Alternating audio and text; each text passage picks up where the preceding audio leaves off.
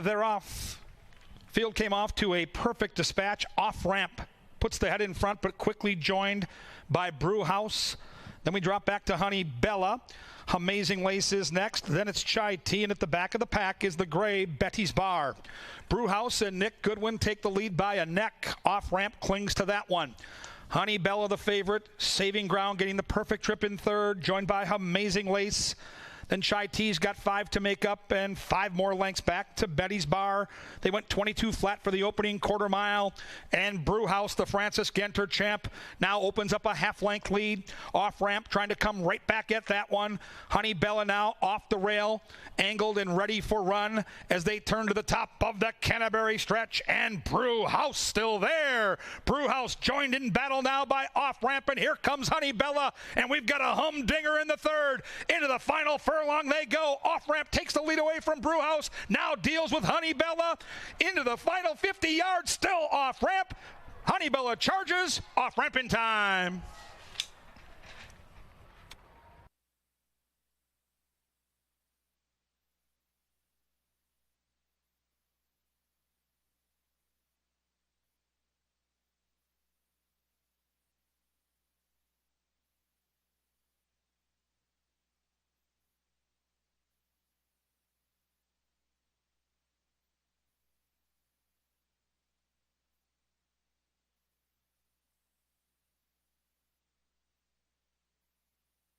In the gate, and they're off. Out of the chute they come, and as expected, Bigfoot City is the first to flash speed, joined by Looking for 8. Outside now comes T.O. Bloss. 4 wide is Chocolate Ice Cream, and the last horse away is Robinson. And Looking for 8 and Harry Hernandez had the lead, and now they relinquish the lead, and Bigfoot City comes right back at them. It's already a gap of 3 back to T.O. Bloss. Then inside we have Noble Pursuit. Shading that horse is Chocolate Ice Cream. Gap of 2.5 back to War Chest, and still at the back is Robinson. They went 24-2 for the opening quarter mile, and up the barn side they go, and Bigfoot City now opens up a 3-length lead.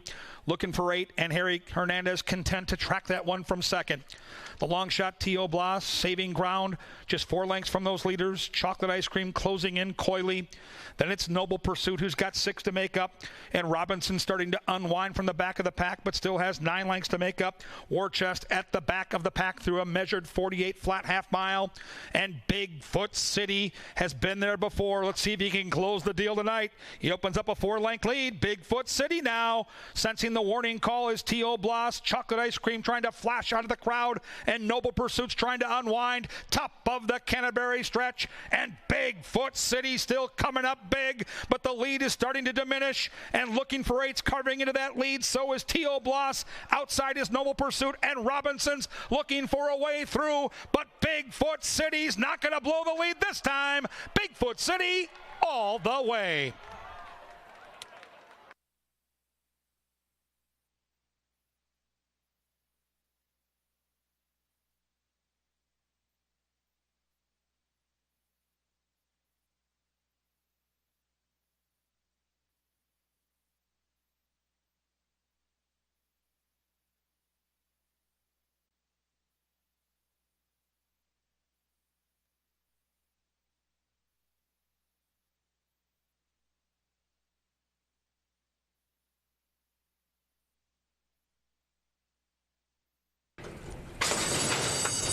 And they're off.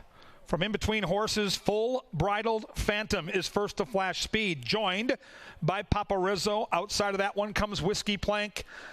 The last horse away is Stagecoach Boys. Run by the judges they go. And it's Full Bridled Phantom who has the lead by a half length. Papa Rizzo clings to that one. Then we come back to Samyaza, the big gray. Inside is Cave Hill. It's a couple lengths back to Your Time's Coming. Whiskey Plank further back than normal, some 5 lengths off those leaders. Then it's Hypnotic Rhythm near the back of the field. And at the tail is Stagecoach Boys. a tick under 24 flat for that opening quarter mile, and Full Bridled Phantom, the long shot, leads it by a measured length over Papa Rizzo and the hot jock Cave Hill, content to save that ground inside and has 2.5 lengths to make up. Then it's Some Yaza, sandwiched in between is Your Time's Coming. Whiskey Plank is starting to move in within 5 lengths of those leaders. 4 more back to Hypnotic Rhythm, and still nothing from Stagecoach Boys. Just under 48 flat for that half mile, so very tempered fractions here for Full Bridled Phantom. Papa Rizzo's out after that one. Then it's Some Yaza. Some Yaza catches the eye. Cave Hill still with a chance. Whiskey Plank being asked a question. Top of the stretch, the long shot, Full Bridled Phantom, unwavering here, pounding down that Canterbury stretch. Full Bridled Phantom opens up 2. Full Bridled Phantom with upset on the mind. A pop from Chad Lindsay, and he is going, and gone. The upset's on in race 5. Full Bridled Phantom all the way.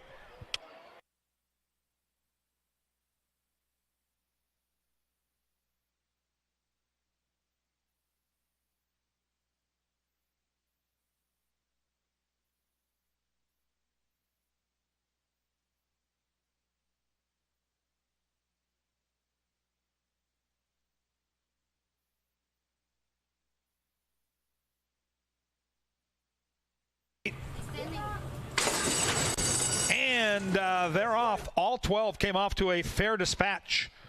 From in between horses, Holden Tight is flashing speed, joined by Scary at Canterbury, and zooming up in between those two comes Big Boy McCoy. The last horse away is We're in it to win it. And it's Scary at Canterbury, and Chad Lindsay looking to go back-to-back on the lead with long shots, leading it from Holden Tight. Holden Tight right there, a half length back. Big Boy McCoy is up the rail, just 2 lengths from that leader. Then it's Direct Action, the favorite. We come back to Gone a Little Loo-Hoo. Then Dynamometer making a run to the wide side. Comes Bootleggin' Posse. Behind that one comes It Was the Devil's Idea. My Name is Prince is next. Then it's Kovacs. Outside of that one is We're in it to win it. And Pirate Bird's got 12 to make up. And Big Boy McCoy still has that lead. Big Boy McCoy from Holden Tight. Holden Tight carving into that lead. The favorite Direct Action is poised to pounce.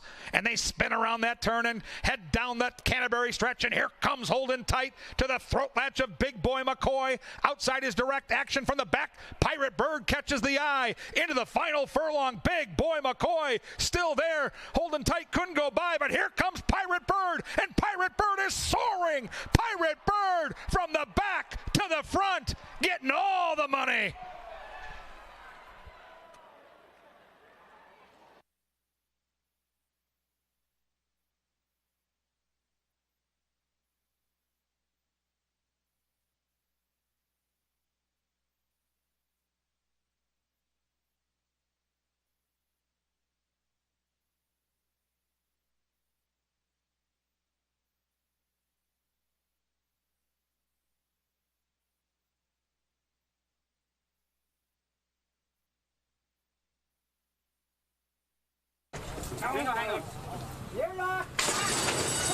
And the maidens are off. Slow start for Dreaming of Bling. Fast start for the favorite Runner's Heat.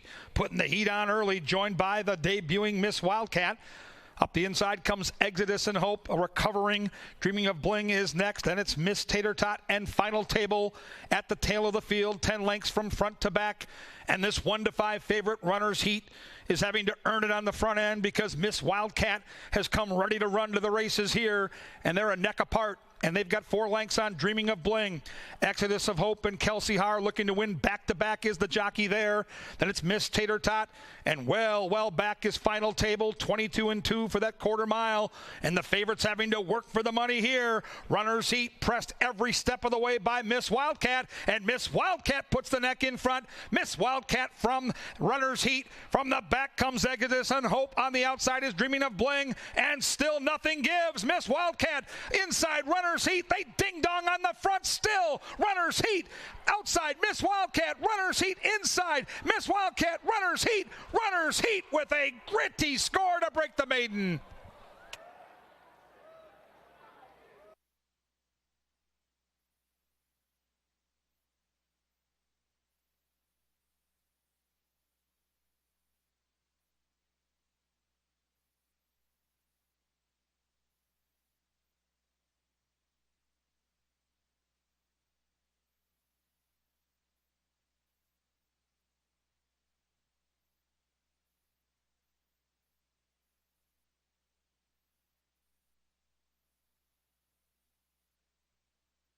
We're in the gate. And they're off. Tardy beginning for Arvu's Taboo. Fast beginning for Dakota Knight.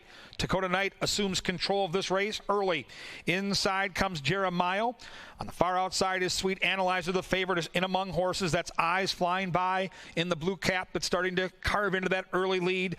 Then it's Somerset's Last Ride. And at the back is Arvu's Taboo. They speed along in bunches. 5 of them pack up on the front end, led by the favorite, Eyes Flying By, who shades Dakota Knight. Outside of that one comes Somerset's Last Ride. Then it's Sweet Analyzer.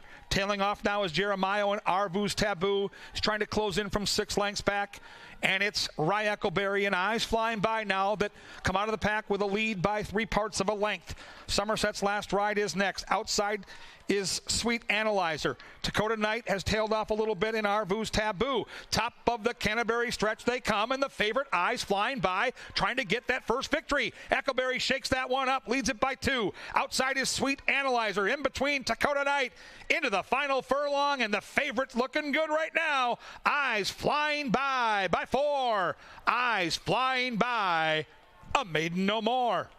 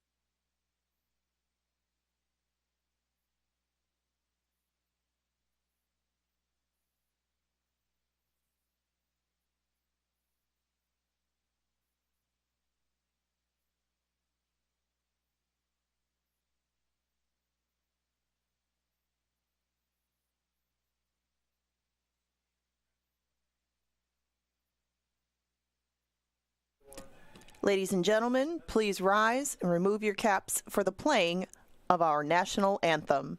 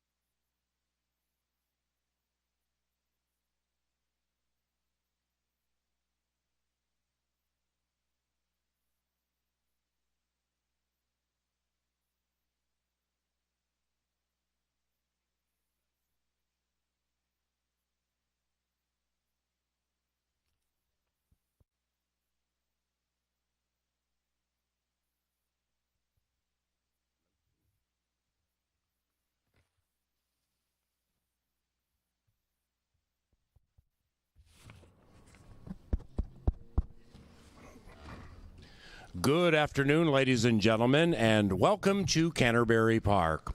12-race program coming up very shortly over a fast main track, and the turf is firm, people. The turf is firm. Festival of Champions Day with some scratches and program alterations, and here they are.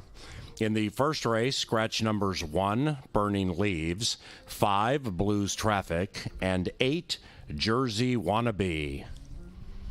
Race 1, scratch numbers 1, 5, and 8. Number 6, Protonic and Gin, is picked up by Harry Hernandez. In the second race, scratch number 5, A Little Bit Alexis.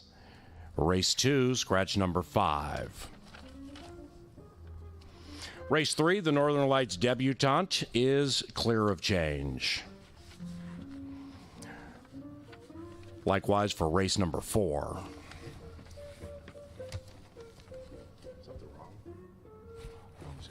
And in race number 5, scratch numbers 1, 5, 7, and 9.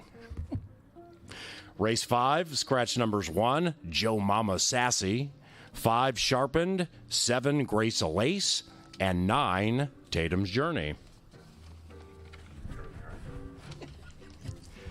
Race 6, the Princess Elaine, scratch number 1, Pocket Full of Posies. Race 6, beginning the pick 5, scratch number 1. Race 7, the Blair's Cove came up clean.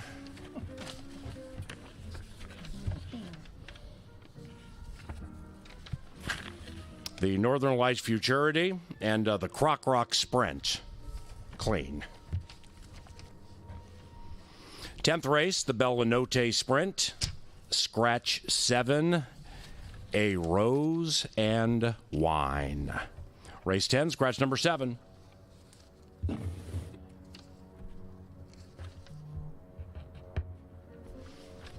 The final 2 races tonight, Clear of Change.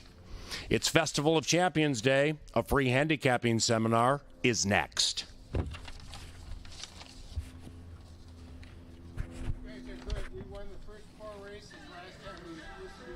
Let's do it again.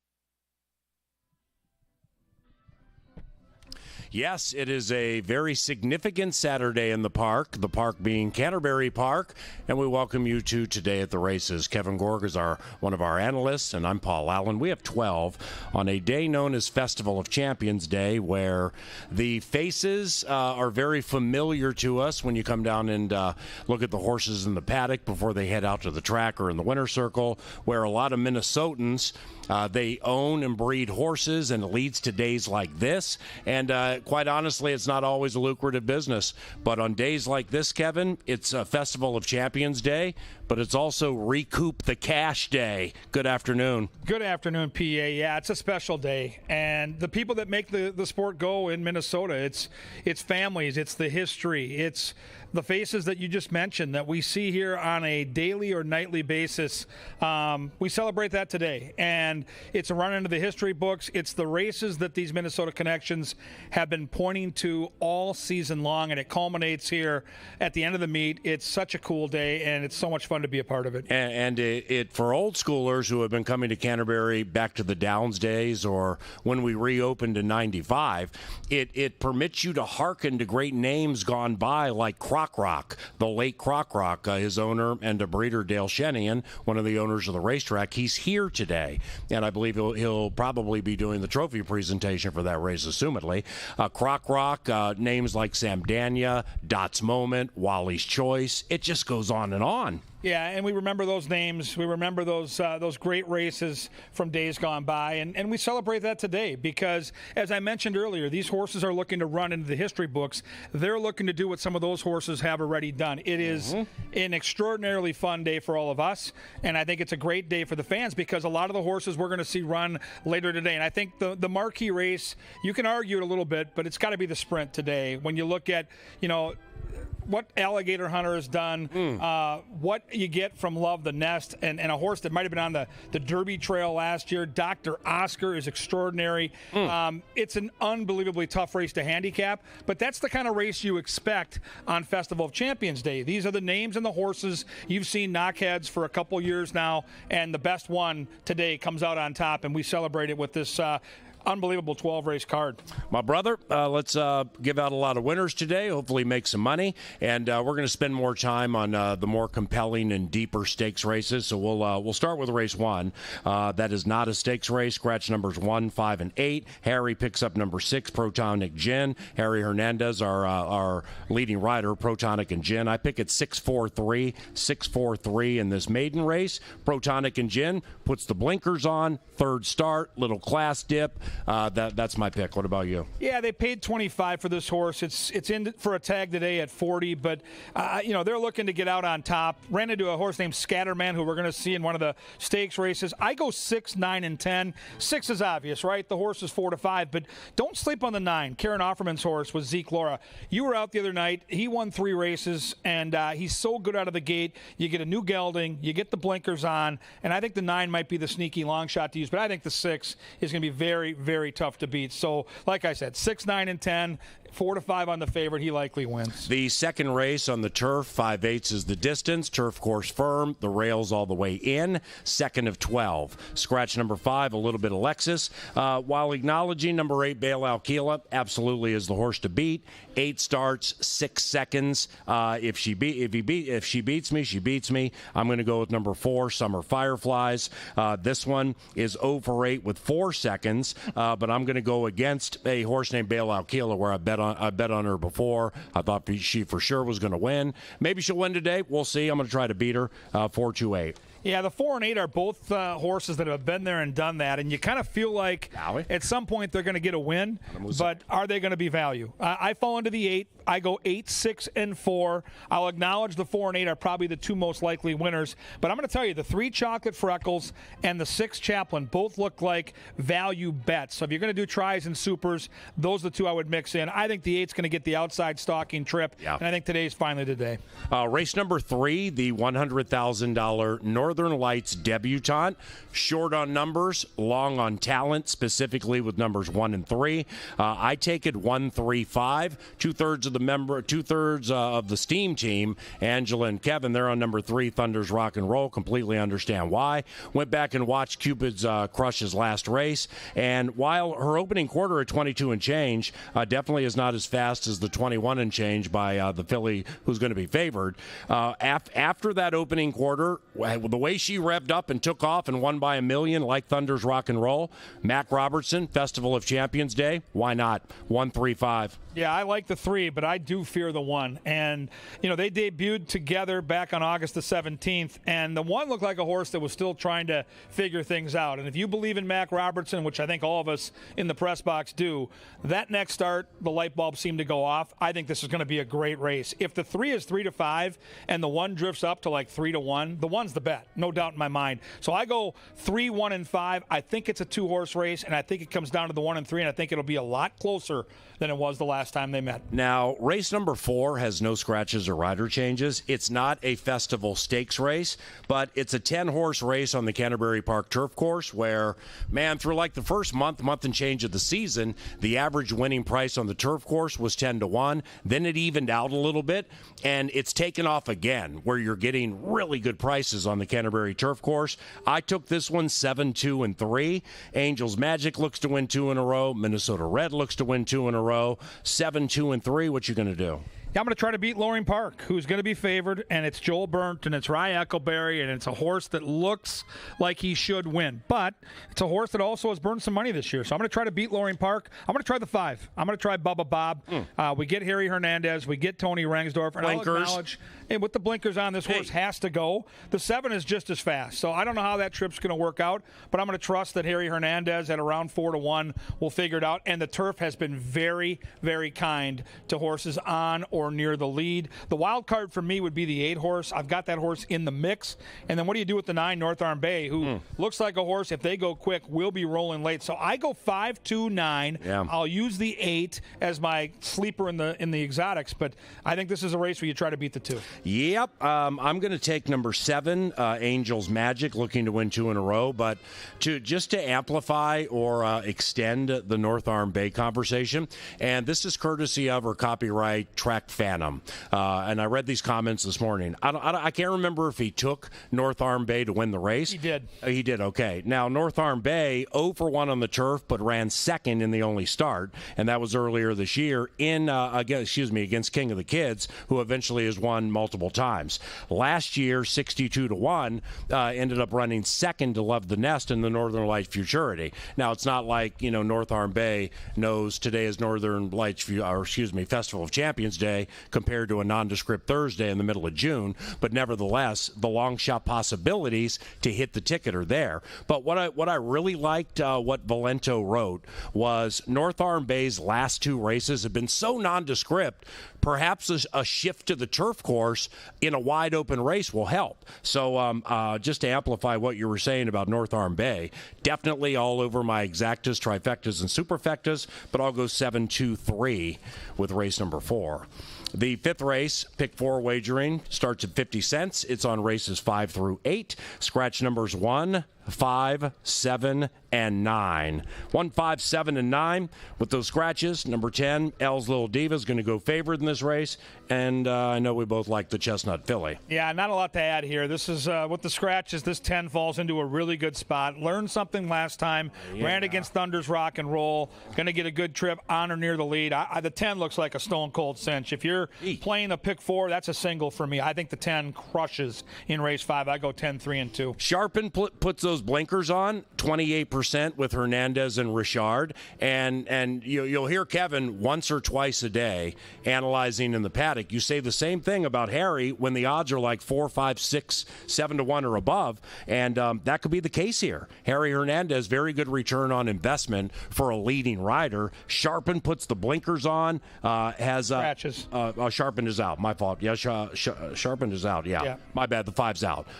So like Kevin said, disregard all of that. The outside horse seems like a single in the pick 4. If you play 2 tickets and go Aragoni on it, the single on 1 and then use about 3 on the other. Does that sound good? That makes total sense. I love the 10. You love the 10. Thank you, my brother.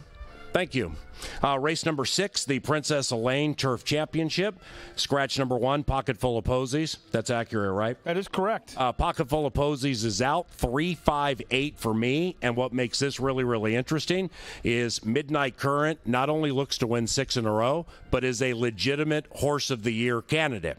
So if Midnight Current wins, and then the Alligator Hunter and Love the Nest run later, that's going to further muddle Horse of the Year and or provide more intrigue to it. Midnight Current 6-5 here, looking to win 6 in a row, 3-5-8. What do you do? Yeah, she's going to be tough. I mean, she's going to go off around 3-5, and she's got all these wins. She can do so many different things with the pace. She's won on the lead. She's won from tracking. She's won from back. I mean, she's hard to get around. Now, I do think the 4 is interesting, and I'll tell you why. If the 3 doesn't go to the front, well, Conchari is as good a gate jockey as anybody out here, and I think they're going with the 4. The only kink in the armor for Midnight Current for me is that she hasn't raced in roughly 6 weeks. Right. Other than that, I mean, she's a monster. Not showing and any works either. Win. But she doesn't usually work. I mean, he gallops her. There hasn't been a lot of workouts all year. Good point. If she's right, she wins. Let's just be honest here. But Scent of Success has the race recency, and I think they go to the lead. And I think if Alex can get this horse to the front, we might have something here at around 4-5 to 1, but Midnight Current's gonna be tough. I go 4, 3, and 5. All right, let me pose 2 quickies for you. Given this race is not big on numbers, but again, if Midnight Current wins 6 in a row, takes down another stake, she's favored in my estimation to win Horse of the Year. Now the Alligator Hunter, he's going to have his say later, and that's going to provide intrigue. So first question: Festival of Champions Day, Pete Matson. How do you handle that?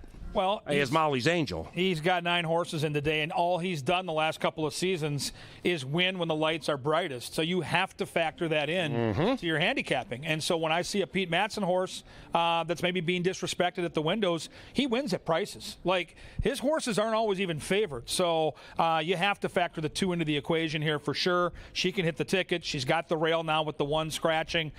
It's all about the 3. It's what do you think of Midnight Current? Can you beat the horse? And if she wins, I'm with you. She is absolutely favored for Horse of the Year. Well, and secondly, and I like what you said about Midnight Current in that she hit the lead 2 starts ago, won by 4. It was a stake. She came from like 5, 6, 7 out of it last time. She stalks, she closes from back of the pack, or she can be on the lead. Well, Mac Robertson has 2 in here. Scent of Success, who's 4 of 11 on the turf, and also has versatility. And then It's Her Time jumps into the race. Turf debut, seemingly nothing but speed. How do you handle that? Yeah, it's an interesting race from that perspective because they're not all going to go. I mean, I think at some point you have to look at this and say, all right, if we've got It's Her Time outside of the 4 and the 4 wants to take the race to the favor, we've got to do something where we have that horse rating a little bit. I don't think Mac's horses are both going to go head-to-head. You never know. I mean, it's a turf course right now where I think the jockeys have all been watching the same thing you and I have been watching. It's been very speed-friendly. It's been dry out here. There hasn't been a lot of rain. And so until further notice, you want to be honored near the lead in the turf. It's that simple. The Blair's Cove for 100,000, race number 7. This came up big with 12. It looks to be very contentious. Cuz Vinny's a Canuck. This one is 7-2 on the morning line. He makes his turf debut. In his most recent race, he went right to the wire with his teammate, his stablemate, Love the Nest. That was super exciting. Kid's Inheritance is looking to earn claim to fame. Thick Haze is looking to earn a claim to fame. Kid's Inheritance, Thick Haze, Cuz Vinny's a Canuck. That's not funny. They were all in the same barn. So, I mean, Joel Burnt definitely would be the one to ask about horses in this race. And then the sentimental part is where Kevin's pen fell. All the way to the outside, Shoddy. Hot Shot Kid, the 8-year-old, Eccleberry and Mac. KG takes that one. He's probably going to get 10-1. Yeah, I'm going to let my heart do the wagering in this race. And, sometimes you got to do that. You know the horse. You know how good this horse can be. And I look back at last year when he wasn't good most of the season. When did he get good? He got good in the fall. He won a race at Keeneland. I think he's got enough speed to stay close. And if Hot Shot Kid wins this race, he becomes the all-time winningest Minnesota bred. And that, to me, is pretty darn cool. And so it's a horse that I think is good enough. has taken a nice little month break, couple nice morning moves, and I hate the post. Yeah. I mean, I hate the post. I wanted to pick Stitzy, but you know what? I'm going to let my heart do the talking here. Yeah. I've got the race 12-8, 2-1. It's a race where if you play the pick 5, you better go deep. And I'm going to shop for a price. And I think Hot Shot Kid has a legitimate chance at around 10-1. Angela took Stitzy, part of the Steam team. She's the hottest handicapper at the track. 6 for 15 on the Canterbury turf. 6 for 7 in the top 3 at the distance. Absolutely 8-1.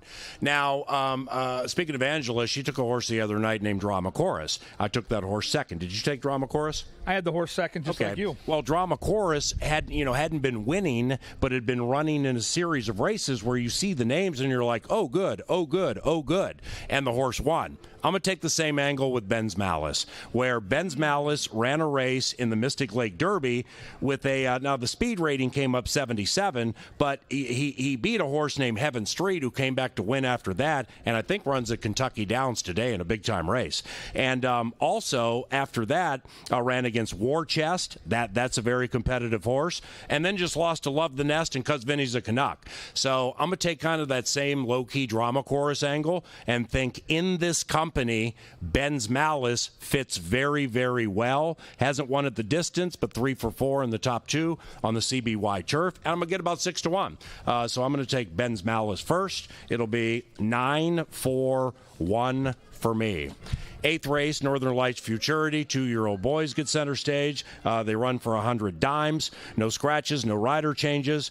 Number 1, It's Bob's Business is going to be prohibitively favored. I pick at 128. KG's on number 1.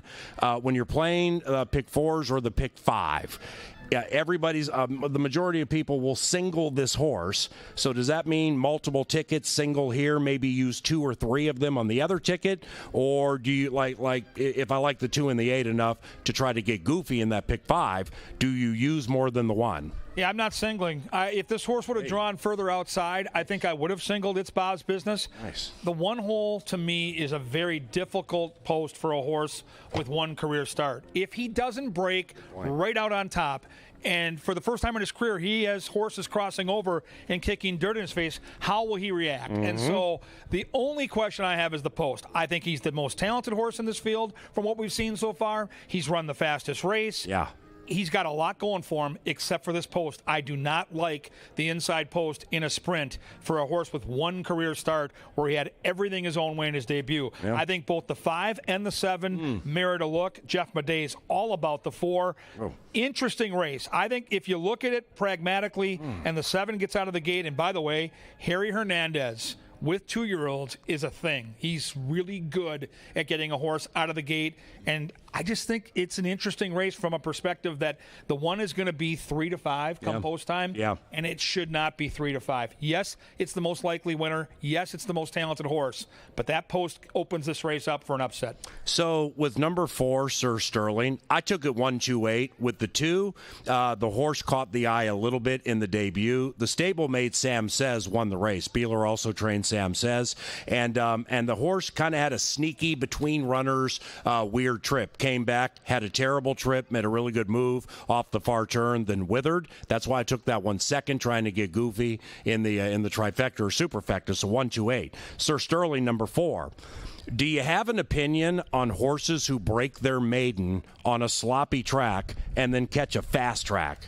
They're hard to read. And when horses really look good winning in the slop and win off the way this horse did, Sir Sterling, it's a wild card for me because you just don't know how they're going to react this time on a completely different surface. But I remember this race. Angela touted this horse. It was 15-1. Yeah. It wasn't a bad field. It was a 9-horse field, and this horse won like a good thing. So this is a race where if you're here on track with us, come out to the paddock. This is definitely a race we want to see what these horses look like. We haven't seen It's Bob's Business since June. Think about how long ago June feels like here in the middle of September. Yeah. So, yes, this is a very, very cool race. Feels like the last time you and I hit a pick 5. No, June. Might be May for me. Of 2021. It's been one of those. Yeah, it has. The 9th race, Croc Rock Minnesota Sprint Championship for $100,000. got to say, one of the cooler races. No, it's probably the coolest race I've seen all year because they're nothing but Minnesotans. This this is one of the coolest races I've seen in a long time at Canterbury. Dame Plata 5-1 on the morning line probably will be higher. That one has jumped up and run incredibly well out of nowhere before by Moosey. The Alligator Hunter 2-1 on the morning line. Loves sprinting. Yeah, that's the horse who gets clear by like 3 or 4 and then gets as erratic as a shopping cart and sometimes gets DQ'd. Magic Castle. Teddy Gravelis, our friend up in the press box, Breakaway Stable. Best of luck to you with Magic Castle. As I said to him before we came down, win or lose, having a horse on festival day, that's unbelievably cool for 28-year-old schoolers like us. Then you get to Dr. Oscar. This is his distance. He loves this distance. He's going to have the lead. He's unbelievably fast. My pick is number 8, Love the Nest. I love the nest. I love the post. I love the striking post on the outside in this sprint. And I happen to think he is absolutely atop his game. This will be my largest win bet tonight, 8-7-3. Yeah, I was torn. This is such a tough race. 3, 7, and 8 are the class of the field. The 5 is the wild card for Teddy. And if they hook up, and the 3 is fast, the 7 is fast, if they hook up, Love the Nest is going to get that outside press and pounce trip. But when all the dust settled, when the pen finally stopped, my heart once again took over. I am in love with the Alligator Hunter. Well, he's awesome. Quirky, he's crazy, but I just love his guts, man. He runs his race every single time out. So I'm going to go 3, 8, and 7. I'm going to mix the 5 into the try and super because I want to get Teddy a paycheck, and I love the aggressive nature of putting a horse you claim in a race like this. Like you said, they're already winners before they get to the gate. Yeah. Without a doubt, this will be the race I'm most excited to watch from the winner's circle today. If Midnight Current has that 5-race winning streak snapped earlier, trained by Joel Burnt like Love the Nest, do you think when Midnight Current gets back to the barn, the horse will give Love the Nest a pep talk saying, look, there's no in between when it comes to commitment. You're either in or you're out. So go out there and beat the Alligator Hunter and give me a chance to win Horse of the Year. That's how intriguing today is. So cool. 10th race, scratch number 7, A Rose and Wine. It's the Bellanote Minnesota Distaff Sprint. Bellanote owned by Art and Gretchen Eaton, the late Art Eaton and Gretchen Eaton, so comes out here occasionally. Fantastic horse. Loved Bellanote. Clickbait, I picked second. I picked at 5-1-4. But see, like speaking of distances, Dr. Oscar's really tough at 6 furlongs and beat Love the Nest in the sprint.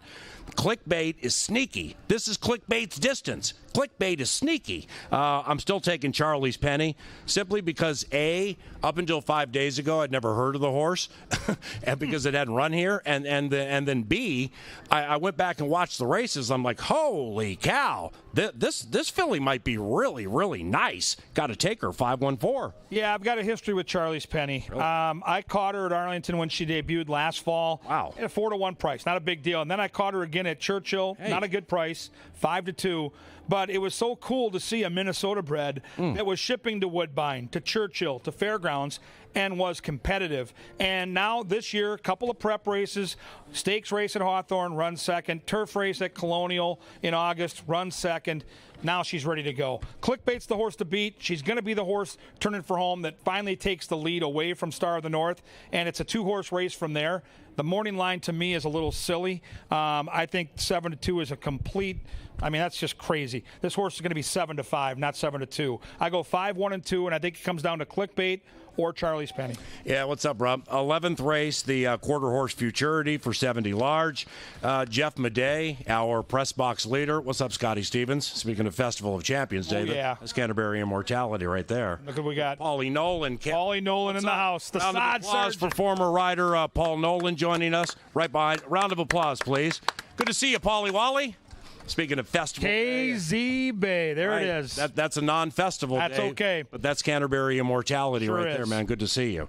Jeff Madej, our leader in the press box, CBY Track Flack. We're talking about Midnight Current, Love the Nest, the Alligator Hunter as potential horses of the year. He's like, not so fast, Festus.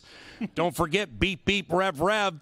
would be a multiple stakes winner if that one's able to win today, and that one will win today, 2-8-10. Yeah, Olmsted Escobedo, a horse that knows how to win, a horse that's sitting on a big effort after being defeated down at Prairie Meadows. I think today's the day for Beep Beep Rev Rev. 2, 9, and 6 in the penultimate. Wrap it up with the 12th race shortly before 10 p.m. Minnesota Quarter Horse Derby, 70 grand, no scratches, no rider changes.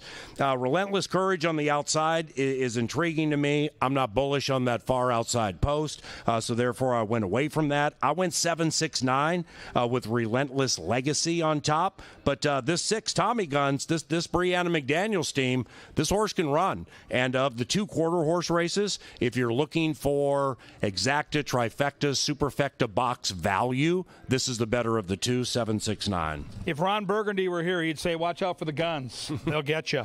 And I've got the other guns. I've got Trippin' Guns. I like the Guns. 2. I think this horse fits at 400 yards. I was at the barn. I got to visit with Brianna. I got to feed Trippin' Guns some carrots. And I think this horse is fresh for battle. Loves Canterbury. Will love this distance. I go 2, 7, 5, and 10. To all of the owners and breeders of these horses, of course, the trainers and the riders, and given how we execute our toil, to those selecting and wagering, best of luck to all of you today. It's a beautiful Saturday at Canterbury Park. Race number 1's coming up very soon. And for Kevin Gorg, everybody in television, I'm Paul Allen. Best of luck on Festival Day. Have a lot of fun.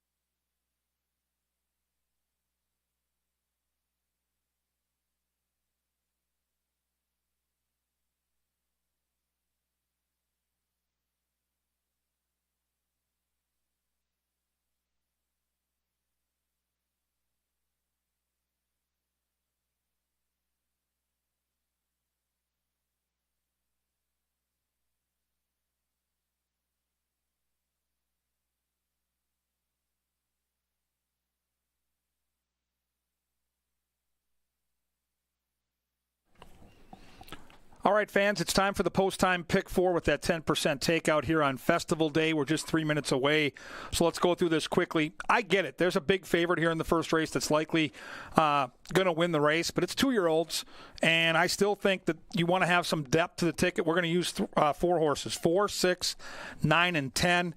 6 is 2 to 5, and if that horse wins, the value of our ticket goes down, so you can pare the ticket down if you believe the 6 is a stone-cold cinch. I still think there are others in here that at least merit a look. Second race, I'll use 4, 6, and 8. 4 and 8 are the obvious ones. 6 is the horse that really intensifies our ticket.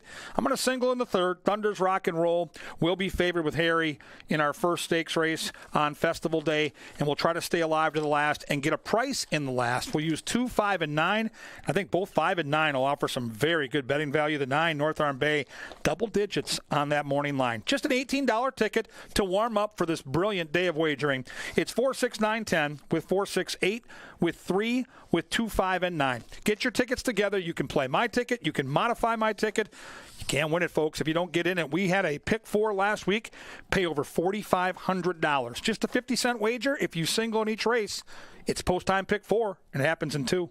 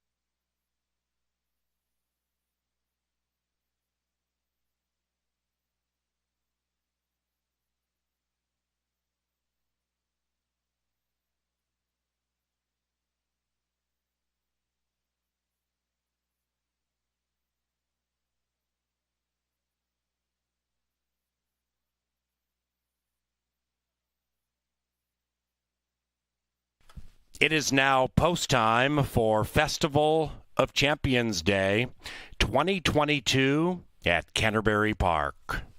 We have 12 hot stakes racing action begins in a little while.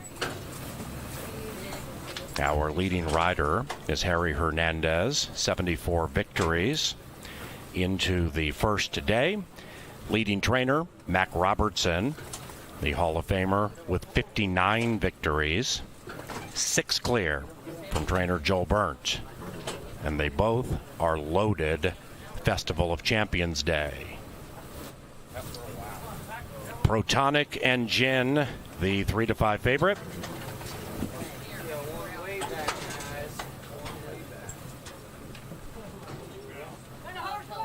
Here is Mr. Insensitive, last in.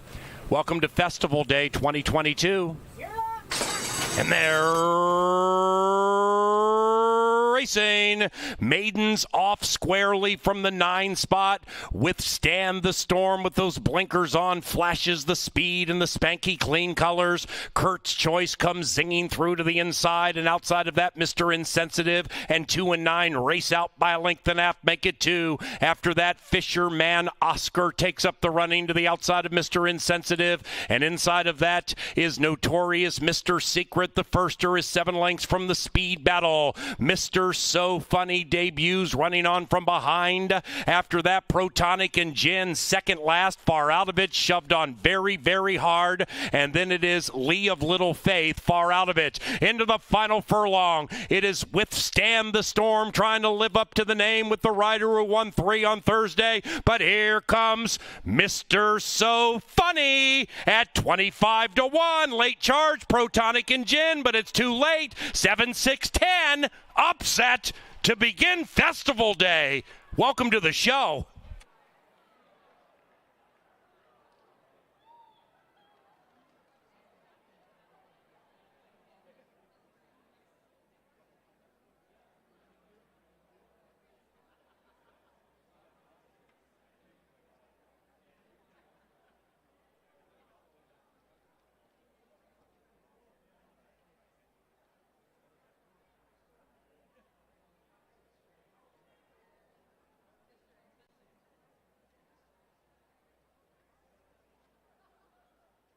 Number 7, Mr. So Funny, clicks at 25-1. 7-6-10-9 in the first. Our feature groups include those here with Mr. Dale. Welcome, Mr. Dale. Paulette's 70th birthday. White Bear Subaru. Dorval and Crone Financial Advisors. Harvest Bank and Citizens Bank of Waverly. Tara's Bachelorette Party. The Oak Knoll Animal Hospital event. The Dominium event. Falcon National Bank. And Luke's Bachelor Party. Welcome.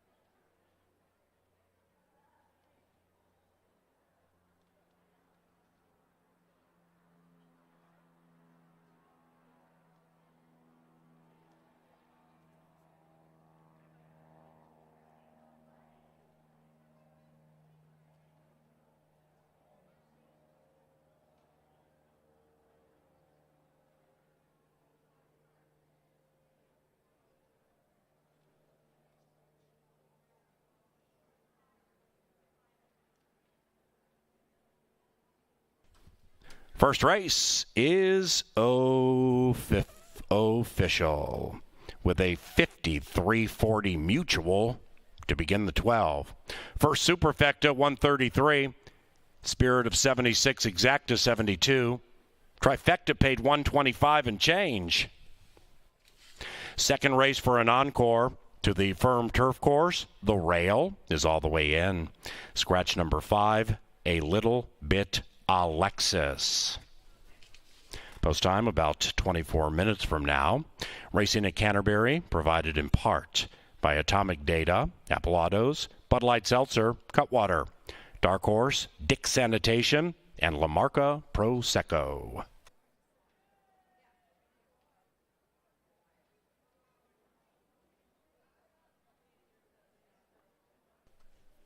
Big upsetter in the first, just like back in 97 with KZ Bay in the Lady Canterbury, ridden by Paulie Nolan, except this one is Mr. So Funny, ridden by Kelsey Haar. The winning owners, Wyndon Wood Farm, and the winning trainer, Benny Woolley Jr. The firster is a 2-year-old bay son of Race Day out of Missy N, bred in Minnesota by the winning owners, Wyndon Wood Farm.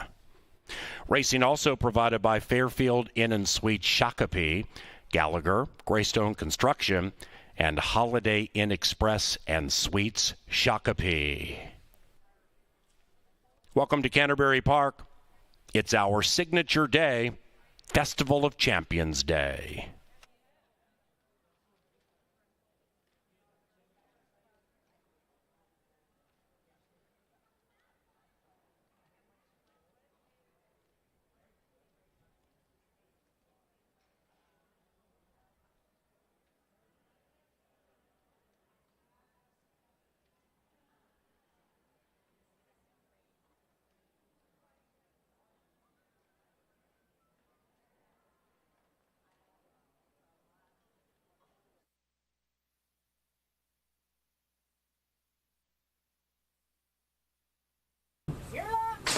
And they're racing. Maidens off squarely from the 9 spot. Withstand the storm with those blinkers on. Flashes the speed and the spanky clean colors. Kurt's Choice comes zinging through to the inside. And outside of that, Mr. Insensitive and 2 and 9 race out by a length and a half. Make it 2. After that, Fisherman Oscar takes up the running to the outside of Mr. Insensitive. And inside of that is Notorious Mr. Secret. The firster is 7 lengths from the speed battle. Mr. So Funny debuts running on from behind. After that, Protonic and Gin second last, far out of it, shoved on very, very hard. And then it is Lee of Little Faith, far out of it. Into the final furlong. It is Withstand the Storm, trying to live up to the name with the rider who won 3 on Thursday. But here comes Mr. So Funny at 25 to 1. Late charge, Protonic and Gin, but it's too late. 7-6-10, upset to begin Festival Day. Welcome to the show.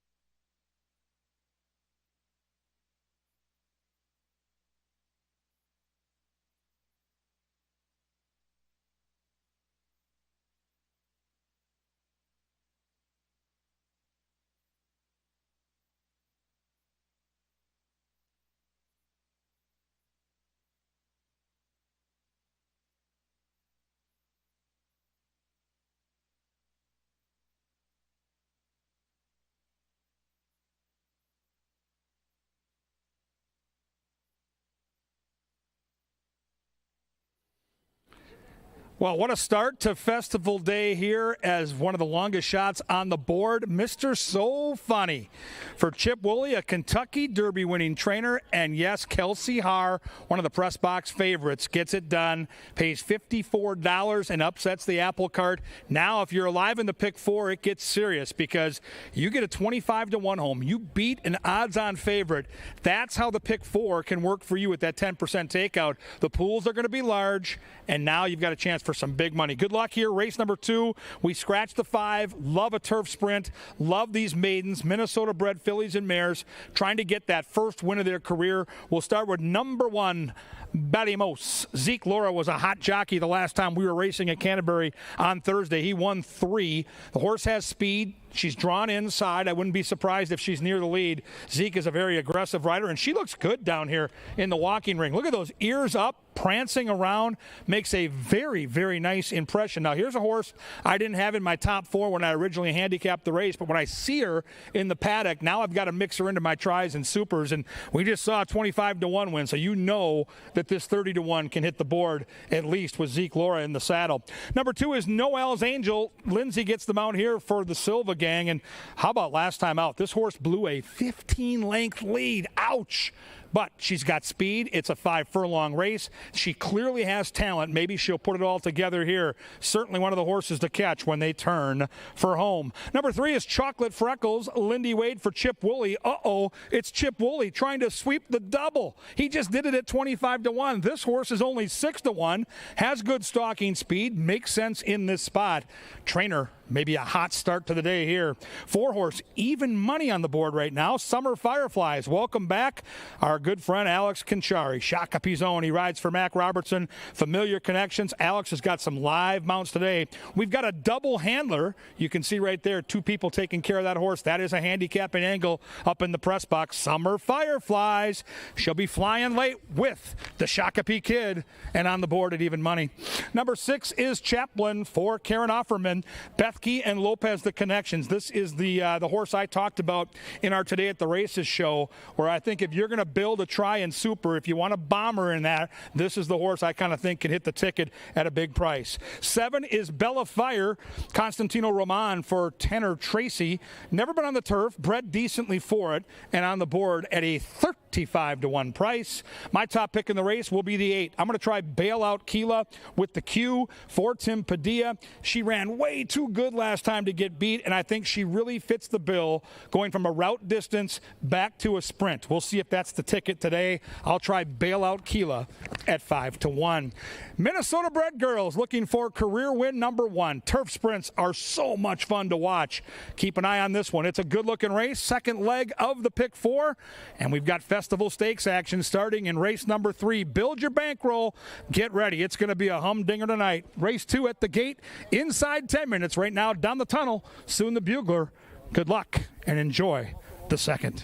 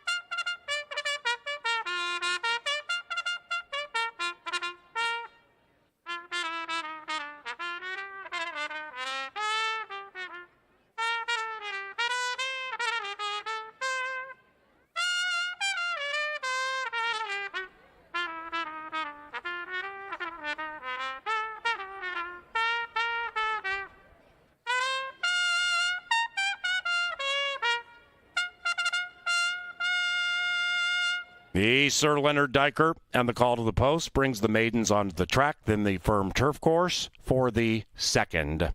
Scratch number 5, A Little Bit Alexis. This one is courtesy of Apple Autos, the official vehicle provider of Canterbury Park. And we thank Holiday Inn and Suites, Shakopee, for summer sponsorship.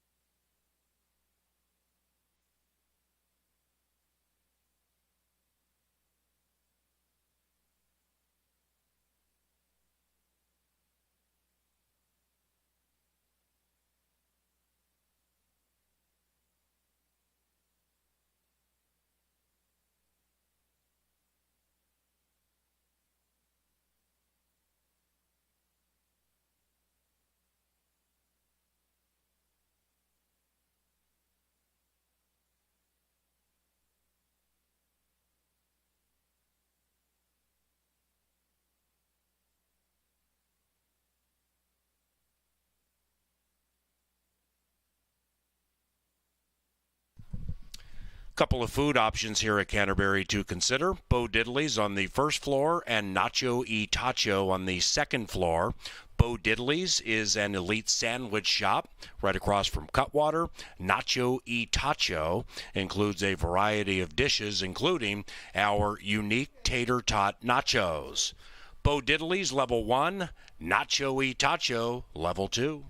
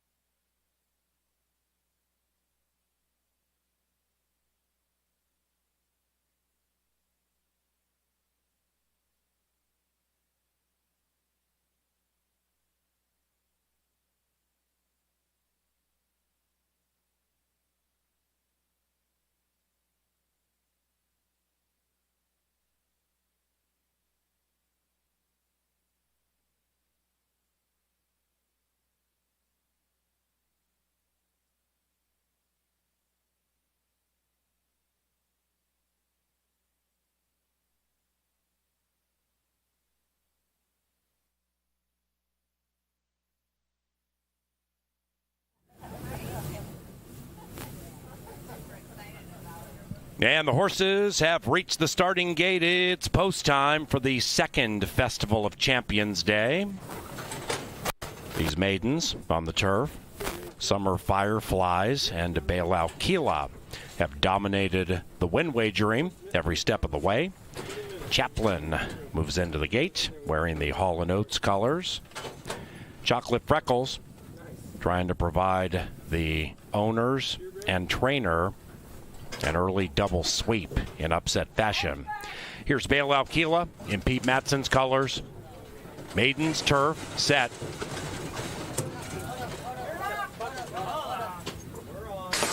And they're racing. Bailout Kila wins the start, but that lead has been ceded by Noel's Angel, who's fast. Noel's Angel at 11-1, spurts clear by 2, gets off the inside. After that, we come back to Summer Fireflies. The rider has the burnt orange color. Soul Alone in second, tugging along 3, including Bailout Kila, who's wide at this stage. And Bailout Kila's to the outside of Chaplin, about 5 behind Noel's Angel. Then it's Chocolate Freckles, 2.5 to the good of Ballymos, and after that we come back to the one near the rear, or at the rear now, Bellfire. 13 covers them, and they're chasing Noel's Angel. This one is 7-1. The first winner today was 25-1. Upset, we'll see, because it definitely looks like it's on, and Noel's Angel and Chad Lindsay have a 4-length lead. Bailout Kila coming late, but not coming fast enough. It is 2:84 in race 2. Noel's Angel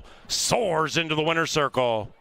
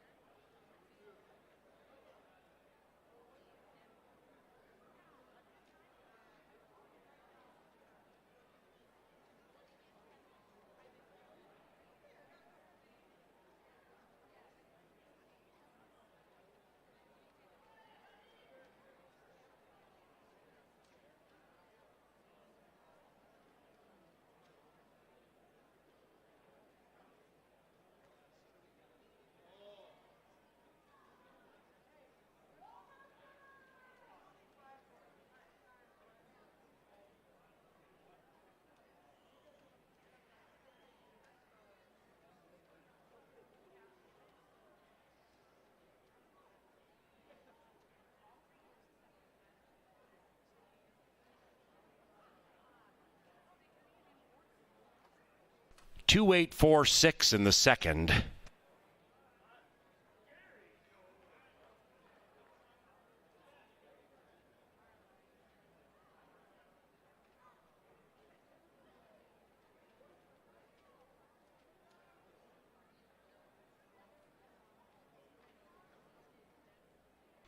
Second official, upset-laden double, 561 for a buck. 2/8 exacta, 21.60. Superfecta, 15 bucks and change, and the 50-cent trifecta paid 26.90. The $100,000 Northern Lights Debutant is about 20 minutes from now. No scratches, no rider changes to our first festival stakes race. Saturdays at Canterbury are provided by Michelob Golden Light. And also race 3 is our Cutwater Trifecta. Here in the third race, if Thunder's Rock and Roll wins, at Cutwater, level 1, $3 off any Cutwater cocktail the rest of the racing day. That is the 3 in race 3. It is the Cutwater Trifecta.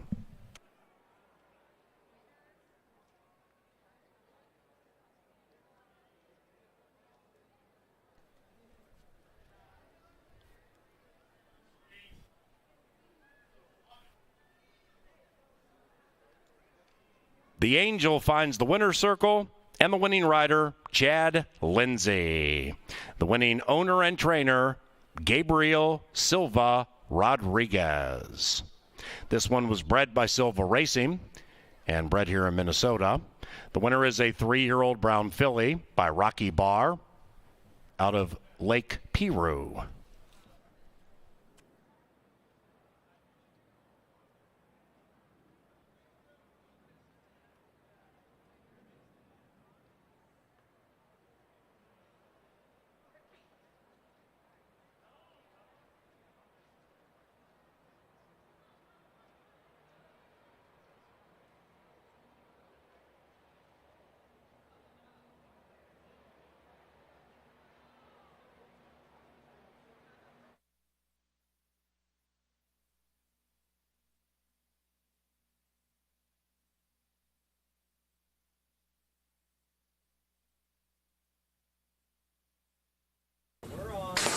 And they're racing. Bailout Keela wins the start, but that lead has been ceded by Noel's Angel, who's fast. Noel's Angel at 11-1, spurts clear by 2, gets off the inside. After that, we come back to Summer Fireflies. The rider has the burnt orange color. Soul Alone in second, tugging along 3, including Bailout Keela, who's wide at this stage. And Bailout Keela's to the outside of Chaplin, about 5 behind Noel's Angel. Then it's Chocolate Freckles, 2.5 to the good of Ballymos. And after that, we come back to the one near the rear, or at the rear now, Bellfire. 13 covers them, and they're chasing Noel's Angel. This one is 7-1. The first winner today was 25-1. Upset, we'll see, because it definitely looks like it's on. And Noel's Angel and Chad Lindsay have a 4-length lead. Bailout Keela coming late, but not coming fast enough. It is 2:08.4 in race 2. Noel's Angel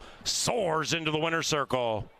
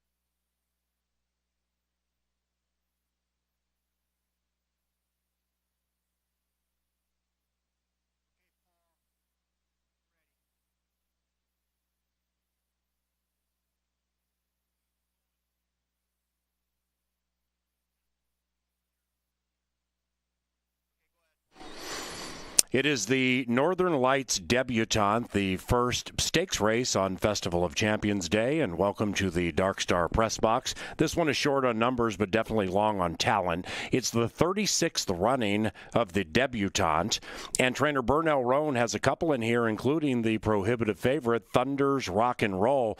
Speaking of Canterbury Hall of Famer Burnell Roan, he's won this race 3 times, which is tied for the most in the history of the race. And he has the favorite filly. Let's go to the paddock and see if she's beatable. Here are Angela Herman and KG. Yeah, thank you very much, PA. We are excited for our first stakes race here on Festival Day, Ange, and 2-year-olds in the Debutant. This is the type of race where all summer long we watch these youngsters run and we wonder how many will show up, who the special horses will be. But one thing's for sure, when Thunder's Rock and Roll debuted, we knew we saw some real cool class that day.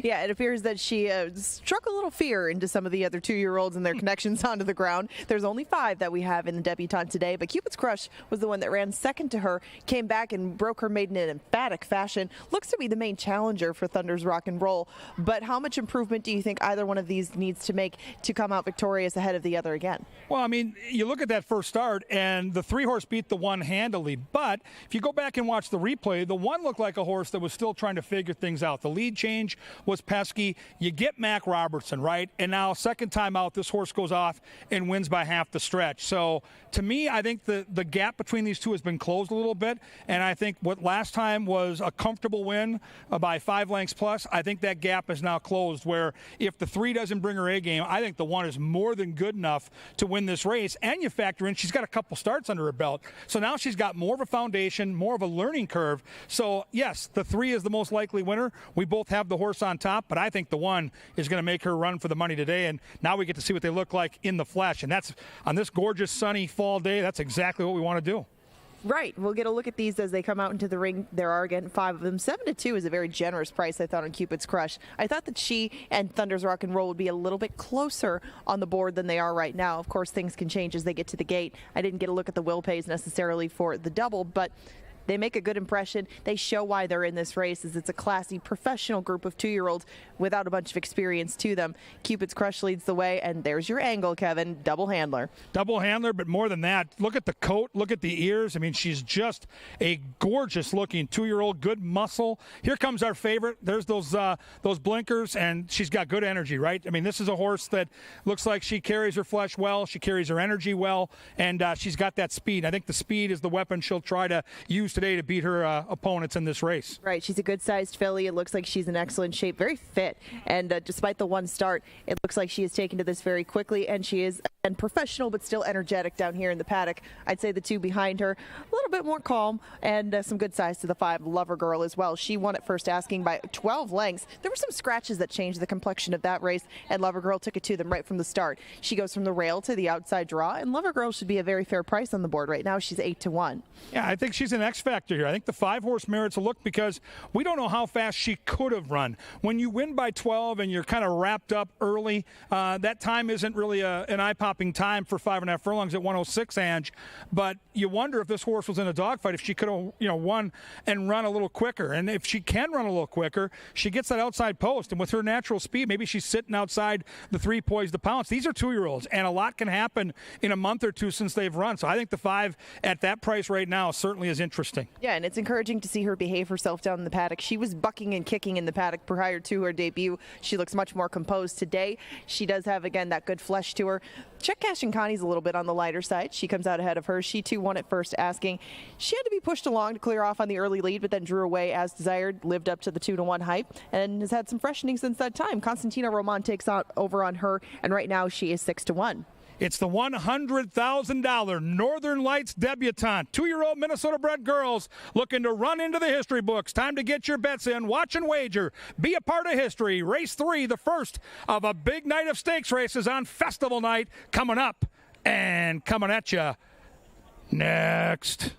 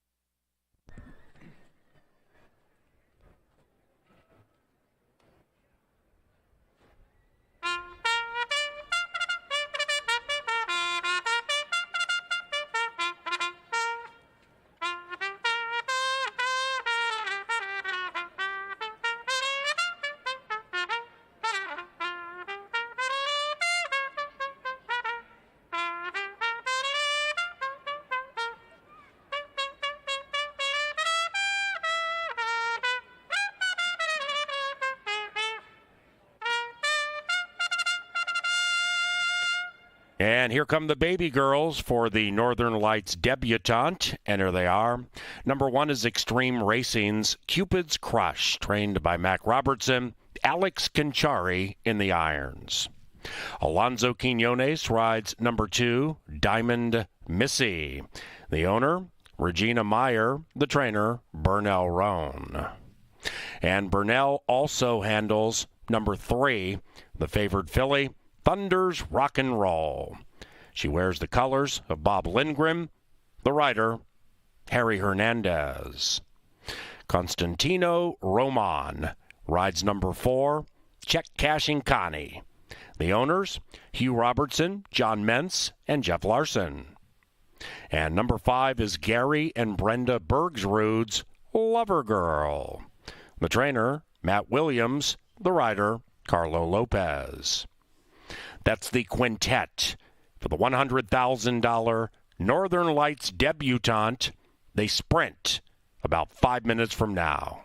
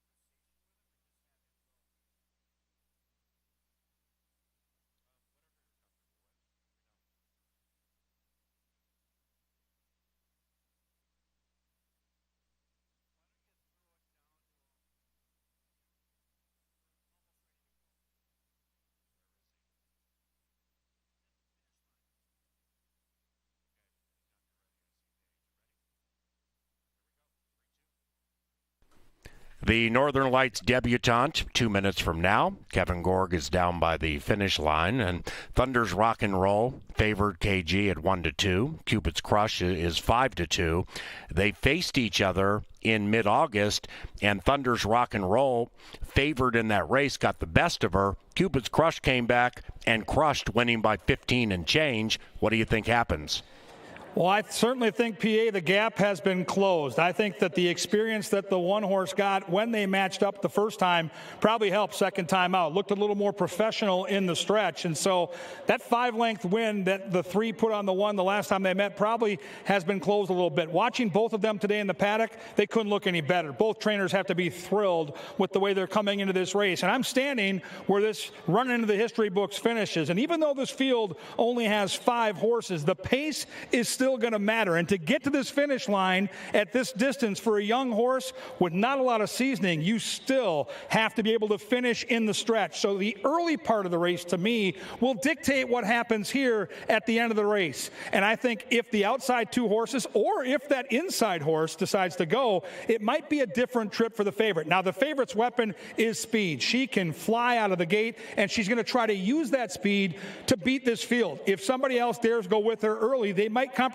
their chances, but she might be vulnerable late. To me, the key to the race is going to be what jockey Alex Conchari does inside. The inside post can be a pesky equation. I think he gets that horse out and tries to keep that favorite at least within a length of him as they round the turn, and I think the favorite is going to try to get clear as quick as possible, because when she got clear last time, she really leveled out beautifully and kicked on nicely. That was a clean trip. Will she get some trouble early? We'll find out. She's 2-5. She's very special, but like I said at the start of this conversation, PA, I think that gap has closed, and I think she's going to have to grind it out in that final football field. And as we mentioned via the throwdown, trainer Burnell Roan has won this race 3 times, and he trains Thunder's Rock and Roll. The other to win it 3 times is trainer Mike Beeler. Now, Harry Hernandez, our leading rider, he's making his Festival of Champions stakes racing debut. What a treat it has been to have Harry here this year, KG.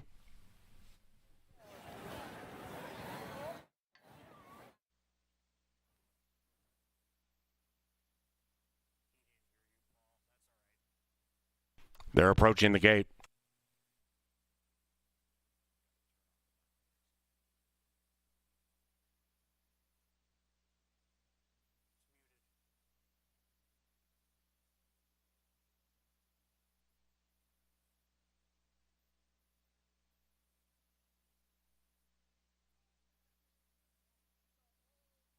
And they've reached the starting gate. It is now post time for the 36th Northern Lights Debutant.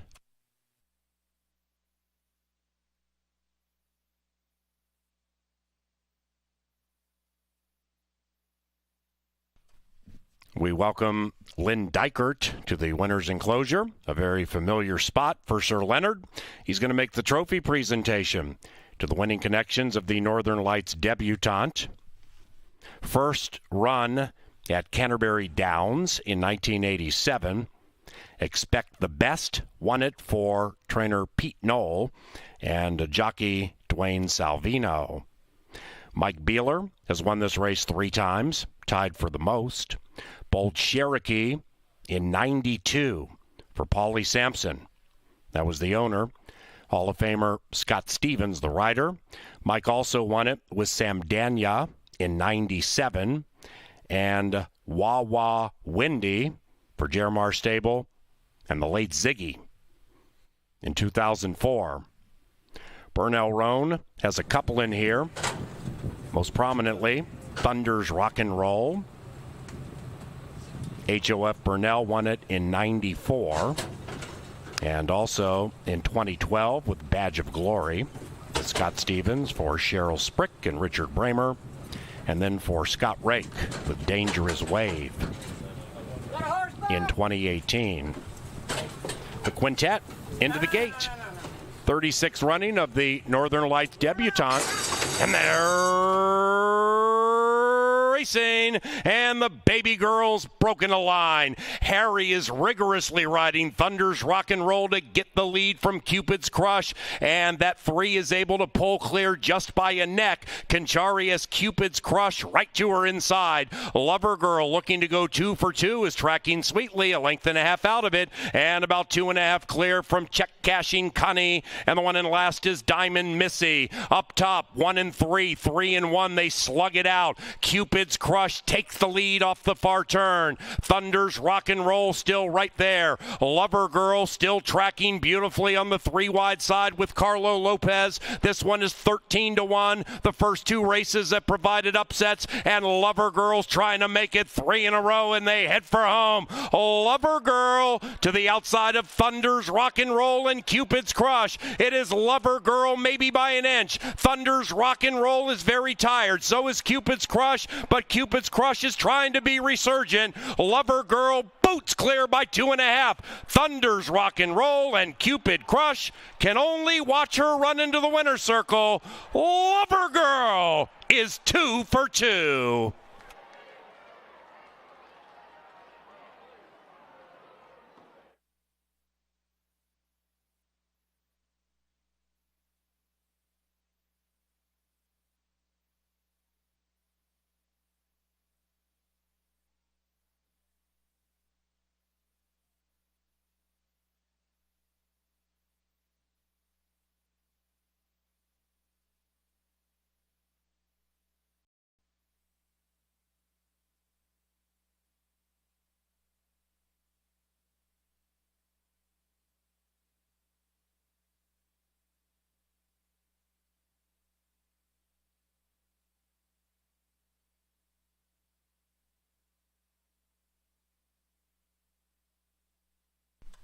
Number 5, Lover Girl, gets the money.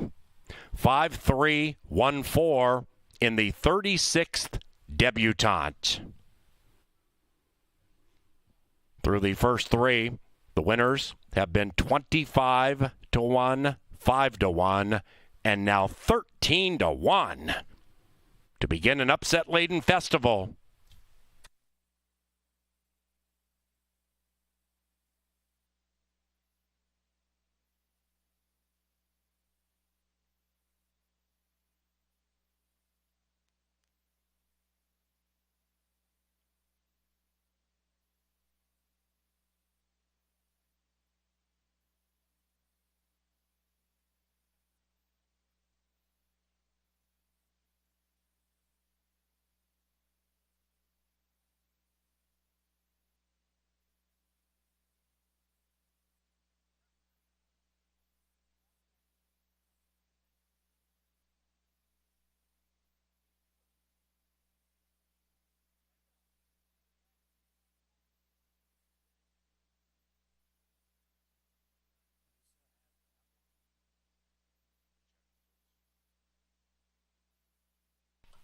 The Debutant is official.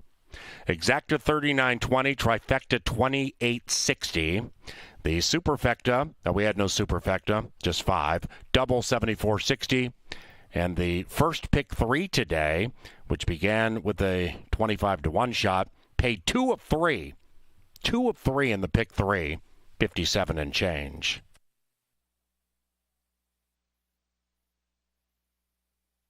Into the winner's enclosure, Lover Girl and Carlo Lopez.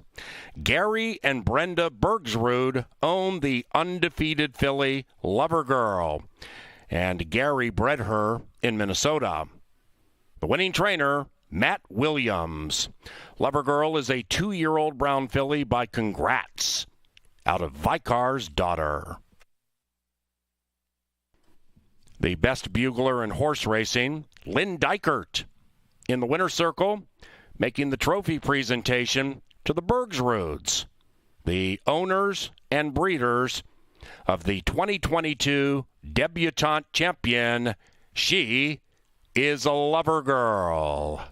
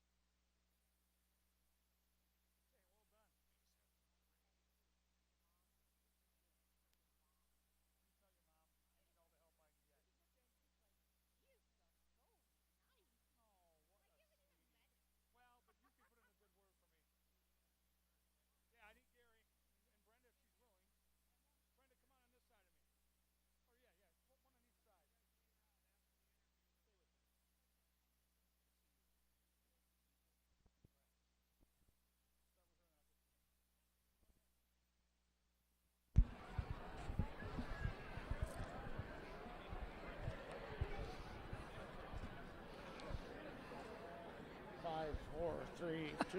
You got to throw it down to us.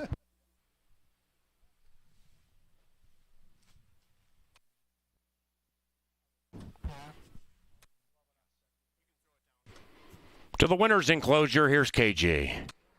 Yeah, it's got to be a little extra special here for Gary and Brenda. They not only own the horse, but they bred the horse. And these are like children for you. So when did you know that this horse might be something special on the racetrack? You know, I think we knew right from the start when they're baby. She just had that presence about her, and she had that attitude that she knew she was special. She's a superstar, so. And she ran like it today. She beat some really good horses. When you win a debut by 12 lengths, you've been around this game long enough, Gary. That does not happen very often. What were your feelings after the race, and did you immediately think of something like Festival? Oh, yeah, well, this is what we were pointing for all along. But when she won by 12 that day, she wasn't even asked. And so afterwards, she was hardly drank any water.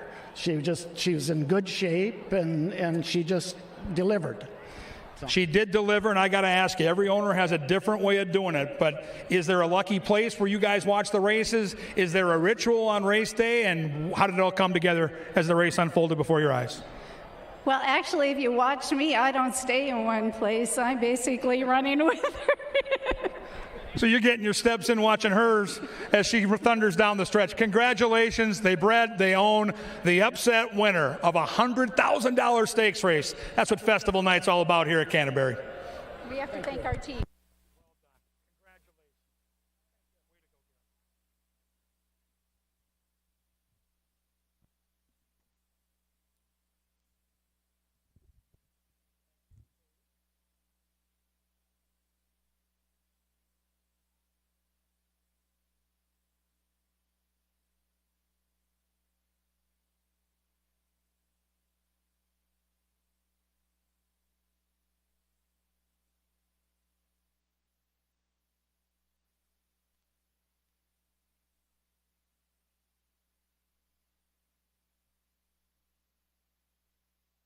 Debutant, and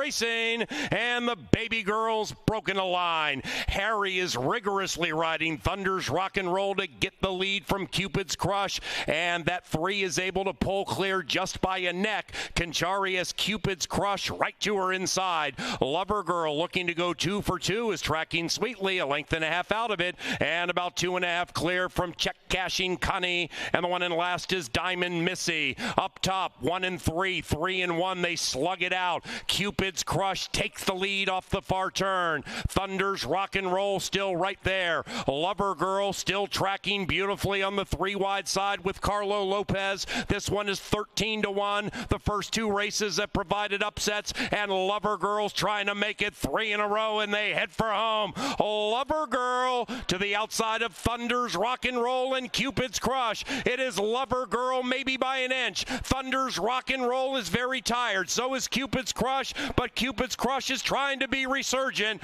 Lover Girl boots clear by 2.5. Thunder's Rock and Roll and Cupid Crush can only watch her run into the winner's circle.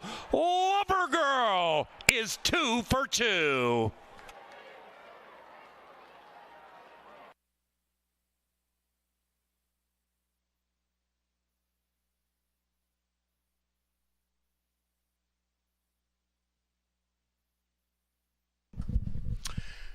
Ladies and gentlemen, a reminder, the post times you see in your racing programs are incorrect.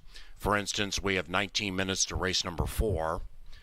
Please take a peek at TV monitors or the big betting screen in the infield for accurate post times.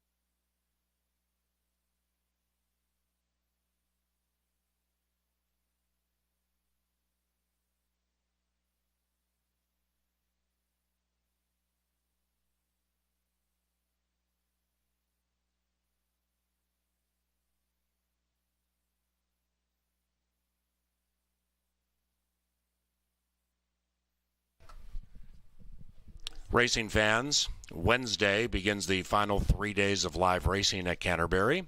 You can see on television monitors we will have a Pick 4 carryover Wednesday to the post-time Pick 4 of $23,000. That is Wednesday at 5 o'clock, Pick 4 carryover $23K into the first.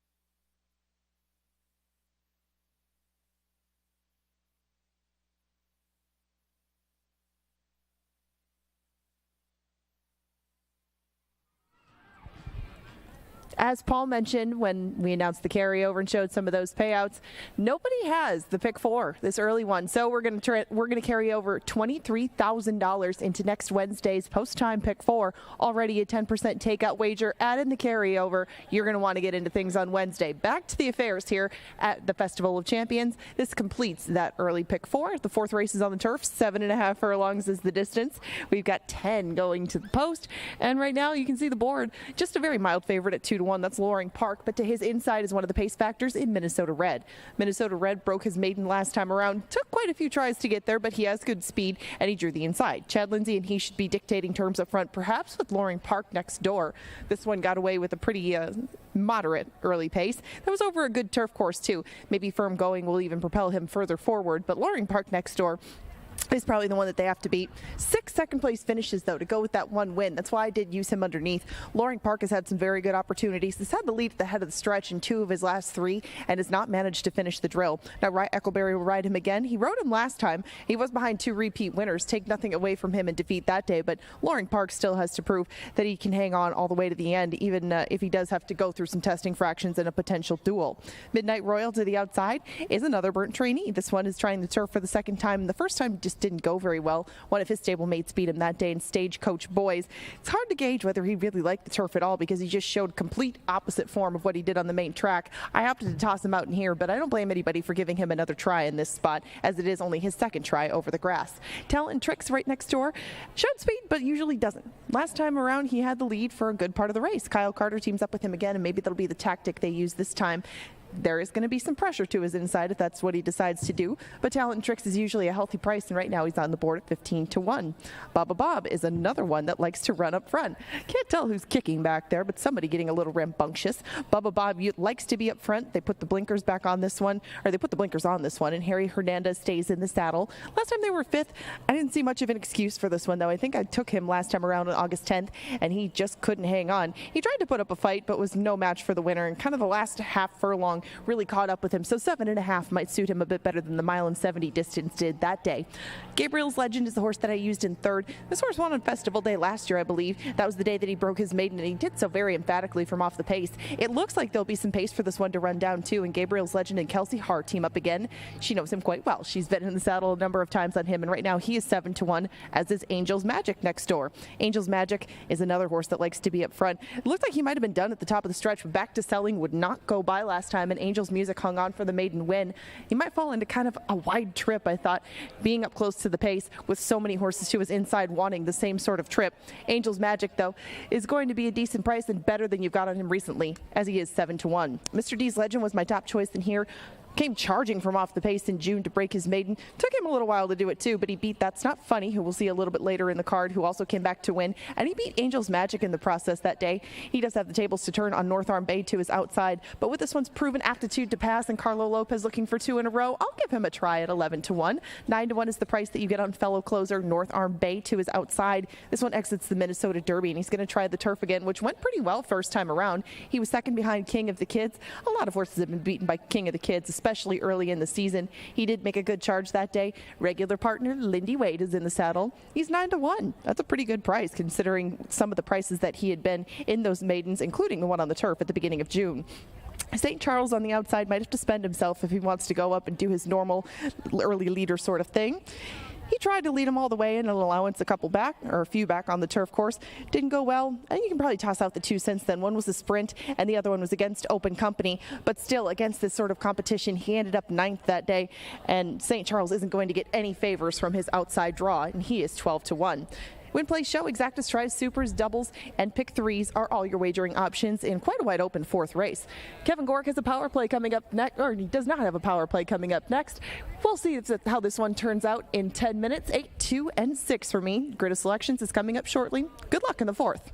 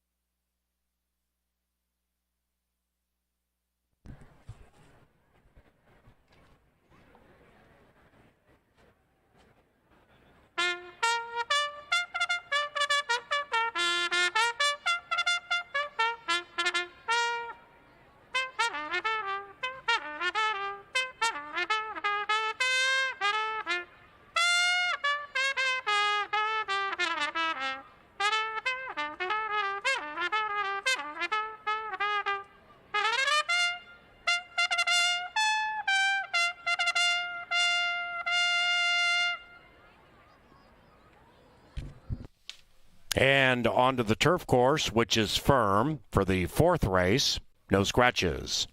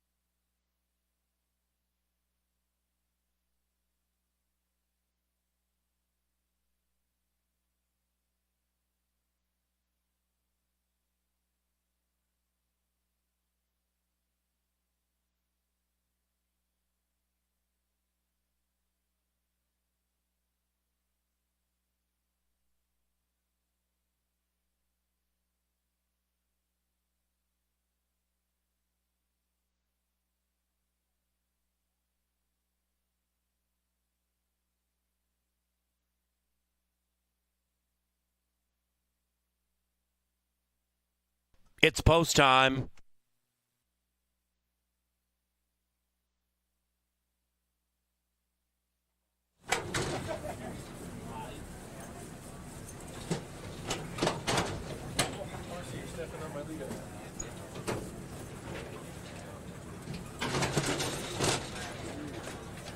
And now the fourth race on Festival of Champions Day.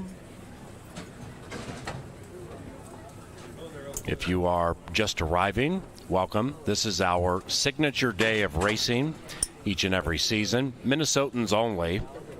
The purse here, $36,000.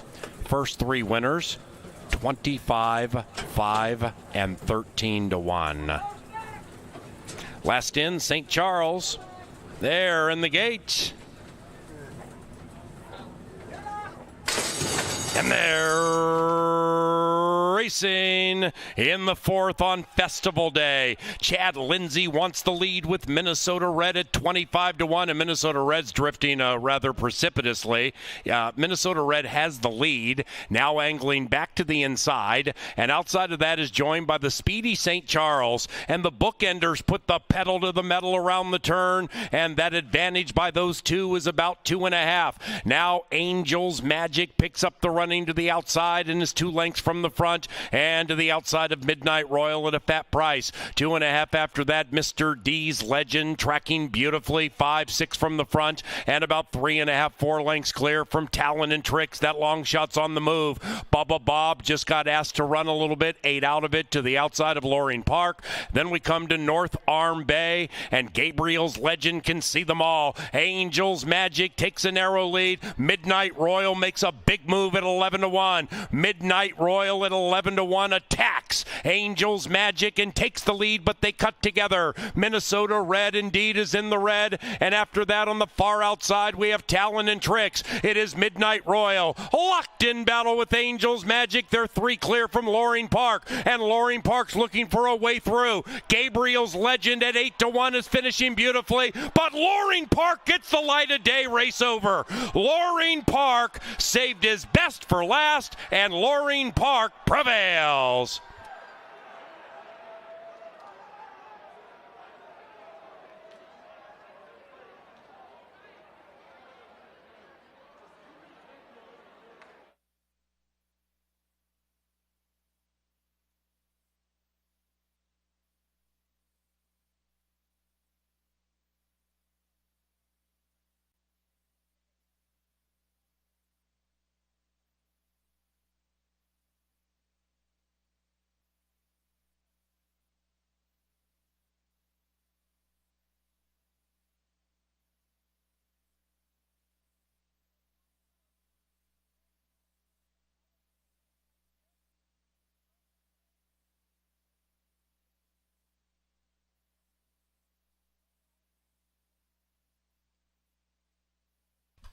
First festival favorite to win is Loring Park.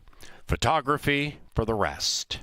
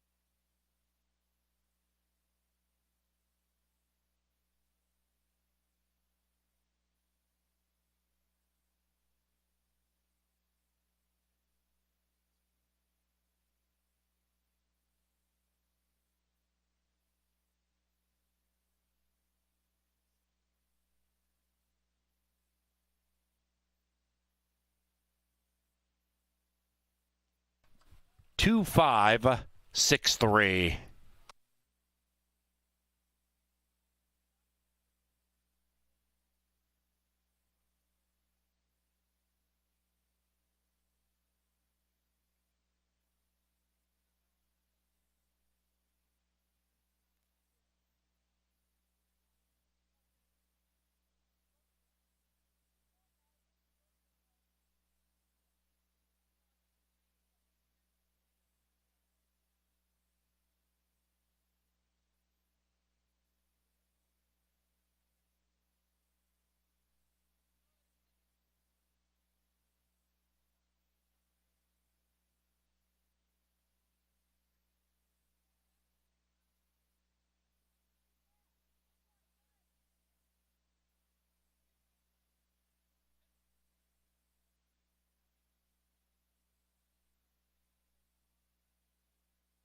The fourth race is official.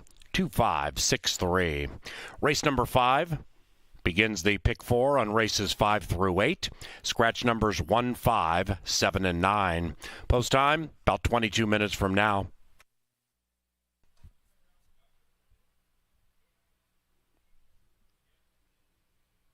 Second pick 3 today paid $3.53.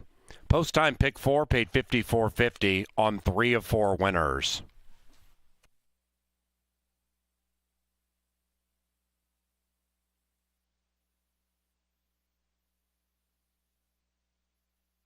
The fourth race, courtesy of Maker's Mark and makersmark.com. Into the winner's circle, it is Loring Park and Rye Eccleberry. The winning owner, our leading owner, Bob Lothenbach and Lothenbach Stables. They also bred Loring Park in Minnesota, and the winning trainer, Joel Burnt. Loring Park is a 4-year-old bay son of Orb out of Holodazzle.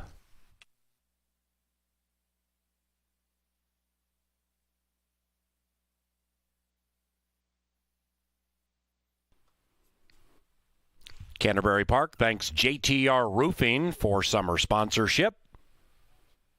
If there is an exterior remodeling project, consider JTR Roofing at roofwithjtr.com.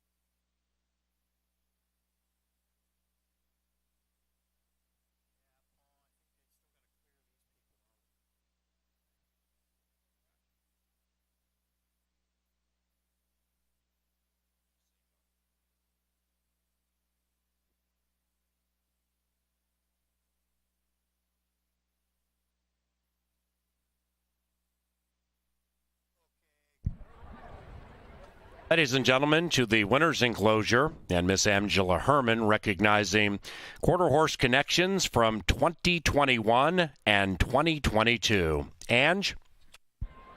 Thank you very much, Paul. We are presenting the awards to the winners of the 2021 and 2022 Top Connections.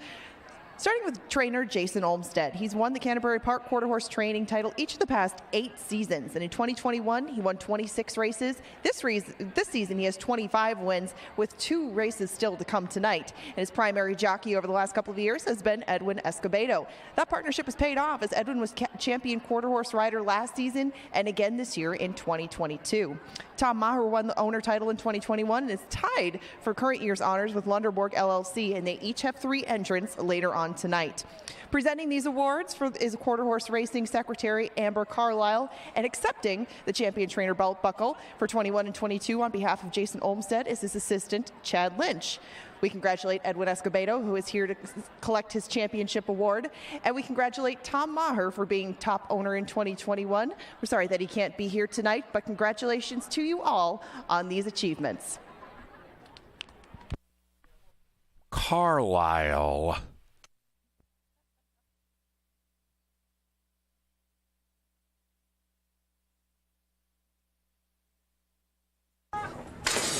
And they're racing in the 4th on Festival Day. Chad Lindsay wants the lead with Minnesota Red at 25-1, and Minnesota Red's drifting rather precipitously. Minnesota Red has the lead, now angling back to the inside, and outside of that is joined by the speedy St. Charles, and the bookenders put the pedal to the metal around the turn, and that advantage by those 2 is about 2.5. Now Angel's Magic picks up the running to the outside and is 2 lengths from the front. And to the outside of Midnight Royal at a fat price. 2.5 after that, Mr. D's Legend tracking beautifully. 5, 6 from the front, and about 3.5, 4 lengths clear from Talon and Tricks. That long shot's on the move. Bubba Bob just got asked to run a little bit, 8 out of it to the outside of Loring Park. Then we come to North Arm Bay, and Gabriel's Legend can see them all. Angel's Magic takes a narrow lead. Midnight Royal makes a big move at 11-1. Midnight Royal at 11-1 attacks Angel's Magic and takes the lead, but they cut together. Minnesota Red indeed is in the red, and after that on the far outside we have Talon and Tricks. It is Midnight Royal locked in battle with Angel's Magic. They're 3 clear from Loring Park, and Loring Park's looking for a way through. Gabriel's Legend at 8-1 is finishing beautifully, but Loring Park gets the light of day. Race over. Loring Park saved his best for last, and Loring Park prevails.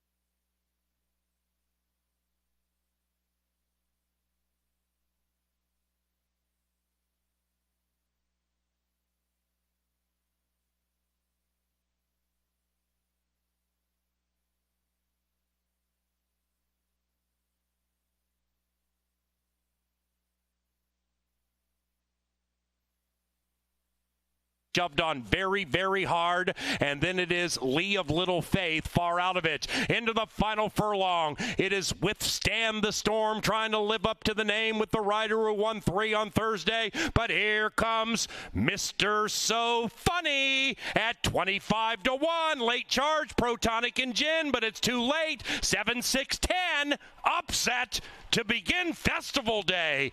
Welcome to the show.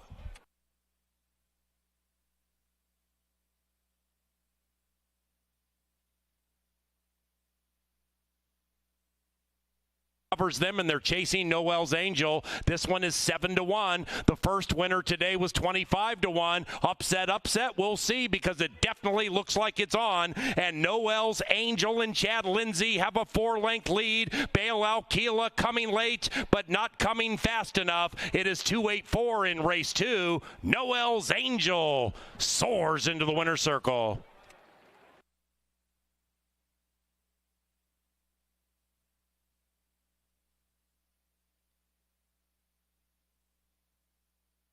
Lover Girl to the outside of Thunder's Rock and Roll and Cupid's Crush. It is Lover Girl maybe by an inch. Thunder's Rock and Roll is very tired. So is Cupid's Crush, but Cupid's Crush is trying to be resurgent. Lover Girl boots clear by 2.5. Thunder's Rock and Roll and Cupid Crush can only watch her run into the winner's circle. Lover Girl is 2 for 2.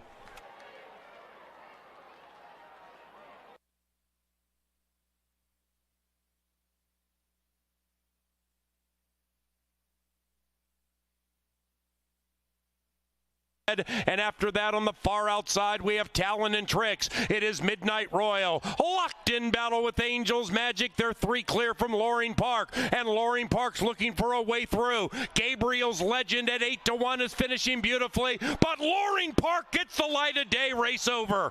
Loring Park saved his best for last. And Loring Park prevails.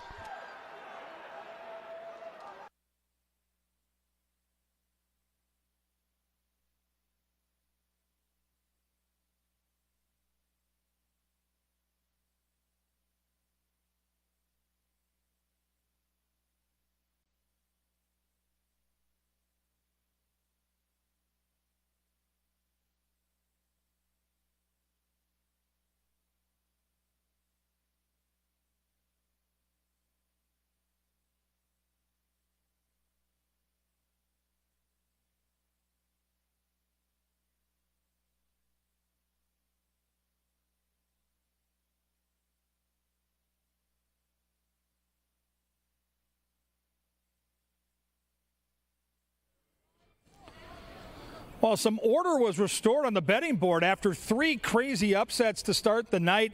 Finally, a betting favorite gets the money. That's Loring Park. Rye Eccleberry found room, and the horse proved much the best. Joel Burnt been dominant all summer, especially on the turf. And now this is our final non-stakes race.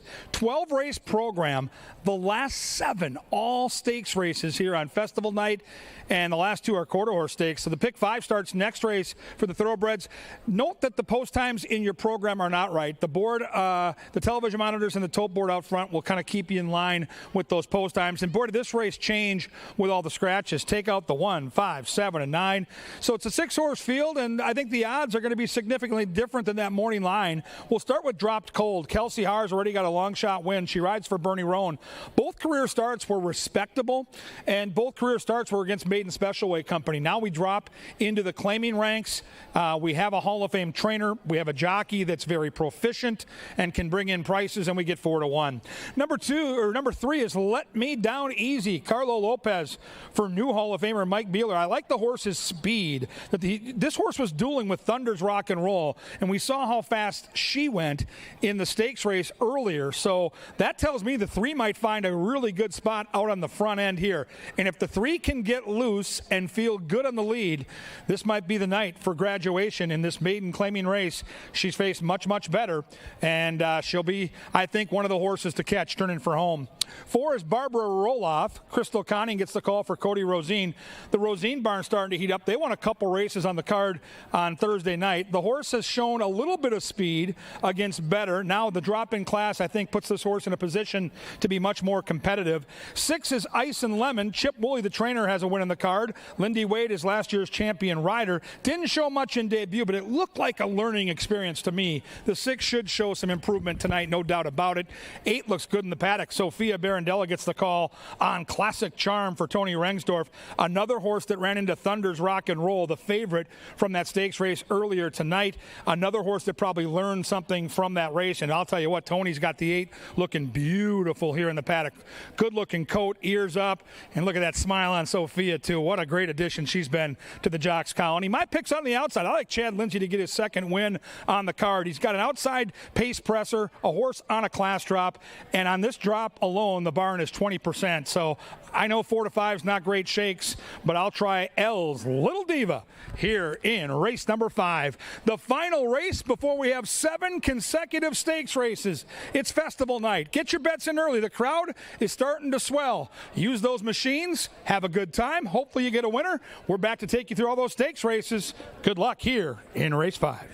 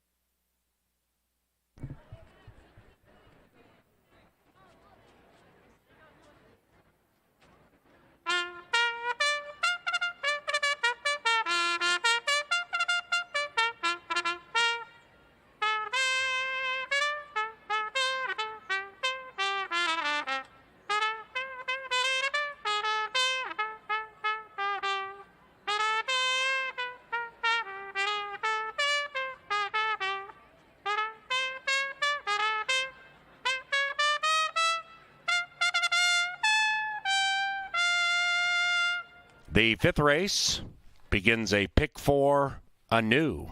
It's only 50 cents. Get the winners of races 5 through 8 and hit the pick 4. Scratch numbers 1, 5, 7, and 9. 7 minutes.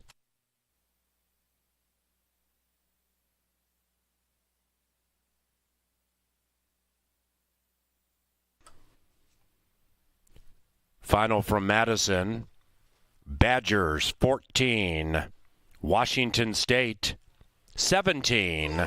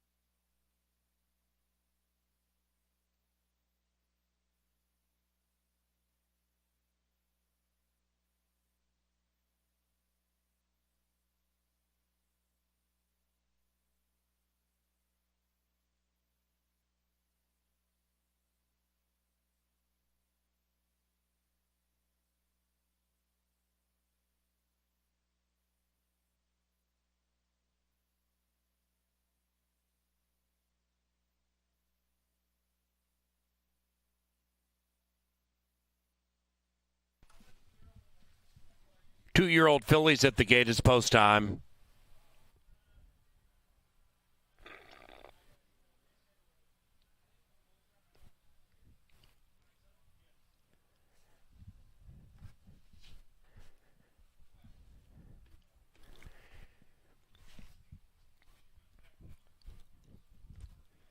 L's Lil Diva, 4-5 and favored. Dropped Cold, 3-1 in the win wagering. That's number 2.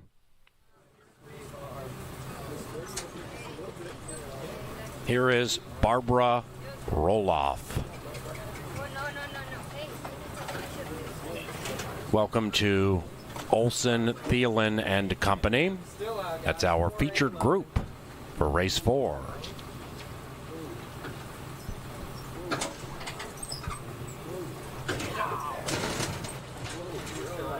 For Cantankerous.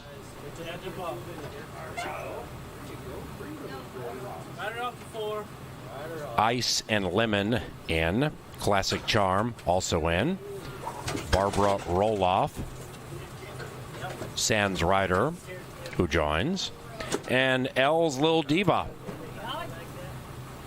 Jockey Chad Lindsay rides the favorite in search of his second victory today. Here come the baby girls. And there they go. Impeccable start from the 3 spot. Let Me Down Easy with good speed. And outside of that is L's Lil Diva. And now the 3, Let Me Down Easy, tries to run away from them. But Barbara Roloff is keen to go in third. Then it's Drop Cold. That quartet 2.5, 3 lengths clear from Classic Charm. And Classic Charm is 1.5 to the good of Ice and Lemon. And now they're covered by 12. And there goes L's Lil Diva, looking to shine like a diva in the winner's circle. L's Lil Diva effortlessly 5.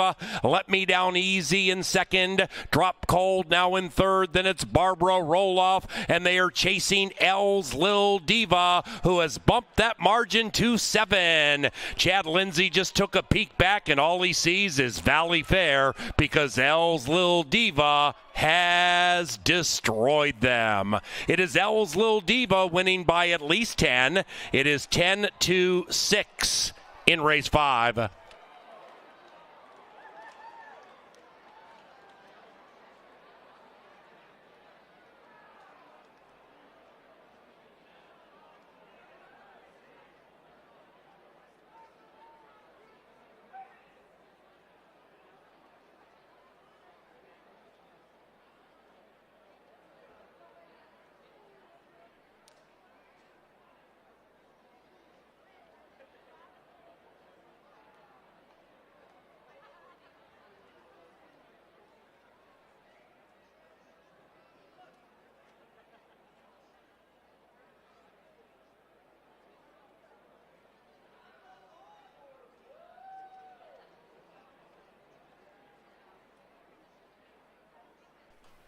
Number 10, L's Lil Diva, first. 10-2, 6-4 in race 5.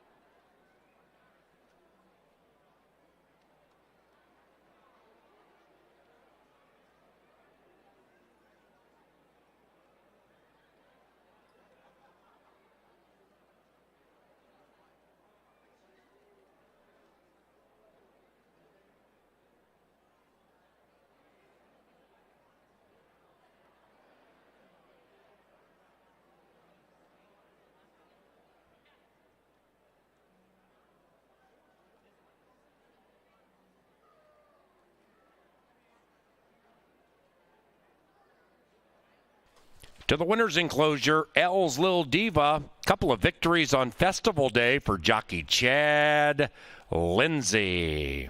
The winning trainer, Miguel Angel Silva, leader of the Thumbs Up Gang. Thumbs Up Racing also owns that 10. And the winning breeder, David Cobb. L's Lil Diva was bred in Minnesota and is a 2-year-old chestnut filly by Denza. Out of the Dahair mare, El Dahair. Official. Race number 6 is the $100,000 Princess Elaine Minnesota Distaff. We had to affirm turf course, the rails all the way in. This one begins the Festival Pick 5. It's only 50 cents and has a nation low 10% takeout.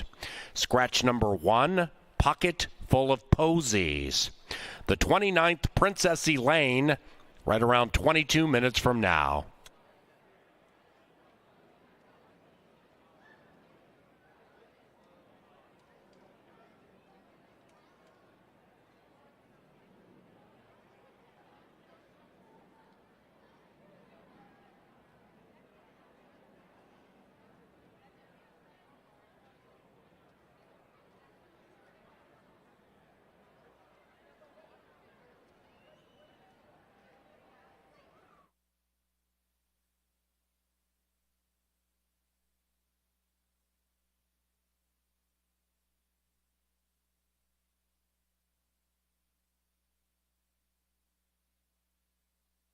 Here come the baby girls, and there they go. Impeccable start from the 3 spot. Let Me Down Easy with good speed. And outside of that is L's Lil Diva. And now the 3, Let Me Down Easy, tries to run away from them, but Barbara Roloff is keen to go in third. Then it's Drop Cold, that quartet 2.5, 3 lengths clear from Classic Charm. And Classic Charm is 1.5 to the good of Ice and Lemon. And now they're covered by 12, and there goes L's Lil Diva, looking to shine like a diva in the winner's circle. L's Lil Diva effortlessly 5.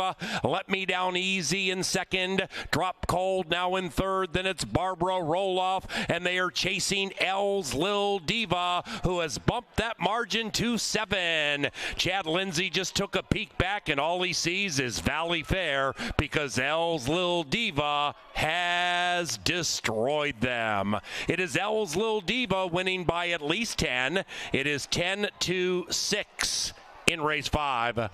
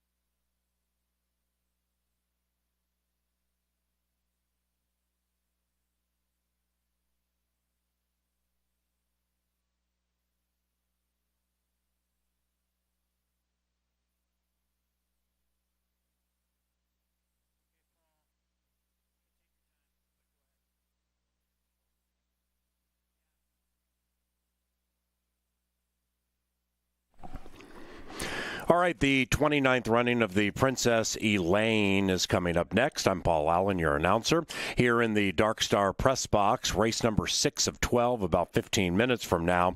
And the Princess Elaine causes old schoolers to hearken, but not that far back, to 2019, where Hot Shot Kid won this race, and Hot Shot Kid runs in the Blair's Cove today. In fact, that's race number 7. If Hot Shot Kid wins the Blair's Cove, then he becomes the all-time Minnesota-bred money winner in the history of racing in Minnesota. He would lead that category. And Hot Shot Kid won the race in 2019 en route to a Horse of the Year honor. Now, number 3, Midnight Current, here in the Princess Elaine, heavily favored. Midnight Current is looking to stretch her winning streak to 6. And if she wins this race, she quite possibly could be the 2022 Horse of the Year. Let's handicap it. 2 members of the Steam team are in the paddock, Angela Herman and Kevin Gorg. We're down in the paddock for the Princess Elaine, and it only has one scratch, pocket full of posies. We get into kind of the meat and potatoes of this. We've seen some more unpredictable 2-year-olds a little earlier in the card. Now we're going to move on to the older horses, and it doesn't get any easier. I mean, we still have 7 going to post, but cases to be made pretty much inside and out. You have some horses coming over from the dirt. You have some horses stretching out. You have a horse with proven excellent turf form all year, and that's why she's your heavy favorite. But do you go on with Midnight Current and just single her in everything, or did you take multiple shots against her? I'll take one shot against her, but she's going to be really tough to beat. It's so hard to win multiple races consecutively on the turf course. It's even more difficult, Ange, to do so by open lengths, but that's what this horse has done. She's been blowing these fields out, and what's been so impressive about Midnight Current is sometimes she shows speed, sometimes she sits mid-pack. She's won from well off the pace. She has multiple dimensions. She's like a sports car that can change gears. So the only kink in the armor that I can really find, and there aren't many, is that she hasn't raced in 6 weeks. So there hasn't been a race that fit. They wanted to keep her fresh for this race. She's been in great form all summer. You don't want to overdo it when you've got $100,000 staring you down in September. But that's really the only kink in the armor I can find is other horses in here have recent races that I think gives them a little fitness edge. But my goodness, I was at the barn a couple days ago. She just looked spectacular. And now as we watch them parade out in front of us, I mean, just look at her. She oozes class. I know. She's a lovely, lovely daughter of Midnight Loot. I'm sure Jeff doesn't want to hear any of that. She was a late foal, and maybe it just took her a little longer to come around. And by the time that she made it to the turf course for the second time in September, she was returning on short rest, and she ran beautifully that day. She won by 3 lengths. That was last festival day, and I have to say that down here, she does make an excellent impression in the paddock. She's just a lovely-looking filly. Looks like she's keeping her cool. She might have got a little bit of a bath, but either way, Midnight Current looks just as good as she has in any of her previous 4 starts. And like you said, you got to invent a way to beat her, because she can invent a way to beat you. She can go to the lead if she wants to, or she can take back. Midnight Current isn't going to be a great price in here. So if you look to add things to the exotic mix, you probably have to try somebody new, because she has beaten a number of horses in this field. I opted to try the filly that's walking by us right now. That's the Minnesota Oaks champion. It's her time, because she too could prove to be a very versatile runner, as she handled the stretch out so well last time in going 2 turns in the Minnesota Oaks. Do you think perhaps she gets the jump on Midnight Current and makes a race out of it? Well, I don't know what the other Mac Robertson horse is going to do, but I doubt they're both going to be sent. And I have a feeling that the 4 horse is the horse they're going to use the speed with. But you're right. You look at this youngster, it's her time. She's got some multi-dimension to her. She's very, very well bred for her turf debut. But I like the 4. I think if you're going to try to beat the favorite, you do it with speed on the front. And I think Alex Conchari knows that. I think he's going to send with scent of success. And I think he's going to try to steal this race on the front. And I think it'll be very difficult at any point in the race to pass Midnight Current and beat her. I think if you're going to beat her, you got to get the jump on her, and I think Alex knows that, and I think he's going to the lead, and I think that's the only horse. You asked me earlier if I'm going to try to take a shot. That's where I'm going to try. Yeah, she looks good leaving the paddock too, pulling her 2 handlers. Yes, 2 of them, Kevin, out of the paddock. Makes a good impression down here. I look inside and out, and I see a class group that has not run the race in the paddock, that's to be sure. I took a 3, 6, and 4. I definitely respect the choices, or the chances of scent of success to get the jump on her, but Midnight Current is the one they all have to turn the tables on, and the one that they have to beat as your 3 to 5 favorite. 10 minutes to post for race number 6. It's the beginning of that pick 5. We got pick 3s, doubles, exactas, tries, 10-cent supers, a whole bunch to pick from, and a lot more racing to go here on Festival of Champions Day.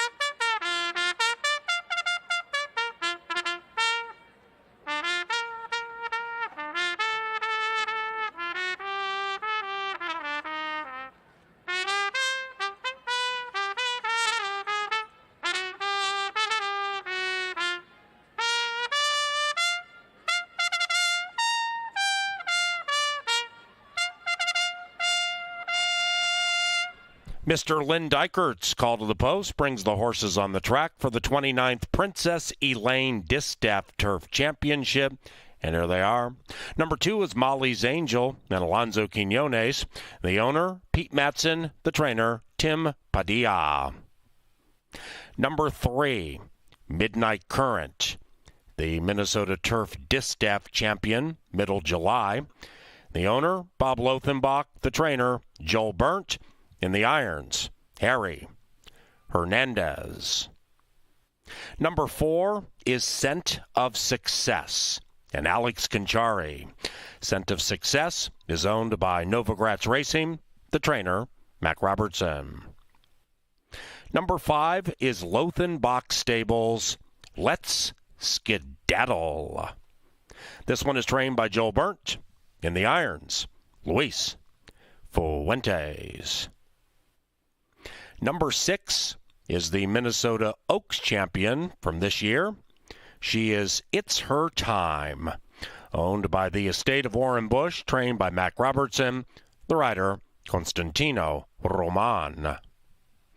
Jermaine Bridgemahan rides number 6, Starts Singing, for Suzanne Stables and trainer Tony Rengstorff.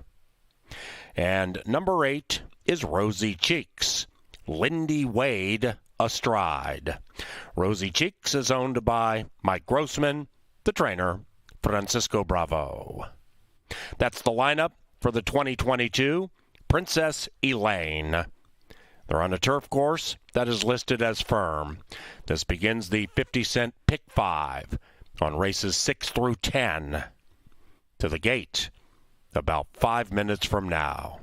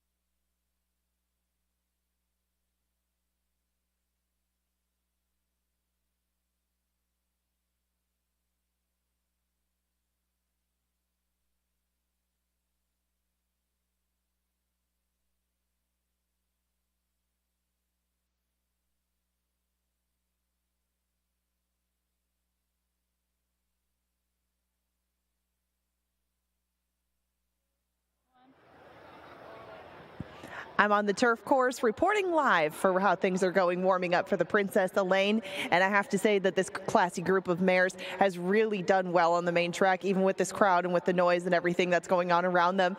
Midnight Current made a really good impression in the paddock, but the winner had to be Scent of Success down there. She was pulling her handlers along. She made an excellent impression, and she is the one, like Kevin said, that could probably get a jump on Midnight Current, or at least make Harry Hernandez make a decision early as to whether he's going to try to go up and engage her inside or take back and move to her outside. That's the question that is asked of him. I don't think that there's many other things working against Midnight Current other than maybe early positioning. Let's Skedaddle made a very good impression down in the paddock as well. So did It's Her Time. I mean, I could go on and on about the horses that looked really good in the paddock. They've continued to warm up well on the track, and from what I can see, everybody is staying very composed. They haven't gone over to the turf course quite yet.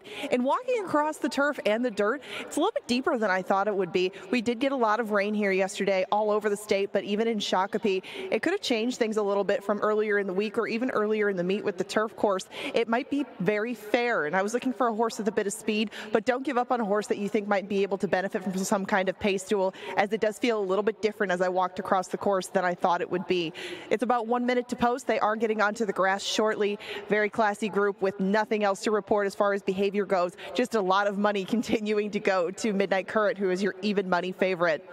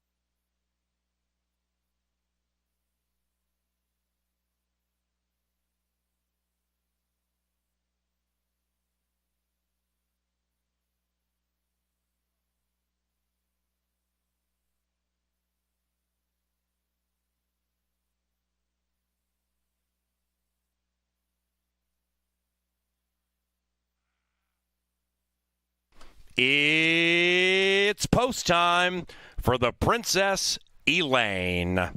This is the 29th running. It first was run in 1992 back at Canterbury Downs. Northbound Pride was victorious for HOF Scotty Stevens and trainer Burrow McBride. In 95, when Canterbury Park opened, Yet the Best won it with the Q. Trainer Mac Robertson has won this race 7 times, tops amongst trainers. Most recently with Clickbait in 2020. Rosy Cheeks goes in, and they're racing in the 29th Princess Elaine. And Scent of Success immediately jets off to the early lead. The favorite looking to win 6 in a row, Midnight Current, takes off the pace, but not too far, just 2 lengths from the lead. It's Her Time, the Minnesota Oaks champion, in her turf debut. She's keen to go in the early stages, and the pace is very, very slow as they go around the first turn, and they're chasing Scent of Success and Alex Conchari. It's Her Time shares a stable with that one, second with Midnight Current just to the inside of her, and now the pace quickens. Alexander wants more speed out of Scent of Success, and they open up by 2. After that, Start Singing, 7 lengths from the front to the outside of Molly's Angel. Then it's Let's Skedaddle second last, and Rosy Cheeks would have to win 3 in a row from 8 out of it. They head into the far turn in the 100,000. Princess Elaine, Scent of Success, It's Her Time, keeping Midnight Current neatly boxed, and that one is about 1.5 lengths from the lead, make it 2. Outside of that, Start Singing's making a move, doing so wide. Then we come back about 2.5 lengths to Molly's Angel. She's sequestered and about 6 lengths behind Scent of Success. Let's Skedaddle running on fast, and Rosy Cheeks is 5 out of it. They head for home. It's Scent of Success. Midnight Current gets to the outside with Harry. Then on the inside is Molly's Angel. Outside of that, Let's Skedaddle. Midnight Current, well on her way to winning 6 in a row. Midnight Current is the Princess Elaine champion.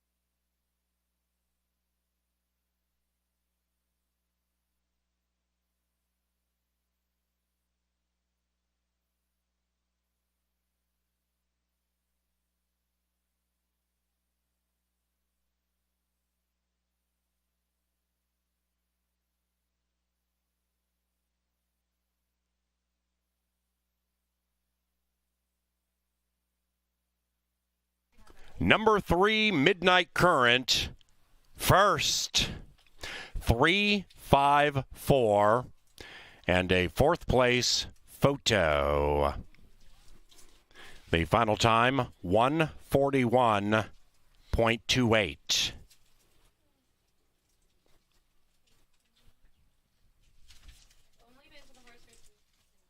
Molly's Angel 4th.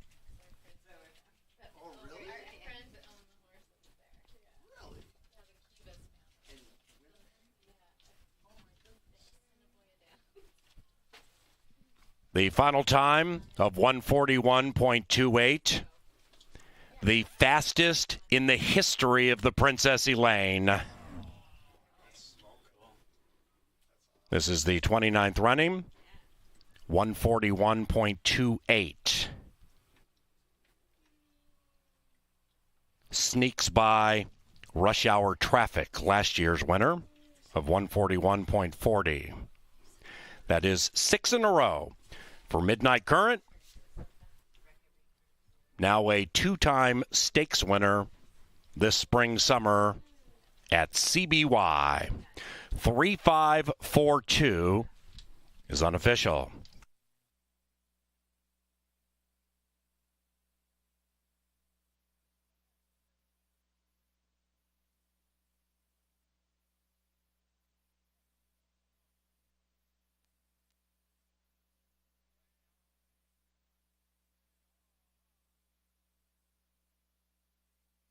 The Princess Elaine is official. Exacta $4 and change. Swept by the owner and trainer.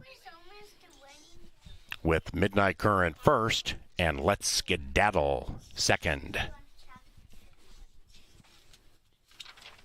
The $100,000 Blair's Cove is on a firm turf course. It's the next Festival Stakes race. 12 Battle, 22 minutes from now.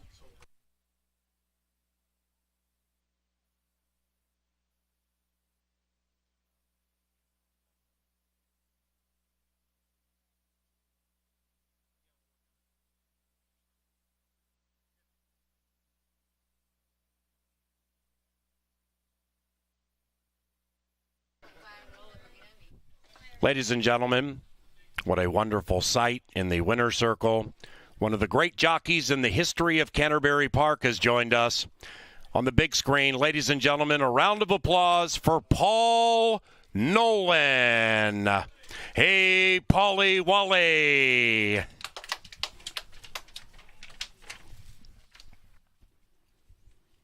Entering the winner's circle, Midnight Current and Harry Hernandez.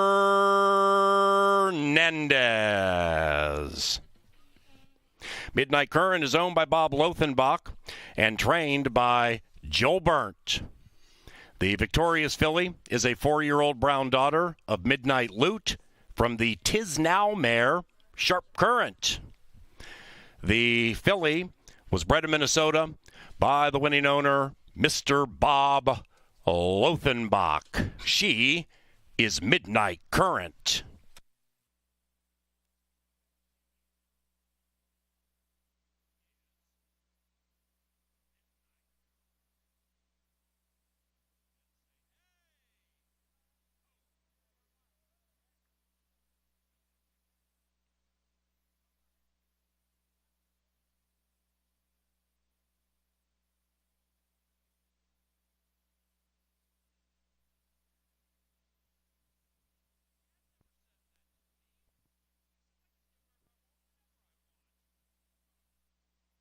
Ladies and gentlemen, in the winner's enclosure, to make the trophy presentation to the Princess Elaine champions, our boss and Canterbury Park president, Mr. Randall Sampson. The Sampsons, quite familiar with winning on Festival Day, presenting the Princess Elaine trophy to Bob Lothenbach. Welcome back to the winner's circle, Randall Sampson.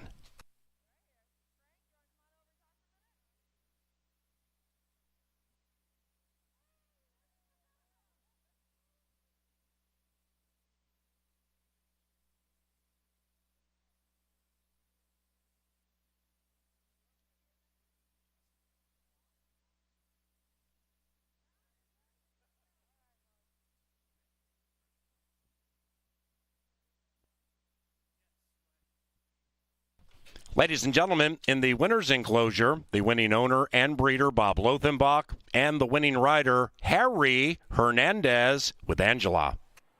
Yes, this is our leading rider, Harry Hernandez, and you get another one aboard Midnight Current. She can pretty much do anything, but what do you think is the absolute best trip for her today, and how did it come up for you? The trip today was great. Couldn't be better. I felt like we were walking, so that's why I kind of stayed close on the four, and I didn't want him to get away from me, so everything was perfect. I mean, the 6 was close, but the 6 has been running more on dirt, not too much on turf, so I was helping for him to resource to stop so I can get the outside and make my run, and that's exactly what happened, and we got the win. Well, it sounds like you do your homework and everything has come up very well for you this season. Describe your first season up here at Canterbury Park. Grateful. Thank God for this awesome meet. I can't be proud. My agent done a really fantastic job. A hard worker. Thank you to all the trainers and owner. I'm really grateful and I really appreciate it, and all the team in every barn. I'm just grateful. I'm enjoying my job and couldn't have been better winning this race with my mom here. So I'm just blessed. I'm happy.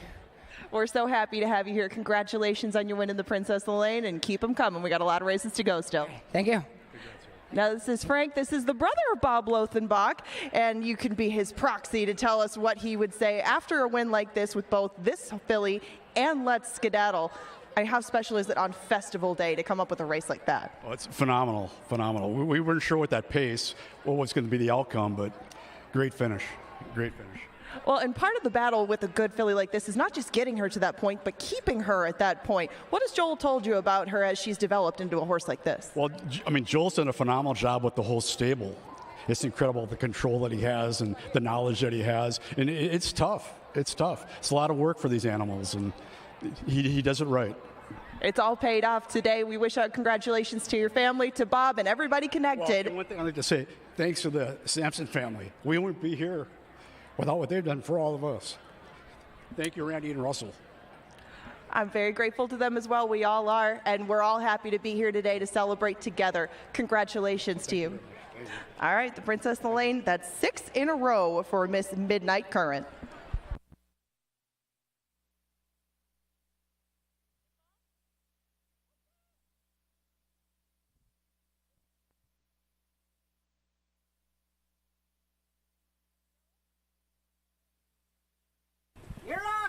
And they're racing in the 29th, Princess Elaine.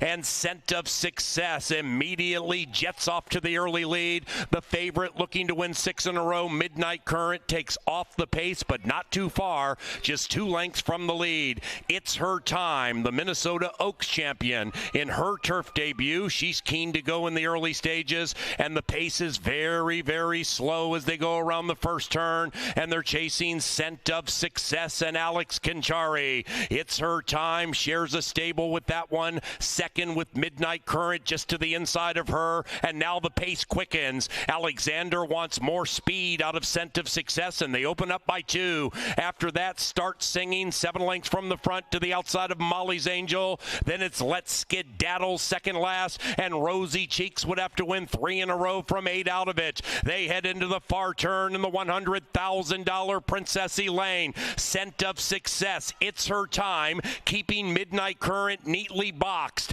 and that one is about 1.5 lengths from the lead, make it 2. Outside of that, Start Singing's making a move, doing so wide. Then we come back about 2.5 lengths to Molly's Angel. She's sequestered and about 6 lengths behind Scent of Success. Let's Skedaddle running on fast, and Rosy Cheeks is 5 out of it. They head for home. It's Scent of Success. Midnight Current gets to the outside with Harry. Then on the inside is Molly's Angel. Outside of that, Let's Skedaddle. Midnight Current well on her way to winning 6 in a row. Midnight Current is the Princess Elaine champion.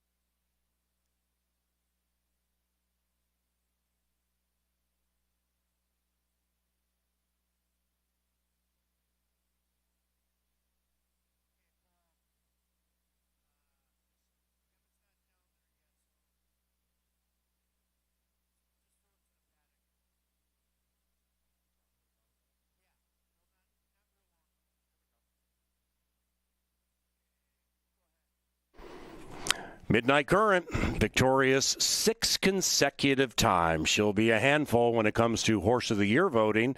She is a 2-time stakes winner.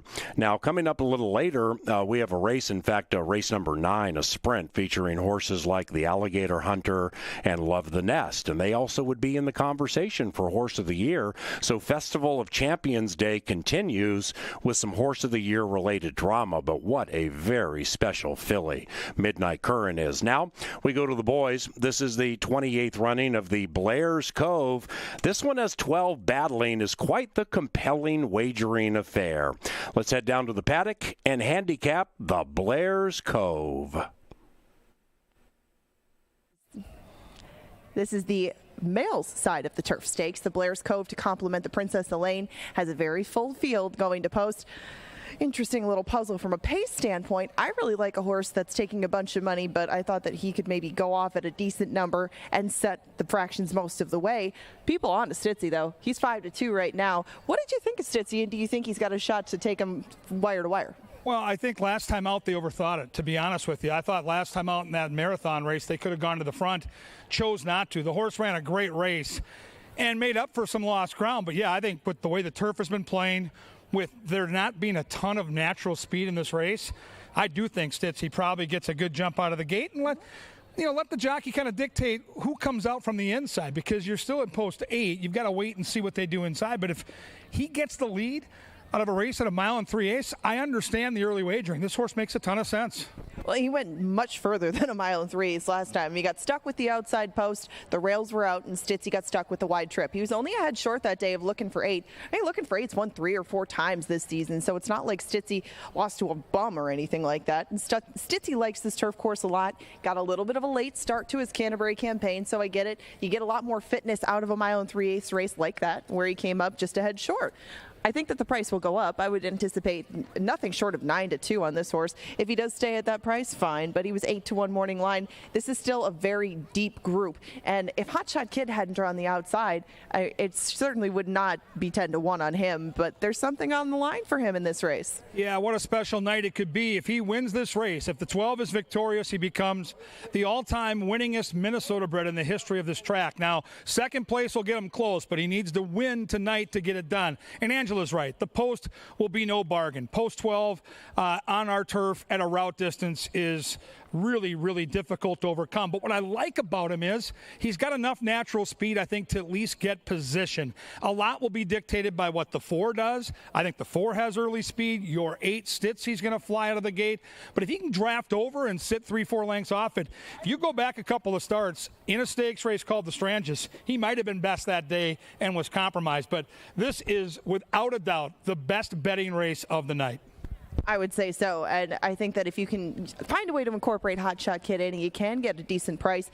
He's easy to root for, and he likes everything about this race. You know, he'll be able to push the pace. He'll be towards the outside. He should show a little bit of speed and probably be able to extricate himself from that outside post. I took it 8, 6, and 12, though, because in between Zoe's Delight, the horse that was the beneficiary in the Stranges of that disqualification, gets back over to the turf course. He was in the Wally's Choice last time. Didn't work out, and that's okay. Zoe's Delight has shown that he's capable of running a race that would probably win this at a decent number and close to the pace. He makes a good impression down in the paddock too. Not many getting too warm, I would say. It's another classy group and a very full group at that. It is, and don't sleep on the morning line favorite. I just was watching the 3 because Vinny's a Canuck get a leg up, and Joel Burns on this turf. They switched surface for a reason, and I thought the 3 of all the horses, and Angela's right, they all look good. I thought the 3 won the paddock. He was spectacular looking out here as they went to the track, and as I mentioned, the best betting race of the night. If you're going to hit the trifecta or superfecta here, you might not have enough space in your trunk to bring all that cash home. This is the race you want to spread a little bit, have some fun, and will there be a run into the history books? I'm looking at Rye Eckleberry right now. He's on Hot Shot Kid. If he gets the win, the all-time winningest Minnesota bred in the history of Canterbury. That would be fun indeed. It's the $100,000 Blair's Cove. The boys dueling on the turf. It's race number 7, and it's all next right out here at beautiful Canterbury Park.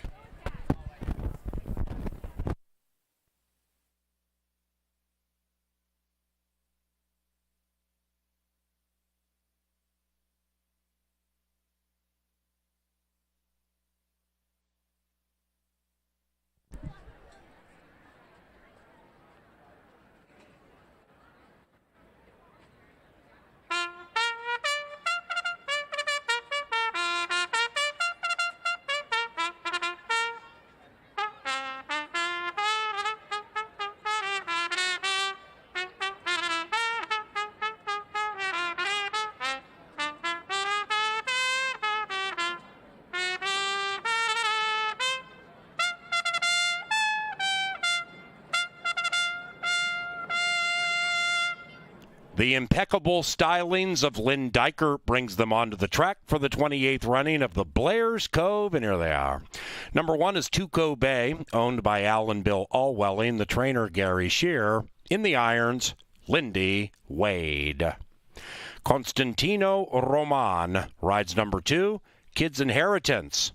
The owner, Karen Offerman, the trainer, Troy Bethke. Number 3, 'Cause Vinny's a Canuck, ridden by Luis Fuentes for Bob Lothenbach and trainer Joel Burnt. Number 4 is also trained by Joel. He is That's Not Funny. The owner, Bob Lothenbach. In the irons, Jermaine Bridgemahan. Eduardo Gallardo handles number 5, Zavy Dave, for the estate of Warren Bush and trainer Mac Robertson. Number 6 is Winchester Place Thoroughbreds, Zoe's Delight. This one is ridden by Harry Hernandez, the trainer, Tony Rengstorff. Number 7 is owned and trained by Esteban Martinez. He is Thick Haze, the rider, Carlo Lopez. Number 8, Stitzy, owned by Fifth Street Stables and trained by Jose Silva Jr., Stitzy is guided by Ezekiel Lara. Number 9 is Pete Matson's Ben's Malice.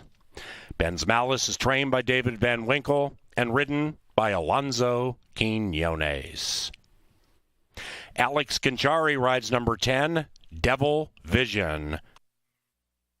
Devil Vision is owned by John Mentz, the trainer, Mac Robertson. Lexan Backhouse trains number 11, Tri-Spot. Lexan also is the owner. In the irons, Sophia Barandella. And number 12 is Canterbury Park Immortality and our 2019 Horse of the Year. This 8-year-old is Hot Shot Kid. Shotty is owned by the estate of Warren Bush, trained by Mac Robertson, the rider, Rye Eccleberry. Big field for the Blair's Cove into the second half of the Festival of Champions card. This begins a pick 4 on races 7 through 10. They're at the gate in 4 minutes.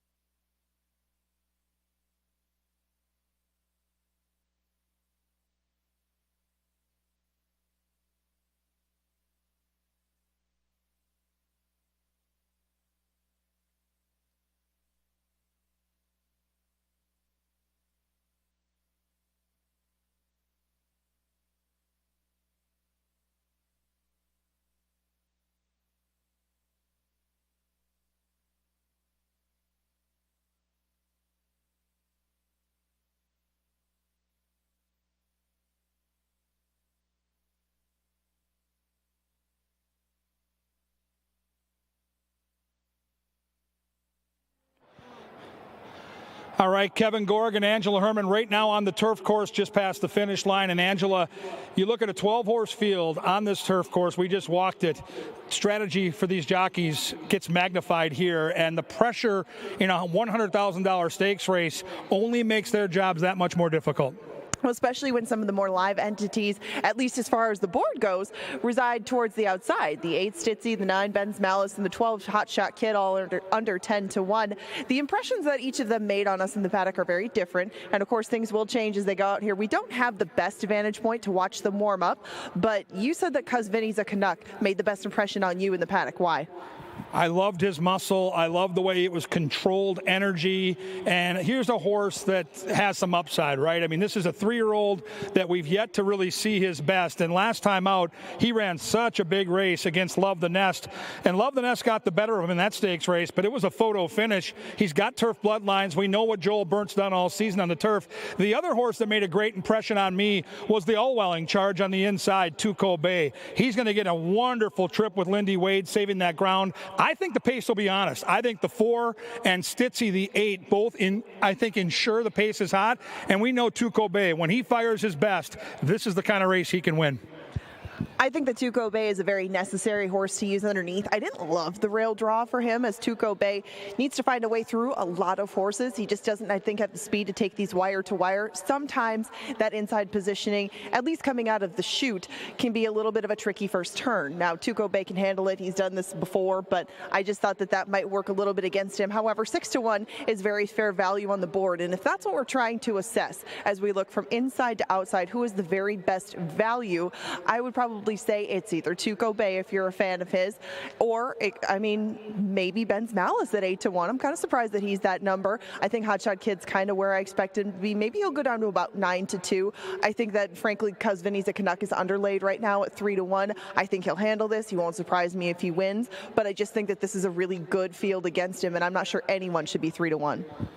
I agree on Ben's Malice. If they can get the trip, he's a long-striding, big, deep closer. And again, it's Pete Matson. Paul Allen and I talked about that in our Today at the Races program. When the lights are brightest, the Matson barn seems to shine. I think 8-1's a fair price. But PA, as I watch these horses head down the chute, all I can think about is Hot Shot Kid, a horse we've watched for many, many years, and the chance that he has tonight to rewrite the record book.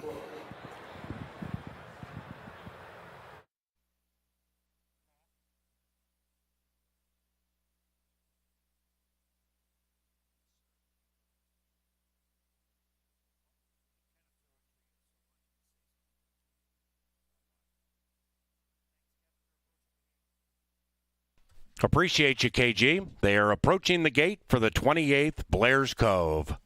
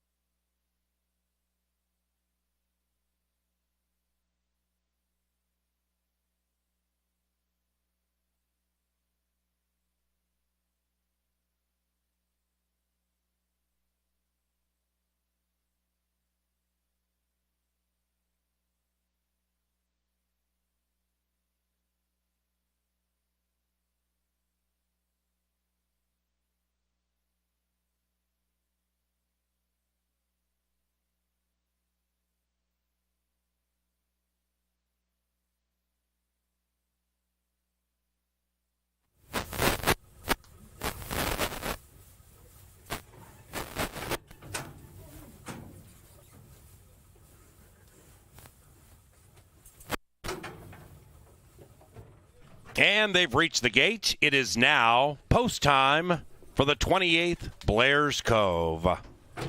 Cinco Star won this race last year for trainer Mac Robertson, who has won this race 6 of the last 7 years. Northern Engine won it in 1995. Canterbury Park's first year. Paula Bacon, the rider. Zoe's Delight goes in, and here is Hot Shot Kid at 6-1. Last in line. Stand by for the $100,000 Blair's Cove. And they're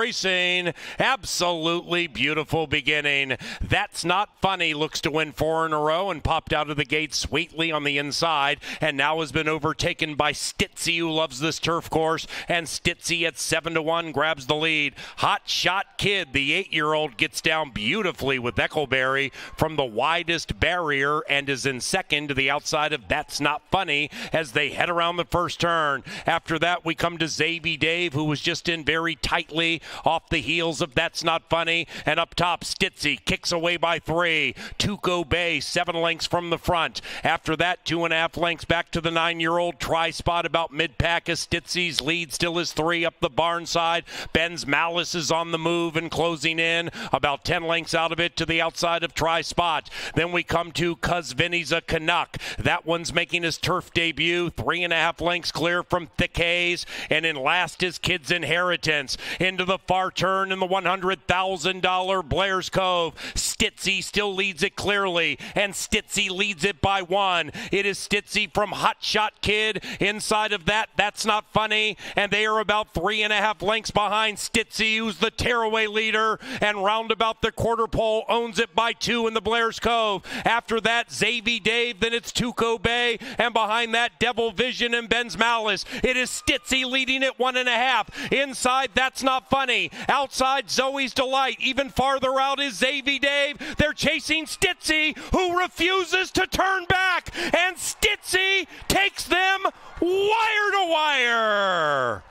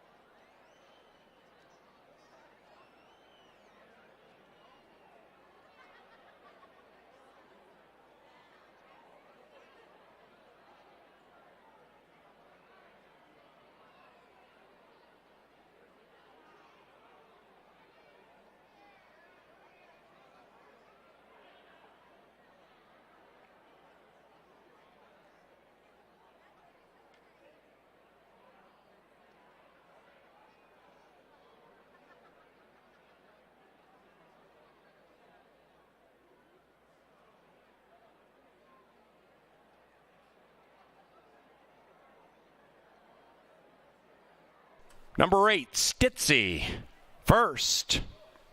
8-5, and a photo for third.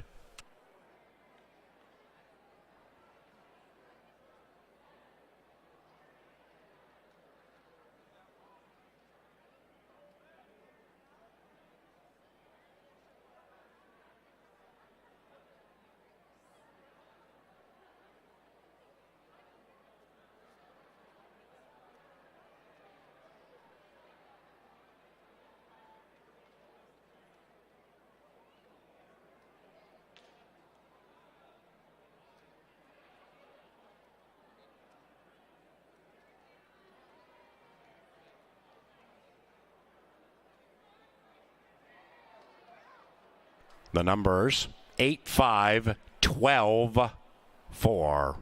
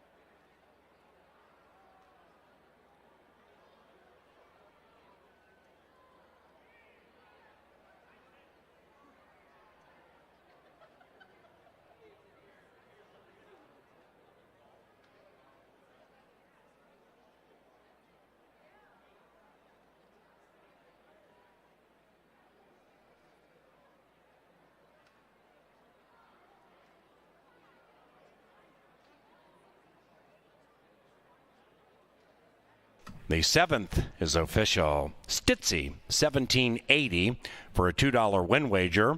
The 8-5 exacta, $43. The trifecta, $233.95. That was 8-5-12. 10-cent superfecta, 8-5-12-4, $253 for a dime.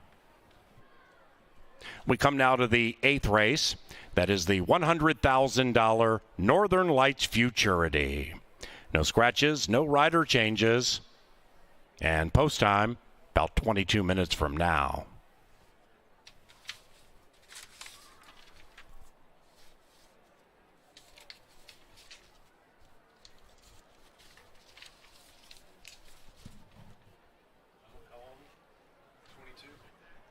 This guy is now 7 for 16 on the Canterbury turf. And in the winner's circle, it is Stitzy and Ezekiel Lara. The winning owners, 5th Street Stables, and the winning trainer, Jose Silva Jr. Stitzy is a 6-year-old chestnut son of English Channel out of My Belonging. Bred in Minnesota by Bob Lothenbach. That's 3 breeding victories this evening for Bob. In the winner's circle, Andrew Offerman, our Senior Vice President of Racing Operations, is making the trophy presentation to the winning connections of the Blair's Cove. Stitzy with Zeke.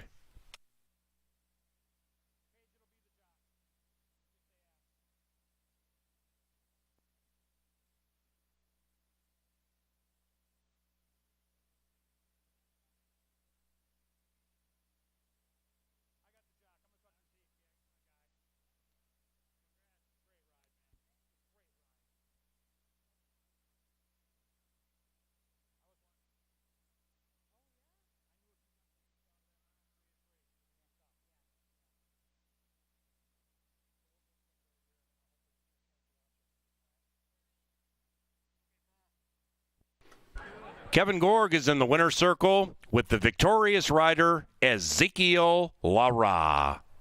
Yeah, what a fresh face this guy has been in our Jocks County that's so deep. He gets his first stakes win here. And you got to know Stitzy the last 2 times out, including a 1 3/8 race last time. What'd you learn about him? Well, first off, I want to thank Jose and his team for all their hard work. It's not just me, riding the horse. So, I have all of them putting in their hard work and long hours. So first I want to thank them and, congratulations to us. How do you get a horse to show speed early and then relax in the middle part of the race? Because turf racing is different. You have to save something for that last furlong. Yeah, definitely. You just want to control the pace. You got to basically just feel, how fast you're going and just go from there. How much fun is it to be mounted up in races like this? Waiting all summer, right? You guys been building towards this night all season long. You know what it means to the Minnesota connections, to the race fans out there, and to know you've got live horses like Stitzy and you answer the bell. Yeah, no, he ran great. I knew last time he ran a good trip. We ran second by a head. So, just me getting to know the horse a little more and get more comfortable with him. So, he did a great job. You've made quite the impression this summer. Congratulations on another spectacular ride. Thank you. Feed Zeke, indeed. Zeke Laura, what a rider this guy is. And you give him the lead, look out. He finds a way to take him all the way in the Blair's Cove.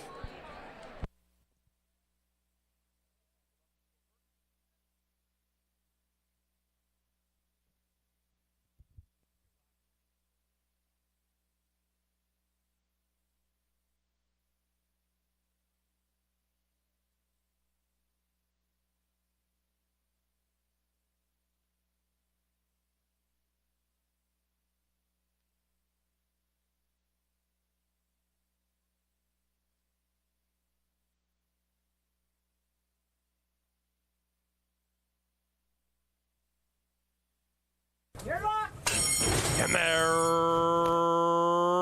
racing beginning. Absolutely beautiful beginning. That's Not Funny looks to win 4 in a row and popped out of the gate sweetly on the inside, and now has been overtaken by Stitzy, who loves this turf course, and Stitzy at 7-1 grabs the lead. Hot Shot Kid, the 8-year-old, gets down beautifully with Eckleberry from the widest barrier and is in second to the outside of That's Not Funny as they head around the first turn. After that, we come to Xavier Dave, who was just in very tightly off the heels of That's Not Funny, and up top, Stitzy kicks away by 3. Tuco Bay, 7 lengths from the front. After that, 2.5 lengths back to the 9-year-old. Tri-Spot about mid-pack as Stitzy's lead still is 3 up the barn side. Ben's Malice is on the move and closing in about 10 lengths out of it to the outside of Tri-Spot. Then we come to Cuz Vinny's a Canuck. That one's making his turf debut, 3.5 lengths clear from Thick Haze, and in last is Kid's Inheritance. Into the far turn in the $100,000 Blair's Cove.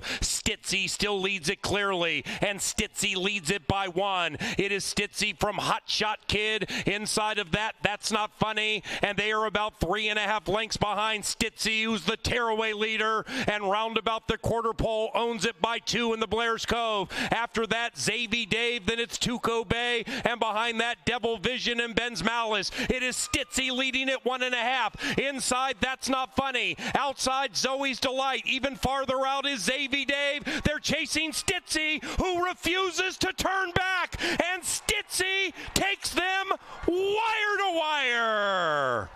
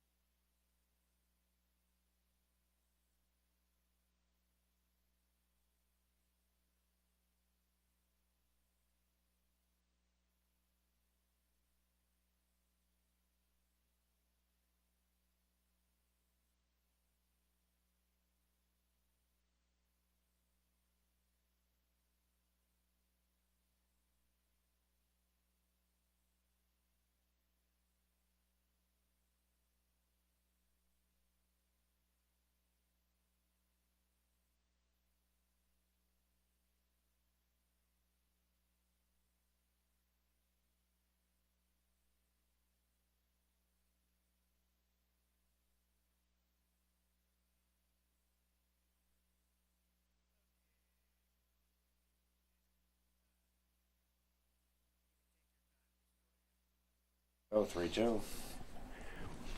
And welcome back to the Dark Star Press Box. Paul Allen, your announcer, with Kevin Gorg, one of our analysts. And we are 7 races into Festival of Champions Day. The way it began, 25-1, 5-1, 13-1. I mean, bombs away to start festivities.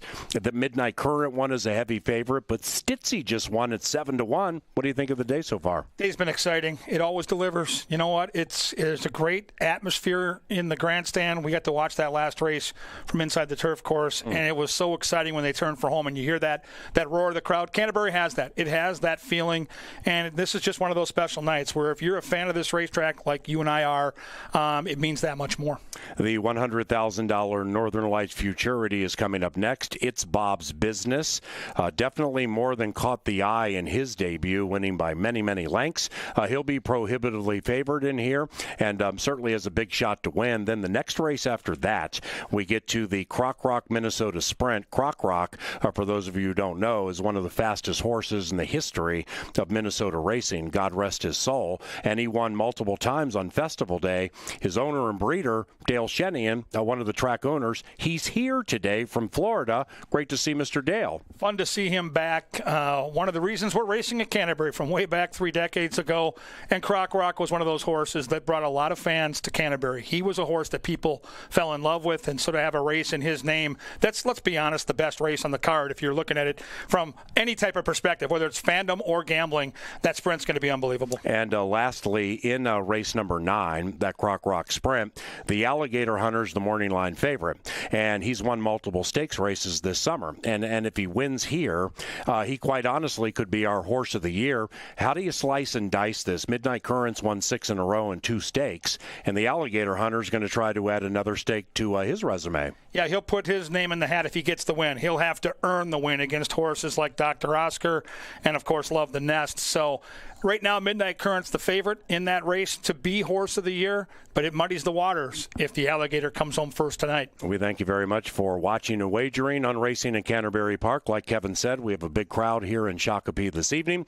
Those of you watching and wagering abroad, thank you very much for your belief in Canterbury Park, not only tonight, but during a very successful 2022 season. And speaking of successful, one of our handicappers, Angela Herman, adroitly selected Stitzy, the winner of race 7, at 7-1, and she's here to handicap the Northern Lights Futurity.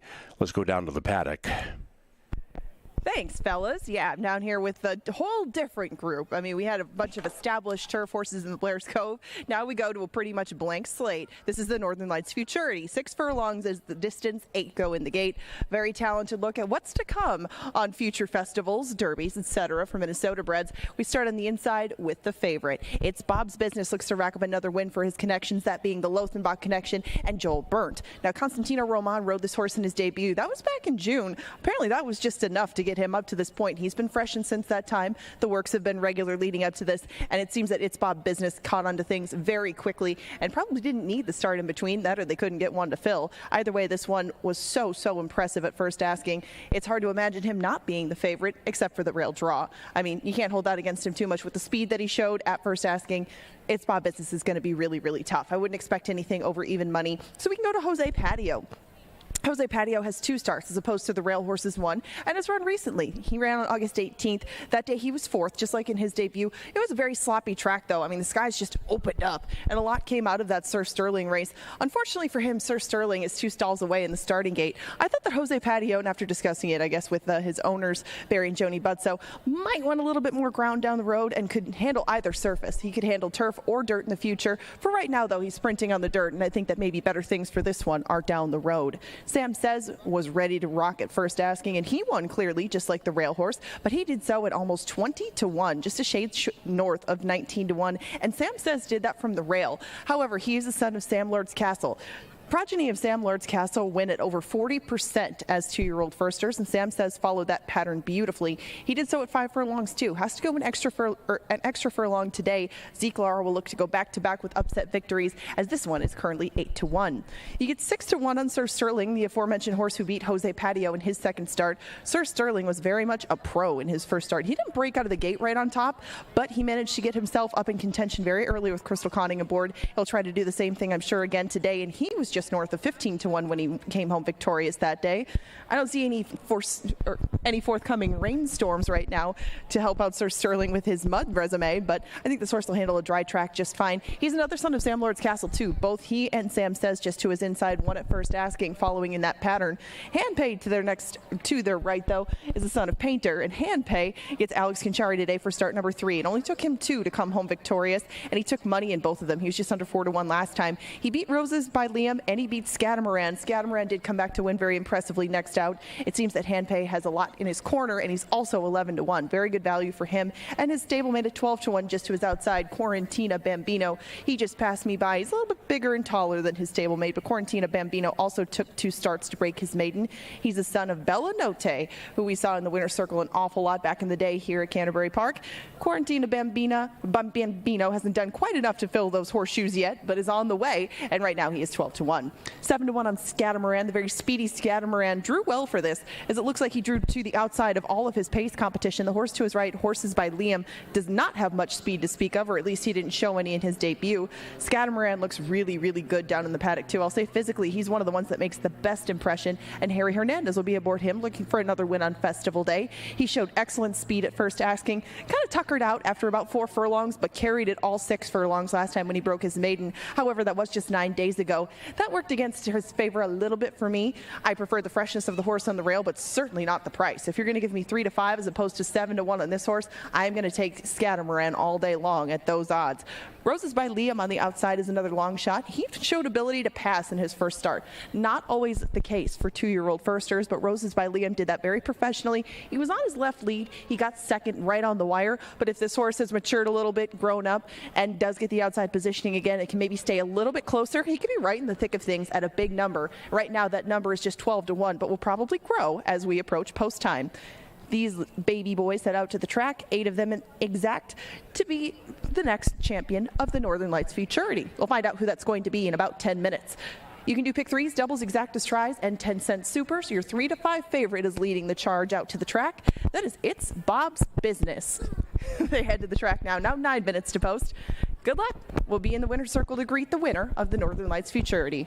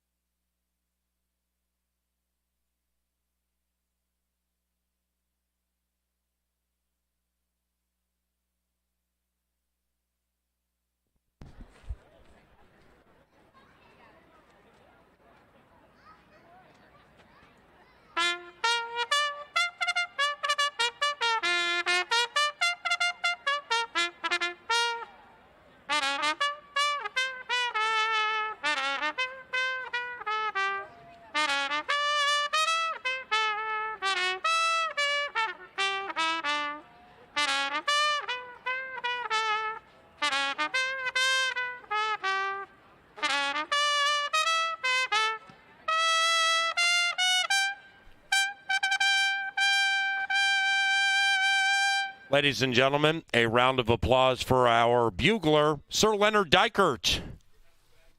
Here they are for the 38th Northern Lights Futurity. Number 1, It's Bob's Business and Constantino Roman, owned by Bob Lothenbach, the trainer, Joe Burnt. Mike Beeler trains number 2, Jose Patio. Carlo Lopez rides for Barry and Joni Butzo. Number 3 is Sam Says. This one is ridden by Zeke Lara and is owned by B&D Thoroughbreds, the trainer, Canterbury Hall of Famer Mike Beeler. Tony Rengstorff trains number 4, Sir Sterling. This one is owned by Chad Keene, the rider, Crystal Conning. Alex Conchari rides number 5, Hand Pay. For Hugh Robertson, John Mentz, and Jeff Larson, Mac Robertson is the trainer. And Mac also trains number 6, Quarantena Bambino. Hugh Robertson, John Mentz, and Jeff Larson own Quarantena Bambino, the rider, Rye Eccleberry. Harry Hernandez is astride number 7, Scatamaran. Scatamaran is owned by Cheryl Sprick and Richard Bramer, the trainer, Chris Richard. And jockey Chad Lindsay looks for his 3rd festival victory. He rides number 8, Roses by Liam. The owner, Pete Matson, the trainer, David Van Winkle. Those 8 go to the gate for the 38th Northern Lights Futurity. Post time, about 7:50. And ladies and gentlemen, a reminder, next Wednesday begins the final 3 days of live racing at Canterbury. Wednesday, we have a pick 4 carryover of $23,000 into the first race at 5 o'clock. Then Thursday, we run at 5. Saturday, a week from today, closing day at Canterbury Park, and we start at 4 o'clock.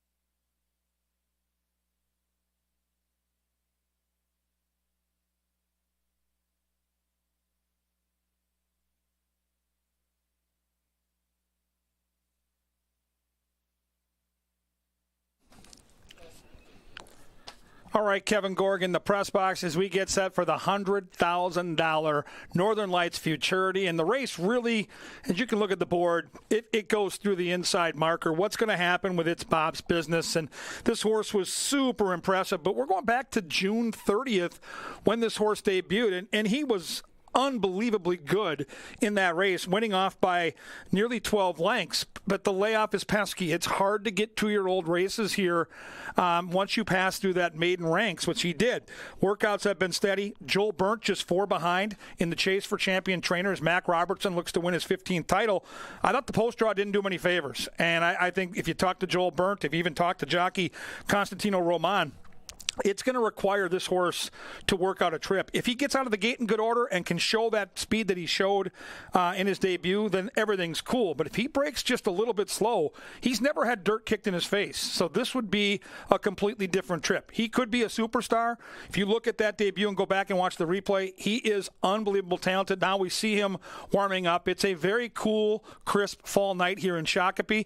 He got a little bit warm in the paddock. He's warmed up very professionally. For a horse that's only done this once and now doing this in front of a big crowd that we have here tonight for Festival of Champions, I'm super impressed. Now, if he does struggle, I do think there are a couple of horses in here that might be worth the watch. Number 7's a horse, Scatamaran, that ran awfully well in his second career start, and I think that seasoning makes a difference.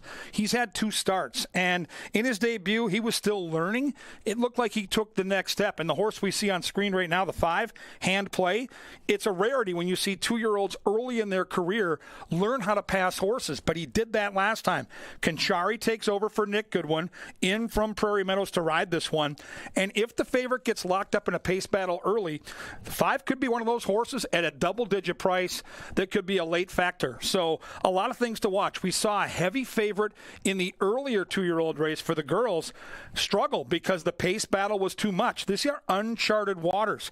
The favorite debuted at 4.5 furlongs. Most of these horses have raced at that 4.5 or 5.5 furlong distance. The one advantage that the 7 horse has, Scatamaran, the horse we're looking at right now, he won at 6 furlongs, and that time was very respectable.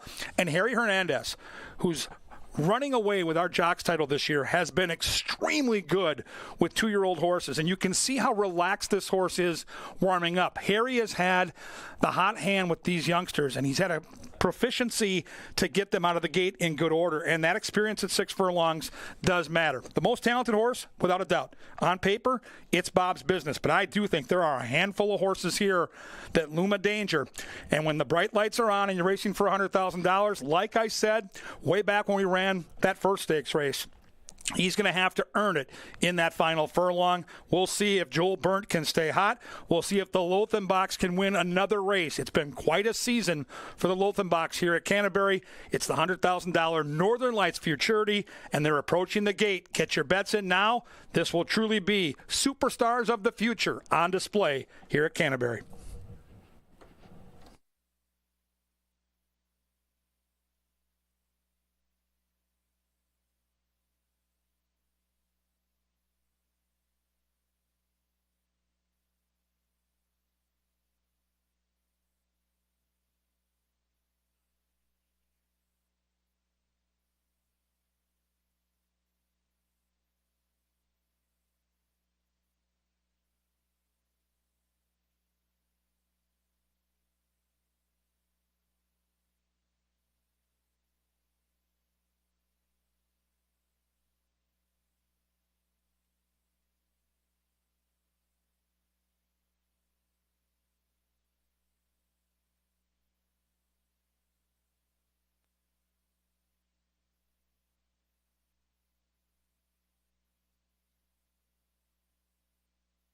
It is now post time for the 38th running of the Northern Lights Futurity.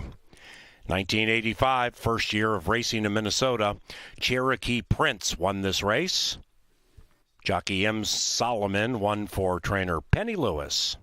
Trainer Joel Burnt has won this race 2 consecutive years. Love the Nest won it last year. He races in the next race. And in 2020, Sneaky Diversion won it for Bob Lothenbach, Dean Butler, and Joel. It's Bob's Business, owned by Bob Lothenbach, trained by Joel Burnt.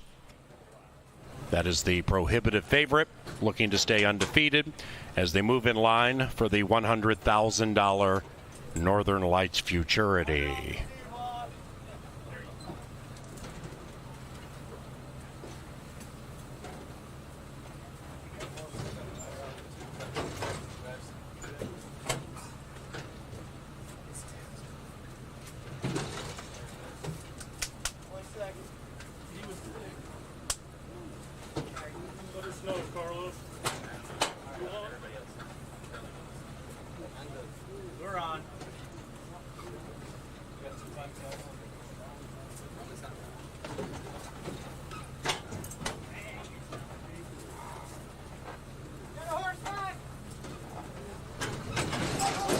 Roses by Liam has gone in. Consternation on the inside. And they're racing in the Northern Lights Futurity. It's Bob's Business started in last. And starting in first is Sam Says. And Sam Says I'm fast and runs away by 2. In second, Quarantena Bambino. Now 3 lengths in arrears. Jose Patio revs up to the inside. And between runners, Quarantena Bambino overtaken by Scatamaran. After that, Roses by Liam. It's Bob's Business being guided to the outside by Constantino Roman and is coming on fast after the tardy start, blowing by Sir Sterling, and they are about 8 lengths from the front, which belongs to Sam Says, and Sam Says leads it round about the quarter pole. Scatamaran goes into second. Scatamaran with Harry on the move. It's Bob's Business circumnavigating like a champion. What a move that was! It's Bob's Business from the outhouse to the penthouse inside the final 175, and it's Bob's Business roars by everybody in the Northern Lights Futurity. It's Bob's Business impressively. 153 in race 8.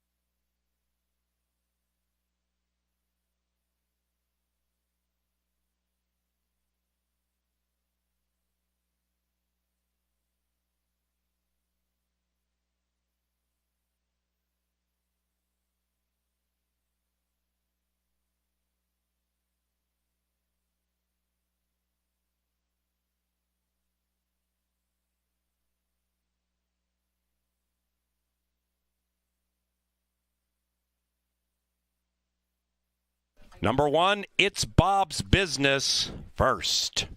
1, 5, 3, 7. In 111.72, results are unofficial. So please hold all tickets.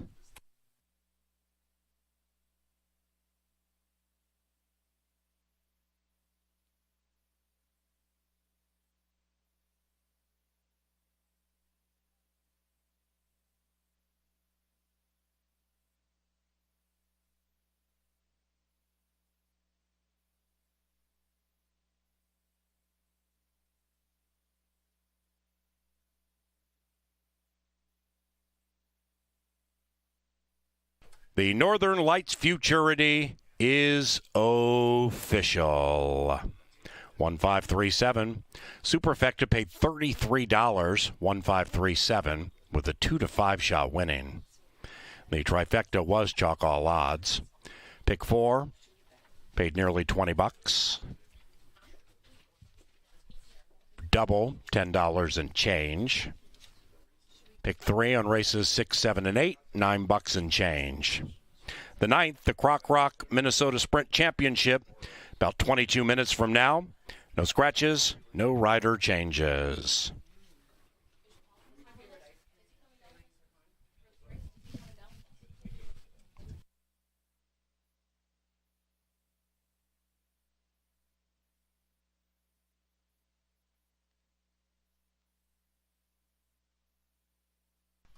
Now entering the winner's enclosure, the super impressive It's Bob's Business and Constantino Roman. It's Bob's Business is owned by Bob Lothenbach and the winning trainer, Joel Burnt. It's Bob's Business is a 2-year-old bay gelding by Bolt Doro from the Bellamy Road mare, Sales Call. It's Bob's Business was bred in Minnesota by Bob Lothenbach. That is Team Lothenbach's 4th festival breeding victory. In the winner's enclosure, we welcome back Canterbury Park President Randall Sampson. Randall is making the trophy presentation to the winners of the 2022 Northern Lights Futurity. Winning rider Constantino Roman with wife and baby. Aw.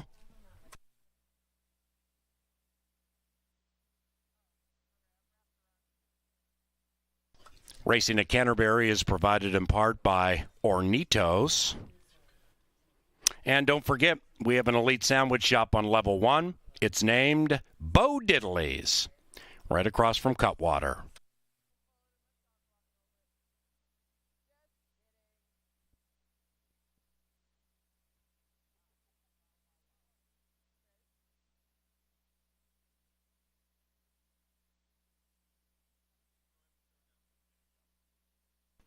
In the winner's enclosure with Angela Herman is the winning rider, Constantino Roman.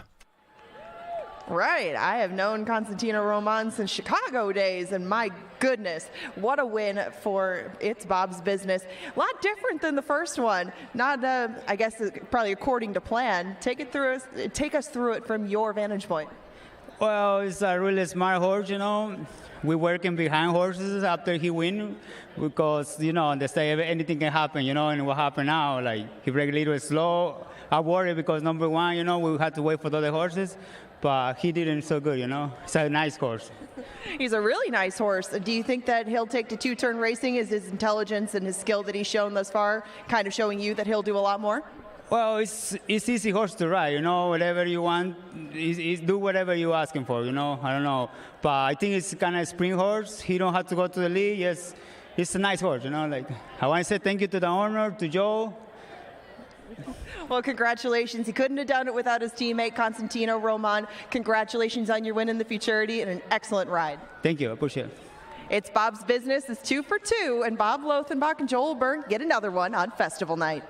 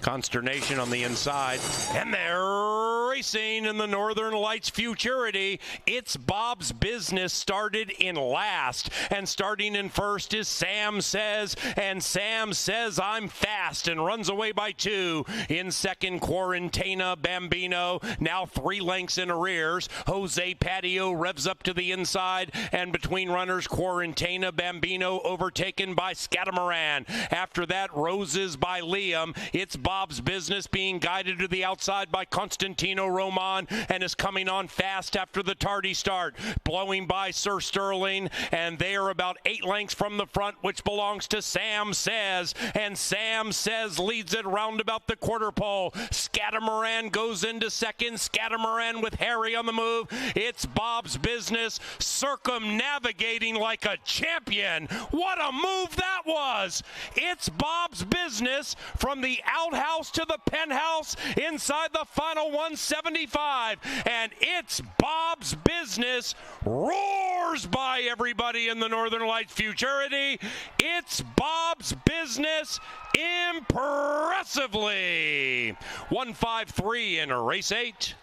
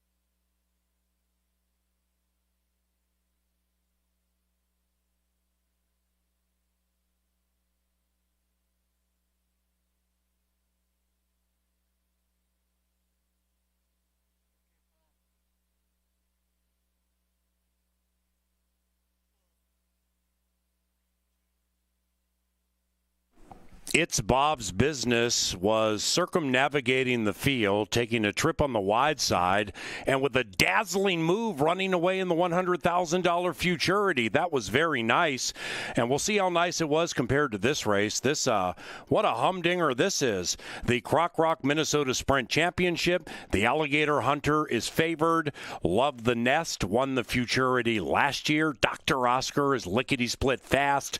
Jockey Chad Lindsay's looking for his third victory. Good luck to Teddy G with Magic Castle in number 5. There are just so many compelling angles in this race. The Croc Rock, let's handicap it and go down to the paddock. Angela Herman and KG. Yeah, thank you very much, PA. Ever since we got the past performances about a week ago, we've been salivating over this race specifically. These are some of our very favorite horses, Angela, and you can make a case for a handful of them, and there's rivalries within this race when you look at the Alligator Hunter and Dr. Oscar, and now Love the Nest, who kind of burst onto the scene last year. He is a rising star. This is going to be fun to watch. And this is going to be a meeting of horses coming out of the Minnesota Derby, coming out of the Wally's Choice, coming out of allowances. Wherever they're coming from, they're bringing back class with them, and almost everyone in here has run a race somewhere in their recent history that would beat the rest of these. So it's going to take a very little factor or two between some of these combatants, whether it be a comfortable pace, whether it be positioning, whatever it might be. It's going to be a small difference between the horse that runs first and the horse that runs last. I think that you're going to get a good effort out of anybody that you back in here, so demand good odds. I know that you're going to get a short price probably on the Alligator Hunter or either of the out 2 runners, but establish what's fair value for you and just go with it, because these are really, really classy foes, and I think that they might end up closer on the board by the time they get to the gate than right now would probably convey. And I do think the pace is the most fascinating aspect of the handicapping puzzle, because you know the Alligator Hunter is fast and he's likely going to go. But you've got Magic Castle, who's quick. You've got Hap Hot, who's super fast. Then you've got the 2 outside horses, who I think have some versatility, and they've both drawn well, so now their jockeys will have options. But Dr. Oscar can flash speed, Love the Nest can flash speed, but they've both proven that they can pass other horses, and to me, that's where the rubber meets the road when you handicap this race. What kind of trip is the favorite going to get? And I think the Alligator Hunter deserves to be and will be the betting favorite, but if he gets hooked up early and he's vulnerable, those outside 2 horses are both more than capable of coming right on by him. Well, the problem is that the Alligator Hunter, not the problem, but the good thing about the Alligator Hunter is he has proven that he can duel and keep going. It's not like this horse is one-dimensional either. If Alonso Quinones thinks that he just doesn't want to get into the teeth of some kind of battle that's going up front, the Alligator Hunter can pass horses. I thought the outside lent itself more to that with Dr. Oscar and Love the Nest, but I don't think any of these are one-dimensional. That only adds to the intrigue with the whole thing. Hap Hot might be a horse that doesn't want to pass anybody at this point. He's the least experienced member of this cast, but he is so quick. If they let him get clear, that's a problem too. It's just going to probably become a rider's race because it is so good. I mean, from inside to outside, do you see any horse on the board right now that's a severe underlay or a severe overlay to you? Well, I mean, I look at the odds right now. I'm most interested in who's taking money. And outside of the favorite, you look up at Bayou Benny, and I think that people are trying to make a case for somebody off the pace, because if the favorites at some point decide to tackle each other, someone can reap the benefits. And Dame Plata, at his best, can win this race. He just hasn't been at his best here since he arrived in the spring. He was red hot in the spring. He's not the same horse. If he wakes up here, he can pass horses and he can come get the money. But Bayou Benny is a long shot taking the money, and I'm really excited to see Love the Nest. I was at Joel Burntt's barn a handful of days ago, and that's as good as a racehorse can look. And Joel Burntt is one of the most down-to-earth, like very modest people you ever want to meet. He was oozing with confidence when he talked about how Love the Nest was doing. And I'm watching him come out of the saddling enclosure. He looks like a battleship with legs right now. Holy cow. I know. If he looked this way before the Minnesota Derby too, and he fought that out right to the line very, very gamely over Cuz Vinny's a Canuck. Now, Cuz Vinny's a Canuck's not in here. They're not going 2 turns. Maybe this is where Love the Nest is at his best. He certainly gives the visual appearance that this is definitely going to be his night. But that same confidence that you expressed with Joel Burntt was kind of the impression that I got from Alonso Quinones after talking to him with the Alligator Hunter last time around. He said that this horse, once he gets things figured out upstairs, has the ability to beat just about anybody in this class. So if you think that the Alligator Hunter and Love the Nest bring their best to the table, these two could duke it out for quite some ways. Yeah, it's a really cool story because you've known for some time that Love the Nest was going to be a superstar. The Alligator Hunter is established. He's the older horse, and he's just one of those horses that relishes the fight. There are some horses that get into the stretch and look eyeball to eyeball another horse and enjoy the run to the wire. The Alligator Hunter is that horse, no question about it. He's going to have to work out the trip, though. Again, when you draw inside the other speed, it kind of forces your hand. And I think, Angela, if you look at this race pragmatically, the Q, Alonso, who rides the Alligator Hunter, is likely going to have to go. And we'll see how much heat gets put on by horses like Magic Castle, Hap Hot, and then the outside two kind of have their trip to work out from where they are. Well, I think that Dr. Oscar has shown the ability to pass horses because he has broken slow a time or two, but that hasn't hampered him. He's able to come from off the pace. If they decide that they want to go with the Alligator Hunter, it'll just be interesting to see which one of them between the 4 and the 7 decides that they want to go right for the lead, because I can't envision them both doing it together. I mean, that would just be Matson versus Matson up front, and you don't want to take yourself out of the equation right at the start. We just saw Magic Castle go by. We know that Magic Castle is a little bit of a high energy horse, and he's just gone out to the track early. The other 7 are close in tow, though, and not a lot's changed on the board. You still get 4 to 5 on the Alligator Hunter, and his appearance leads to that price. I get it, but so does the appearance of Love the Nest on the outside, and if he doesn't come down, I'd say 5 to 2 is more than fair on him. I agree. It's just a very, very compelling race, and I thought the outside 2 were the best-looking 2 in the paddock, and I will tell you right now, Love the Nest, the way he looks down here, that is one impressive young racehorse. I can't wait to see the superstars rise to the top when they turn for home. This one feels like it's going to be a battle. What a race we're going to have. It is the Croc Rock Minnesota Sprint Championship for $100,000. The fastest Minnesota breds around, and they're going to battle it out next as they head down the tunnel. We get the call to the post, a run into the history books. Head to the windows now. Don't get shut out. Race number 9 is headed your way next.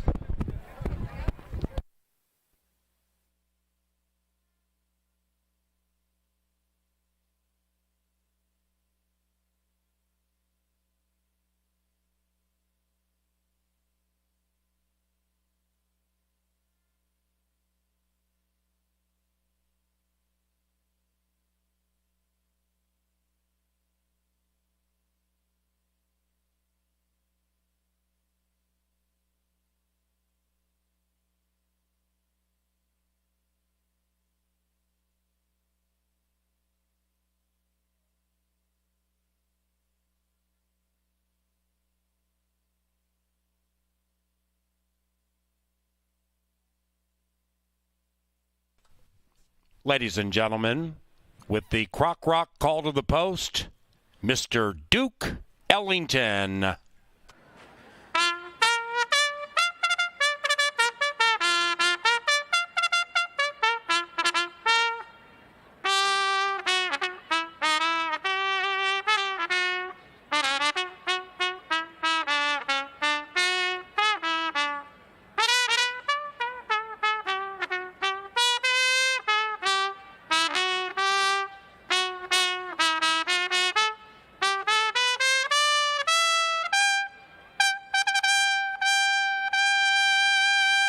Here they come for the $100,000 Croc Rock Minnesota Sprint Championship, and here they are. Number 1 is Dame Plata, owned by Ann Sachdev and Lori Bravo, the trainer Francisco Bravo. In the irons, Lindy Wade. Luis Fuentes is astride number 2, Prince Rama. This one is also trained by Francisco, the owner, Mike Grossman. Number 3 is Pete Matson and Tim Padilla's The Alligator Hunter. Tim Padilla trains, Alonso Quinones in the irons. Number 4, Bayou Benny, owned by Winchester Place Thoroughbreds. Benny is trained by Tony Rengstorff and ridden by Harry Hernandez. Number 5 is Breakaway Stables Magic Castle. Magic Castle is trained by Carl Broberg, the rider Ezekiel Lara. And number 6 in the Croc Rock is Hap Hot. and Jermaine Bridgemahan. The owners, Suzanne Stables. The trainer, Tony Rengstorff. Number 7, Pete Matson's Dr. Oscar. Oscar is trained by David Van Winkle and ridden by Chad Lindsay. Number 8, won the Northern Lights Futurity last year. He is the Behemoth Love the Nest, owned by Lothenbach Stables and trained by Joel Burnt, the rider, Rye Eccleberry.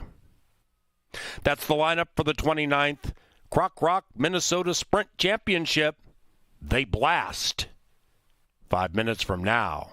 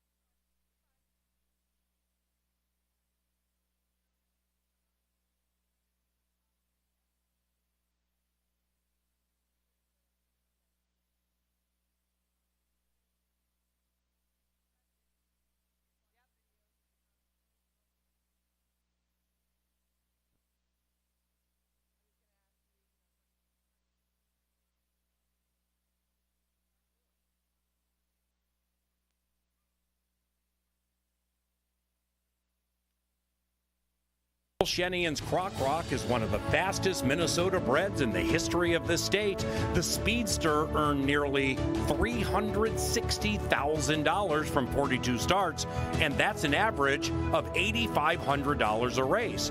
And just when some felt he could be had going 2 turns, nah, he was too good again. Far behind Croc Rock, and they head for home. Croc Rock blazed the opening quarter in 22, the half in 44-1. He's feeling the stick, 5 clear. Timberwolf Power is second, then it's Touchard, this little piggy, and Bold Choice.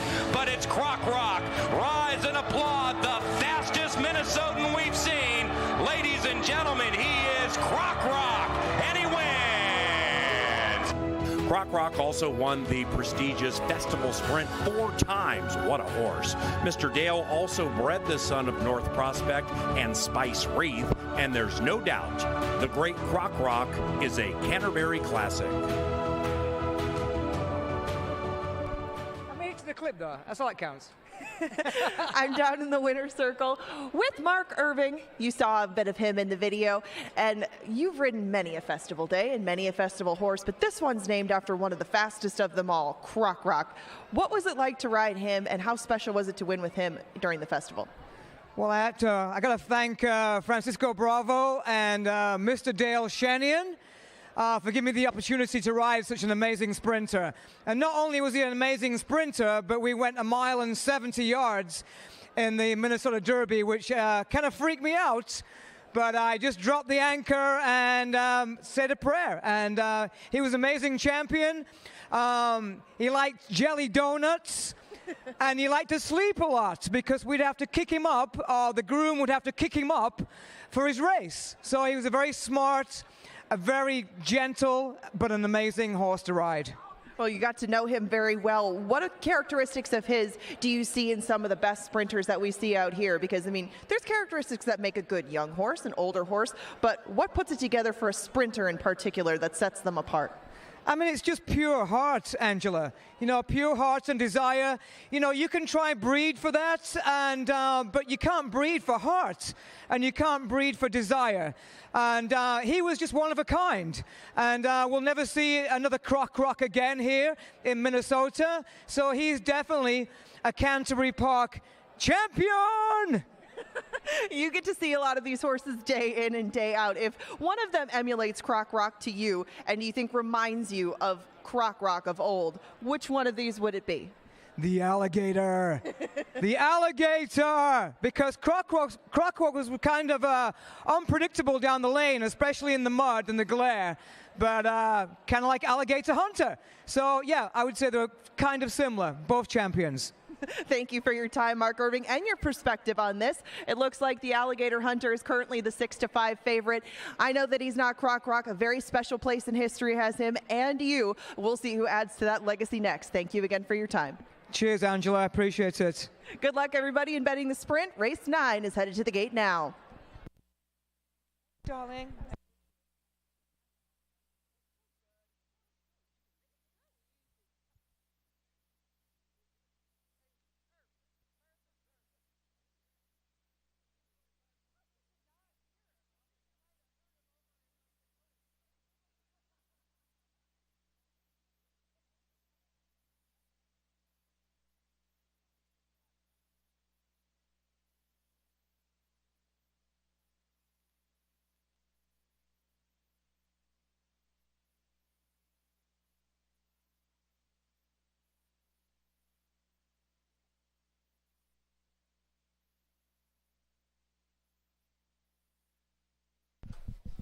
Approaching the gate.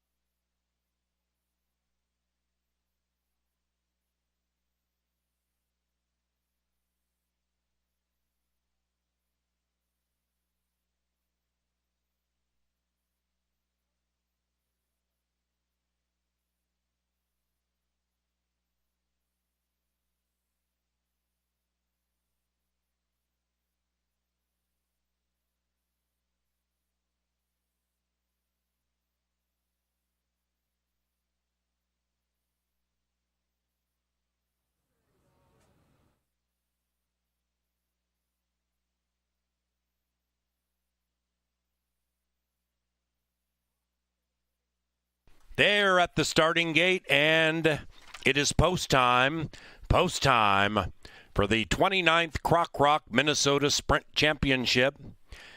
The race for whom this sprint is named, the Great Croc Rock, won this race 2000, 2001, and 2002, ridden by Mark Irving, Luis Quinones, and Senor Smiley Juan Rivera, for trainer Francisco Bravo and owner Mr. Dale Shenian, who is nestled up against the rail to see who wins the race named after his champion Croc Rock.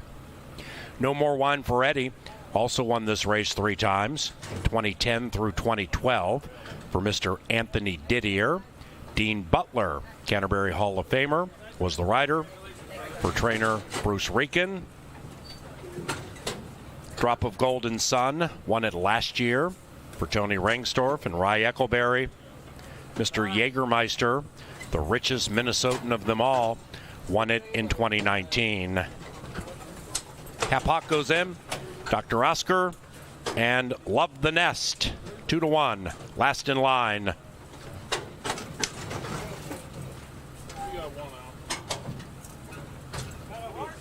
Eight in the gate for the 29th Croc Rock Minnesota Sprint Championship.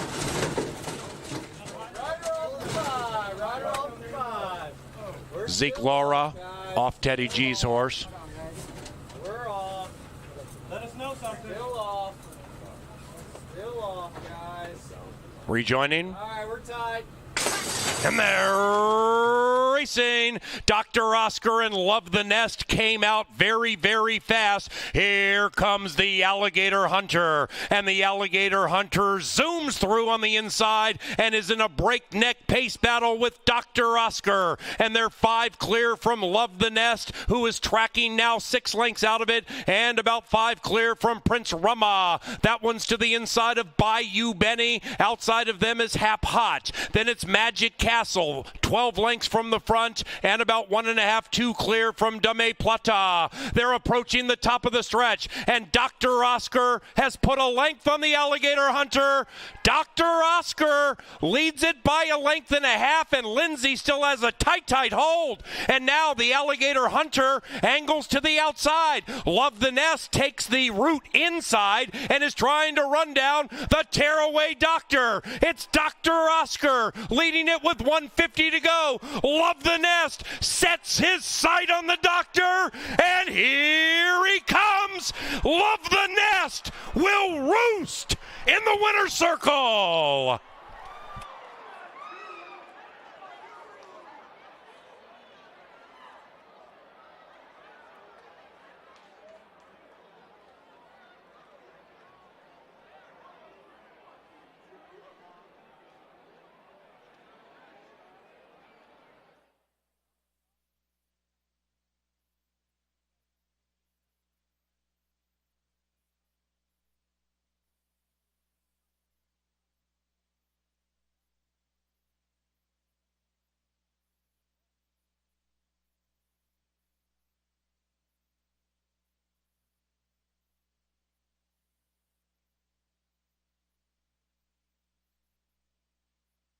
Number 8, Love the Nest, is the sprint champion. 8.724 in a lickety-split 109.71.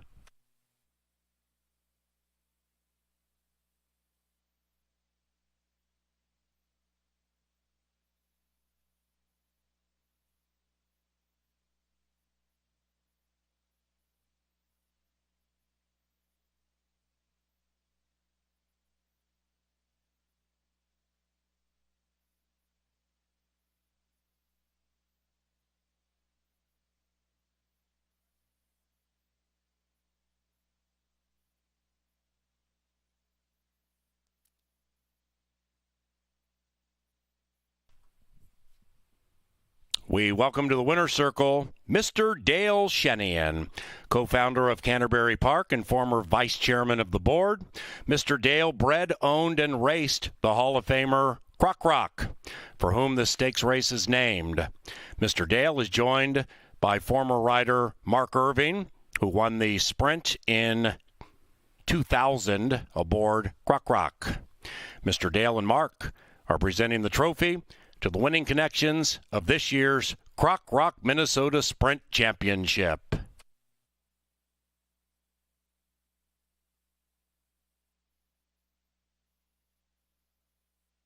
It's official.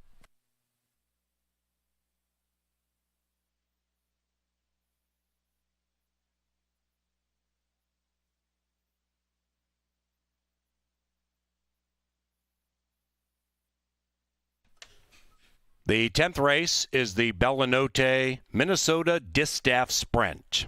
Scratch number 7, A Rose and Wine.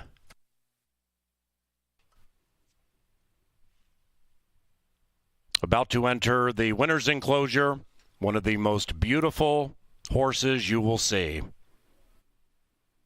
Quite the equine athlete.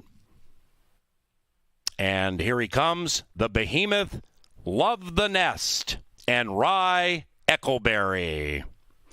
The winning owner, Bob Lothenbach, and the winning trainer, Joel Burnt. Love the Nest is a 3-year-old bay son of Blame out of Congrats and Roses. Love the Nest, who won the Northern Lights Futurity last year, was bred in Minnesota by Pete Matson.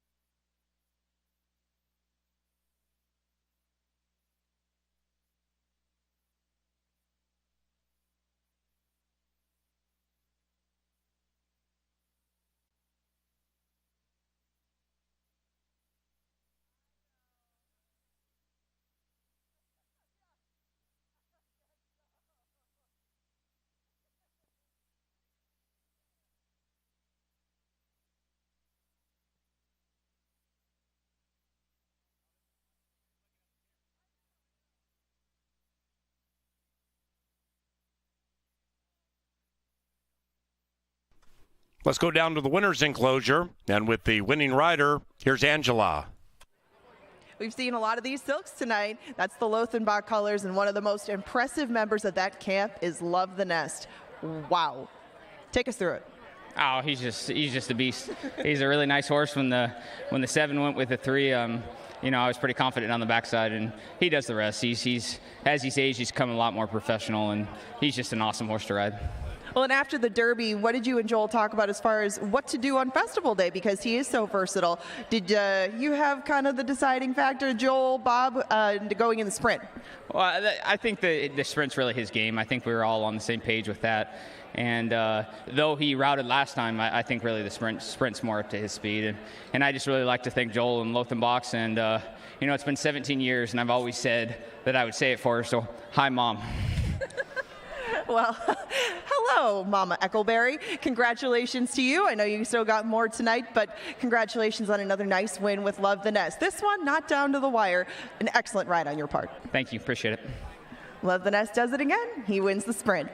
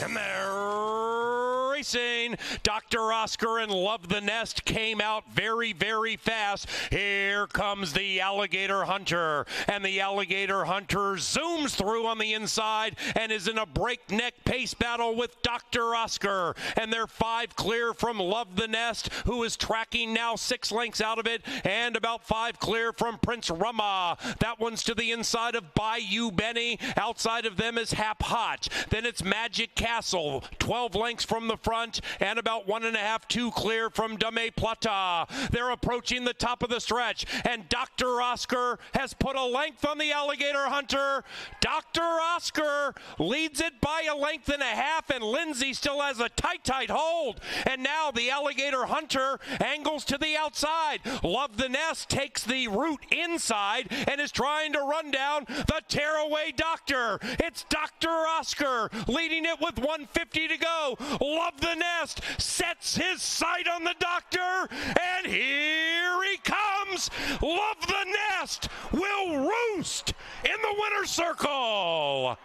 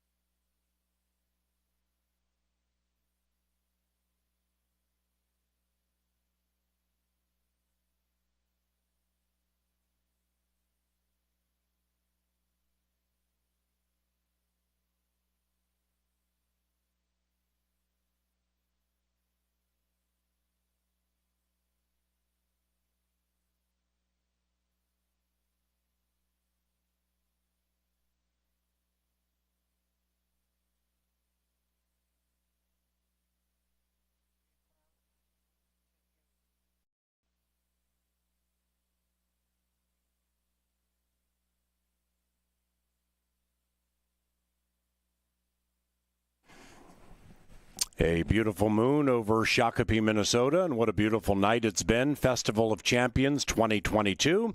Welcome back to the Dark Star Press Box. I'm your announcer, Paul Allen.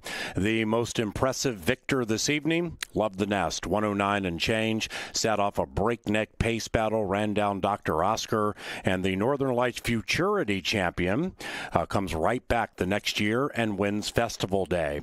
So now we go to the Bellanote, Minnesota Distaff Sprint. This one's named for a wonderful race mare named Bellanote, owned by Gretchen and the late Art Eaton. God rest his soul. And we scratch number 7, A Rose and Wine. Charlie's Penny is even money. That one's trained by Joel Burnt. All of a sudden, with festivities today, the trainers race at Canterbury Park has become quite congested. Hall of Famer Mac Robertson has 59 victories. Joel Burnt has 56, only 3 behind him, and he trains the favored Charlie's Penny. Let's handicap it from the paddock. That's where we go now. We are here for the Bellanote Distaff Sprint, and another classy field assembled for this. The 2 sprint stakes seem to be the toughest to comb through. Love the Nest pulls through for the guys.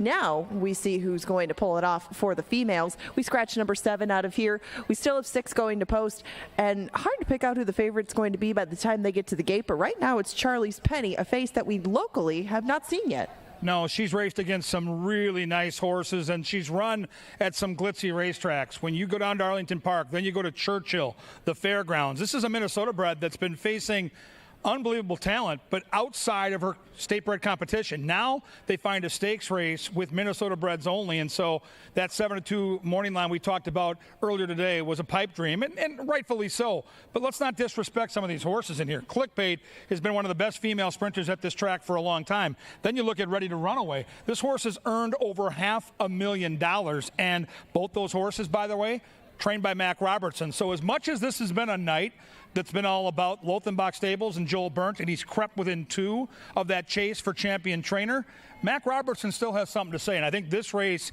is going to be a very pivotal race in the race within the race to win that title, and it's also another amazing stakes race. It is, and it's a good matchup on the inside, a rematch of a couple of horses that have done different things. Now, Ready to Runaway and Clickbait often run together, but they've been running longer, and they've been running on the turf. This one seems to go in the favor of Clickbait, but the board does not really reflect that right now. At last Clickbait was 5-2, Ready to Runaway was 2-1. I think that earlier in her career, Ready to Runaway would definitely give Clickbait a tussle early on.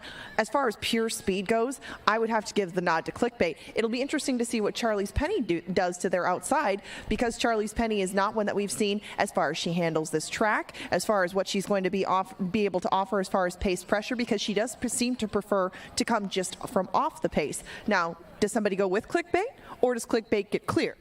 I think the outside horse holds the key to the race. That's the 6th Star of the North.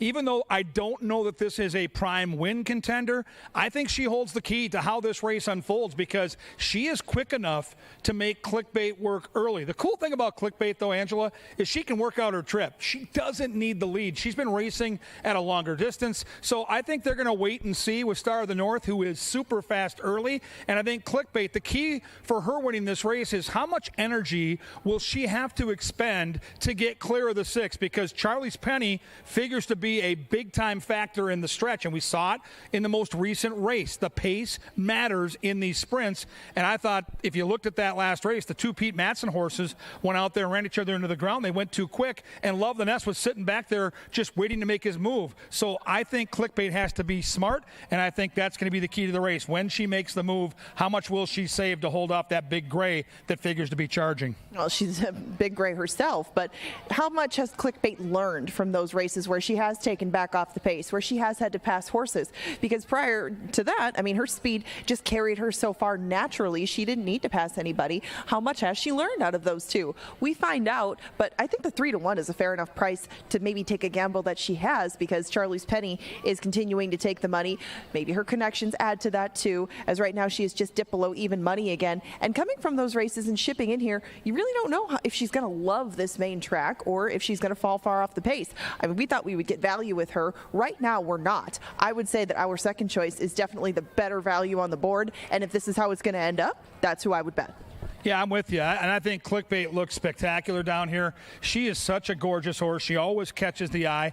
And then I have to look next door. I have to respect Ready to Runaway because Alex Conchari rides. He's an aggressive pilot out of the gate. And I don't think he's going to let either of those speed horses get too far away. And Ready to Runaway has route speed. And in sprint stakes, she can press that pace. And maybe she gets the jump on Charlie's Penny. And maybe she does so at a racetrack where, by the way, she's won 14 of her 18 starts on this main track. So right now, I think you really have to at least respect Ready to Runaway because of her class. That's very fair. And Ready to Run Away, even without this race, has had an excellent campaign this year. I think that this is just a cherry on top if they come home in front and here, as Ready to Run Away might be better at other things at this point in her career. She wouldn't surprise me to win, but I think that maybe some of the spots earlier in the season were more prime targets for her. Now, we did have the 6 go out early. That's just her. She'll go out. She'll hang out in the chute. She'll hang out by the gate. She'll just stay calm until they get out there. I have to say the Hot as a Pistol looks really good out here, too. This is what you get on festival night. You get the cream of the crops as far as Minnesota breds they're showing out here. Charlie's Penny isn't an overwhelming and physical individual, but she looks good down here too. The other 5 head out. The 6 has already gone out, and the Distaff Sprint will take off in about 8 minutes. Win, play, show, Exacta-Trize, Superfecta wagering, all available, and still more to come on festival night. Kevin's going to be out in the winner's circle to have a chat with the connections of the winner of the Distaff Sprint. Which might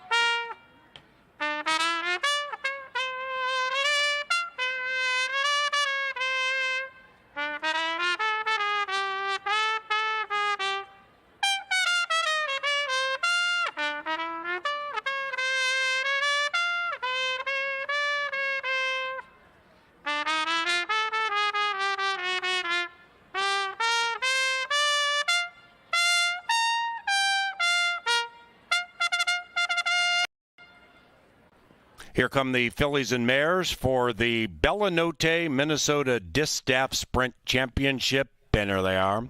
Number 1 is Clickbait, ridden by Constantino Roman. The owners, Hugh Robertson, John Mentz, and Jeff Larson. The trainer, Mac Robertson. Number 2 is Ready to Run Away. This one is owned by John Mentz, trained by Mac Robertson, Alex Conchari astride. And Chad Lindsay rides number 3, Owen's Pleasure, for Pete Matson and David Van Winkle. Trainer Matt Williams looks for his second festival victory.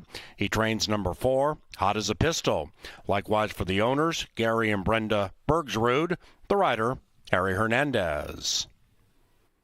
Rye Eccleberry rides number 5, Charlie's Penny, for Bob Lothenbach and trainer Joe Burnt. And number 6 is Mike Grossman's Star of the North. Star of the North is trained by Francisco Bravo in the irons. Alonzo Quinones. A 6-pack for race 10. The Bellanote Minnesota Distaff Sprint Championship. 5 minutes.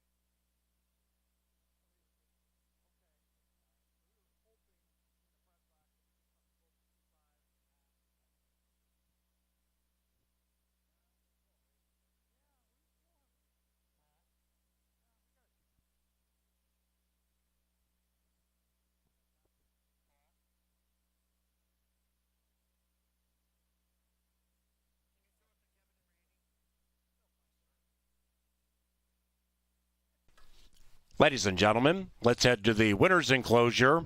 And with our boss, Randy Sampson, here's KG. Yeah, thank you very much, PA. And Randy, this is the night that all of us that work out here every single year circle on the calendar. It's such a special night for the local connections. What does the Festival of Champions mean to you? Well, it is always our favorite. Been for our family, for all of us at Canterbury, it's a chance to see the Minnesota people that have supported racing here, breed here, race here, own horses, have their day on the stage, make some money. Trainers, jockeys, it's just a great day of racing. We've seen some fantastic races here tonight, some great performances, and going back to the first Festival of Champions in 1992, Bold Cherokee, Scott Stevens, my buddy over here, that was our first stake race, first big day of racing, and it truly hooked the Sampson family on racing. So ever since then, Festival has been, our favorite day. And the one thing you guys have been able to capture from day one when you turned this in to Canterbury Park, and we no longer called it Canterbury Downs, is you found big days that fans would fall in love with. And you look at the crowd tonight. Yes, the Gophers were at home. Yes, the Twins are playing right now at Target Field. But the crowd's been electric. It's a big crowd. You mentioned some of these races that have come down to the final furlong. To me, that's kind of the essence of what makes Canterbury such a special track. Yeah, no doubt about it. It is the fans. I talked about the owners and trainers, but what really makes Canterbury unique is our loyal fans that come out here. They enjoy this. We appreciate everybody coming out tonight. It's been a great live racing season. We are really appreciative. It's so good after COVID to get people out. People are having a good time. It feels like the old days, and just love seeing the crowds back. It's really been fun, Kevin. And for a track analyst to have an interview, it's a pretty big get to get the president of Canterbury, but you're the fill-in here. Gretchen Eaton is a Canterbury classic, and this is the Bella Notte, and we know she can't be with us tonight, but we also know Gretchen is watching, and she is one of the sweetest human beings and biggest supporters of our racing, so great job pinch hitting for one of the all-time great owners. Yeah, thank you. And speaking of great owners, I got to pull the Kurt Sampson here and try to grab the mic from you, Kevin. Don't do that. Don't do that. He's watching upstairs laughing. We almost didn't get a race in with the president taking that mic from me. But Randy Sampson, this is the reason we're here tonight. Festival of Champions. Enjoy another great stakes race, guys.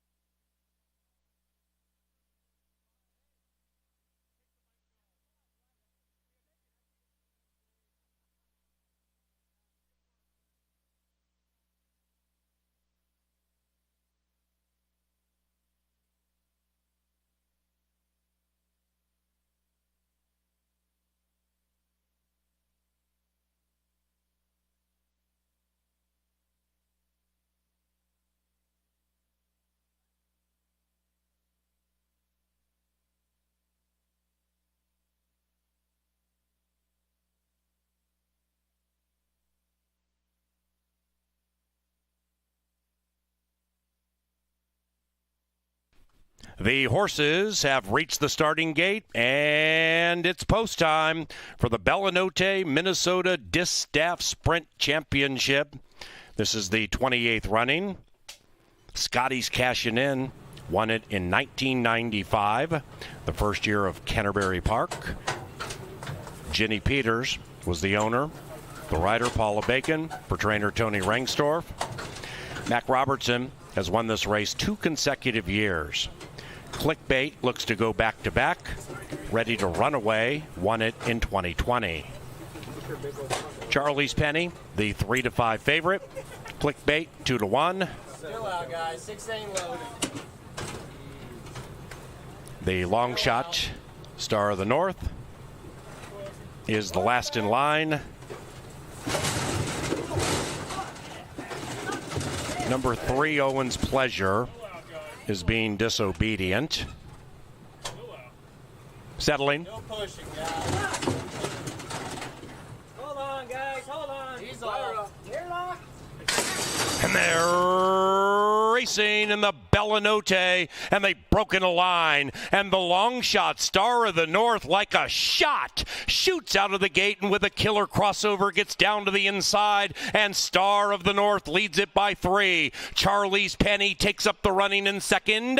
After that, ready to run away. Then it's Clickbait, the stablemate, 6 lengths from the front. And 2.5 after that to Hot as a Pistol. And Owen's Pleasure can see them all. Star of the North and Alonzo Quinones in breakneck fashion lead it at the midway point, and that lead is 5 from Charlie's Penny and fellow Gray Clickbait. After that is Ready to Run Away, then it's Hot as a Pistol. Owen's Pleasure still far out of it, and the leader, Star of the North, needs to get going. Charlie's Penny looks like $1 million.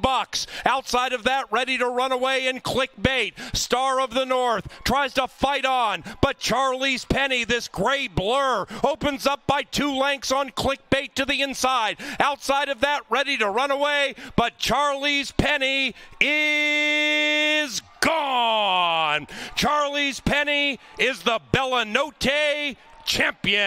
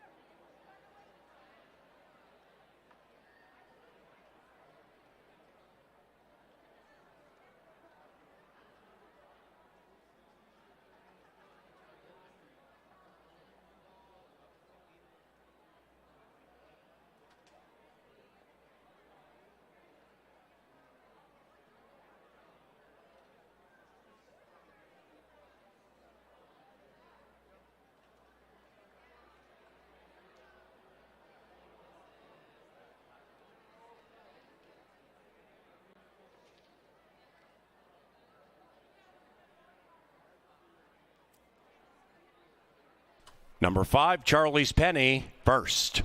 5, 2, 1, 4 in 110.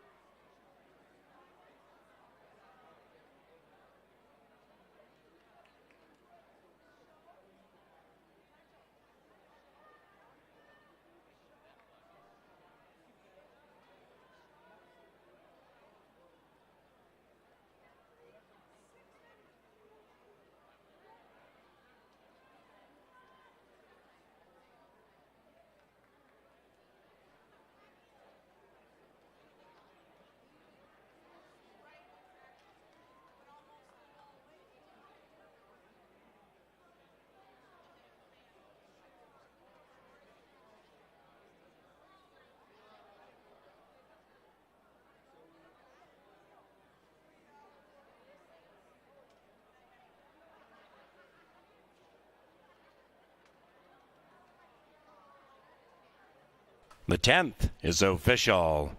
That pick 3, swept by Team Lothenbach, $6 and change. The 11th race is the $70,000 quarter horse futurity. No scratches, no rider changes.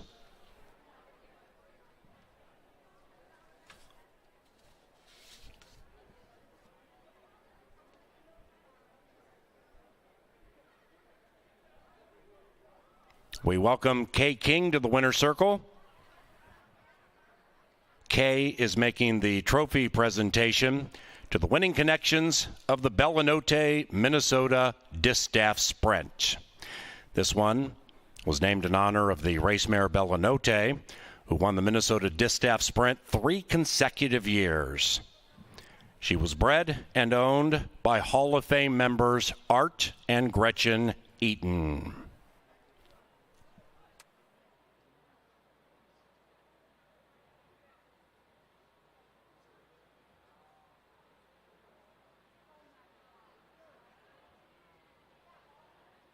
Now entering the winner's circle, it is the Debutant champions, Charlie's Penny and Rye Eckleberry.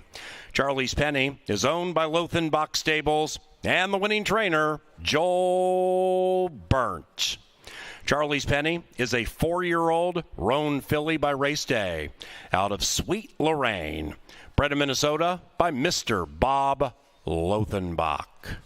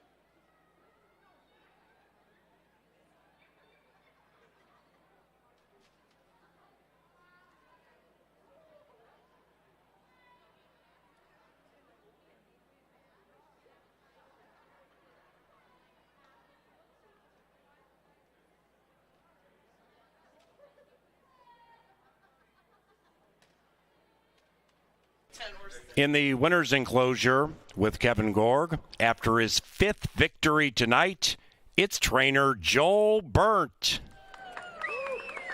What a magical night, and you and I were just talking, and you've been doing this for a long time and done it at a high level. This has to rank up as one of your greatest nights as a trainer at the track. Oh, definitely. To put this group of horses together on the same night and win is pretty special. My crew is the best. There's no I in team, right? So this is for everybody. Let's talk about Charlie's Penny, because this horse had knocked heads at places like Churchill Downs, most recently out at Colonial where they run for some huge money. When you got this horse, what were some of the keys to have this horse so ready to run a race like she did here? Well, I think it was the race previous, the race in Colonial. Chris Block had her and got her ready there. And having the race a month ago and then coming here and prepping for this, getting 2 works over the track, and letting her settle in after the long trip, I think was key. So she's a nice filly, first time with Minnesota breds, so hopefully the future's bright for her. And the one thing all your winners have in common, when we got to the winner's circle and took the picture, we saw those familiar red and blue silks of Lothenbach Stables. We've got Frankie here. I know Bob is watching, and we all know what a special barn that is, not just to you, but to all of us in Minnesota, because they're local. How special is it to have a night like that for that client? It means the world to me, and hopefully it means the world to him. He supports the program. He has like 50 Minnesota breds in the pipeline, and it's a privilege for me to train for him because he could get anybody to do this. So he's a national owner, but racing here in Minnesota at Canterbury means more to him than anything. Well, I'm really, really happy for you and the Lothenbachs. Just an unbelievable night. Your work is done. The quarter horses are next. You can relax now and just enjoy it. Congratulations. Thank you very much. Ladies and gentlemen, Joel Burnt with a 5-pack of winners. And oh, by the way, 4 of those 5 were stakes wins.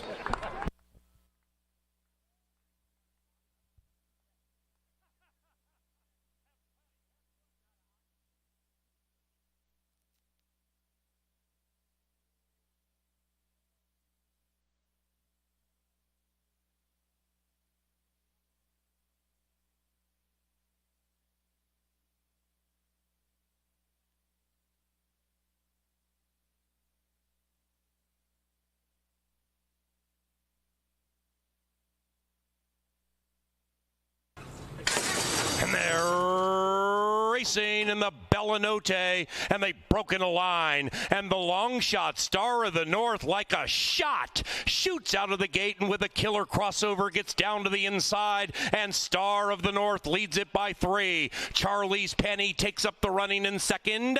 After that, Ready to Run Away, then it's Clickbait, the stablemate, 6 lengths from the front, and 2.5 after that to Hot as a Pistol, and Owen's Pleasure can see them all. Star of the North and Alonzo Quinones in breakneck fashion lead it at the midway point, and that lead is 5 from Charlie's Penny and fellow Gray Clickbait. After that is Ready to Run Away, then it's Hot as a Pistol. Owen's Pleasure still far out of it, and the leader, Star of the North, needs to get going. Charlie's Penny looks like $1 million.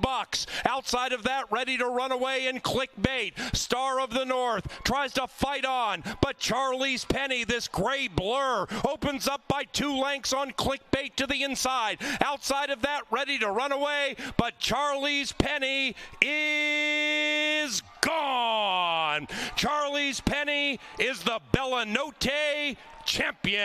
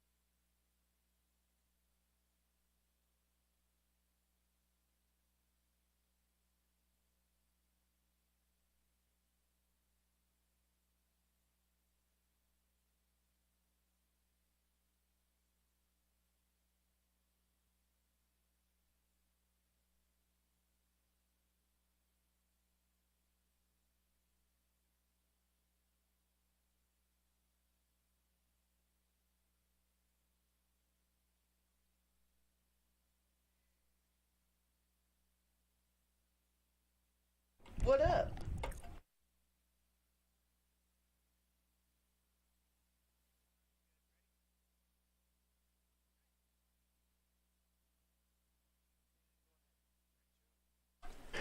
Back in the Dark Star press box, Paul Allen with Angela Herman, one of our handicappers. Nice night tonight. Good job. Hey, back at you. That Stitzy pick was really nice. And the you. thoroughbred portion of the equation, what memories were made this evening for many, but none more so than for Bob Lothenbach, owner and breeder of many horses. In fact, Team Lothenbach bred 6 winners this evening.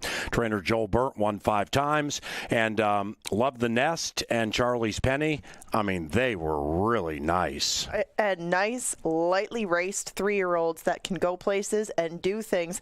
And it's Bob's business, a very promising 2-year-old that we will probably see make a little noise elsewhere, wherever they decide to go with these 3, because they don't have many miles to them, because there's still potential.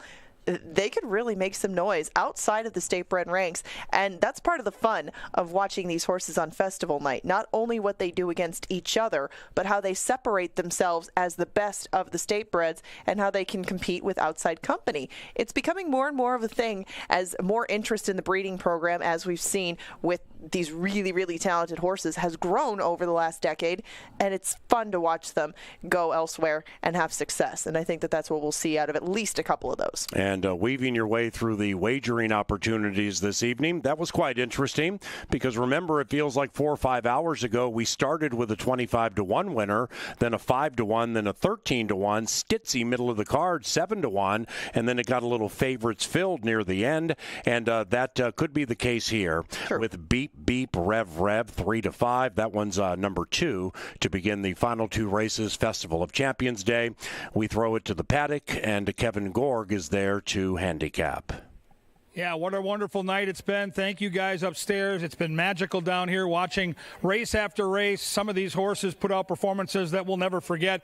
To me, the most impressive was It's Bob's Business, that 2-year-old that kind of got left at the gate, shuffled back, and then steadied before unwinding and circling the wagons. You just don't see horses in career start number 2 do that, and this will always be remembered on the thoroughbred side for the night of Joel Byrne. 5 wins, 4 stakes races. Such a good guy on the backside. Now within 1 of 14-time training champion Mac Robertson. But let's turn the page. Let's talk about the quarter horses. We've got some super, super talented horses. And if you're here with us on track, head outside by the winner's circle, get trackside and watch these horses come thundering down the stretch. There is nothing like watching quarter horse racing up close and personal. Let's handicap the race. And it really starts with number 2 and what you think of the ultra-talented Beep Beep Rev Rev. This filly has had such a great start to her career. 6 career starts, 4 wins, and a second. She's 2 for 3 at Canterbury, and she comes off a tricky loss in a stakes race down at Prairie Meadows. We know she loves this track, and I watched her in the saddling enclosure and now out here in the paddock. She looks awesome. The ears up, good muscle, good energy out here, and she looks like she's ready to fire her best. Now, to beat her, maybe she gets some traffic, maybe she doesn't absolutely run to those looks out on the racetrack. There are a couple of horses in here that merit a very, very long look, and as you look at the betting, they are pounding the favorite here at 3-5, and a couple horses I'll start with number 9, Isa Be Quick. I think this price is ridiculously good at 9-1. This horse has only had 2 starts, a win and a loss by a nose. That loss last time was against Open Company. By the way, we're back in against Minnesota breds only, and this good-looking gray, this 9 out here, draws nicely towards the outside. She's got a little pop. The question mark will be the 350. She's never gone this far. She debuted at 250. Last time out, they bumped it up to 300, so it's the logical move forward. I think the 9 is a very, very live long shot. Another couple horses to watch. The 6 is Relentless Flash, Jason Olmstead. This is the other Olmstead. One of them makes a nice impression down here, too. Good-looking horse, under control, very, I think, tempered and very confidently walking through the paddock here. This horse, she's run well, too. She's had 5 starts. She's been in the exacta 3 times. Escobedo gets off to ride the 2, but that should not deter you. Jockey's got to ride one of them, and you're going to ride Beep Beep Rev Rev. The other horse that makes sense to me is the 8 Peaceful Rain. Interesting to see Double H down here. Harry Hernandez on a quarter horse. We know what he's done with the thoroughbreds all year. So Harry Hernandez rides the 8. He's a good gate jockey, too. And Jeff Madej reminded me, and he's my mentor when it comes to quarter horses, never, ever, ever sleep on Ed Ross Hardy, a Hall of Famer here at Canterbury. Ed's got the 10, and I took note of the fact that that horse was taking money early in the wagering, and that stayed the course all the way through. Interesting horse on the outside, comes off a good-looking maiden score, and won last time at double-digit odds. So the horse has been there and done that. 7-1 on Ed Ross Hardy. You've been warned by the quarter horse godfather, Jeff Madej. It is the $60,000 Minnesota Quarter Horse Futurity, a run into the history books. And if you're here live, do yourself a favor. Watch up close. There's nothing quite like a stampede of quarter horses running for all that money and running right down the stretch. They'll be at the gate in 8 minutes. Enjoy. Thank you.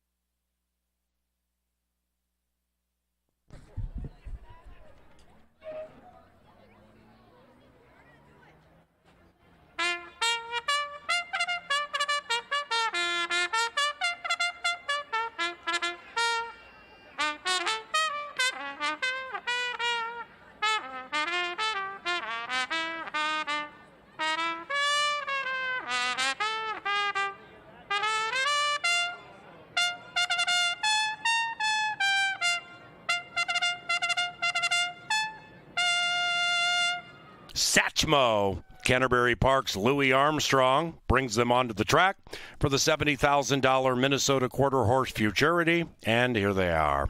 Number 1 is Blue Bayou, owned by Lunderborg LLC, trained by Jason Olmstead. In the irons, Armando Alvarez. Edwin Escobedo rides number 2, Beep Beep, Rev Rev, for Summer Run Inc. and trainer Jason Olmstead. Alan Hibshaw trains number 3, Sace, It Ain't So, owned by Stephen Pribble, the rider, Kelsey Haar. Doug Frink guides number 4, Lupito. The owner is Geraldine Martinez, and the trainer, Mike Bollinger. Brianna McDaniel trains number 5, Stevie B. The owner, Lauren Besser, and the rider, Ishmael Suarez Ricardo. Number 6, Relentless Flash, for owner Tom Maher, trainer Jason Olmstead, and the rider Jesus Salazar. Giovanni Estrada guides number 7, Rocking the World, for owner Ken Quaid and trainer Lexan Beckhouse. Hall of Famer Jason Olmstead also trains number 8, Peaceful Rain. The owner, Charity Seeger. The jockey, Harry Hernandez. Ron Beverly Jr.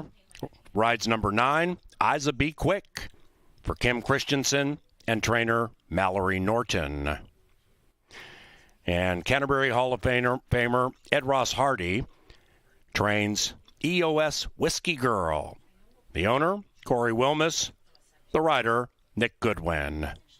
That's the lineup for the Quarter Horse Futurity. They sprint for $70,000 5 minutes from now.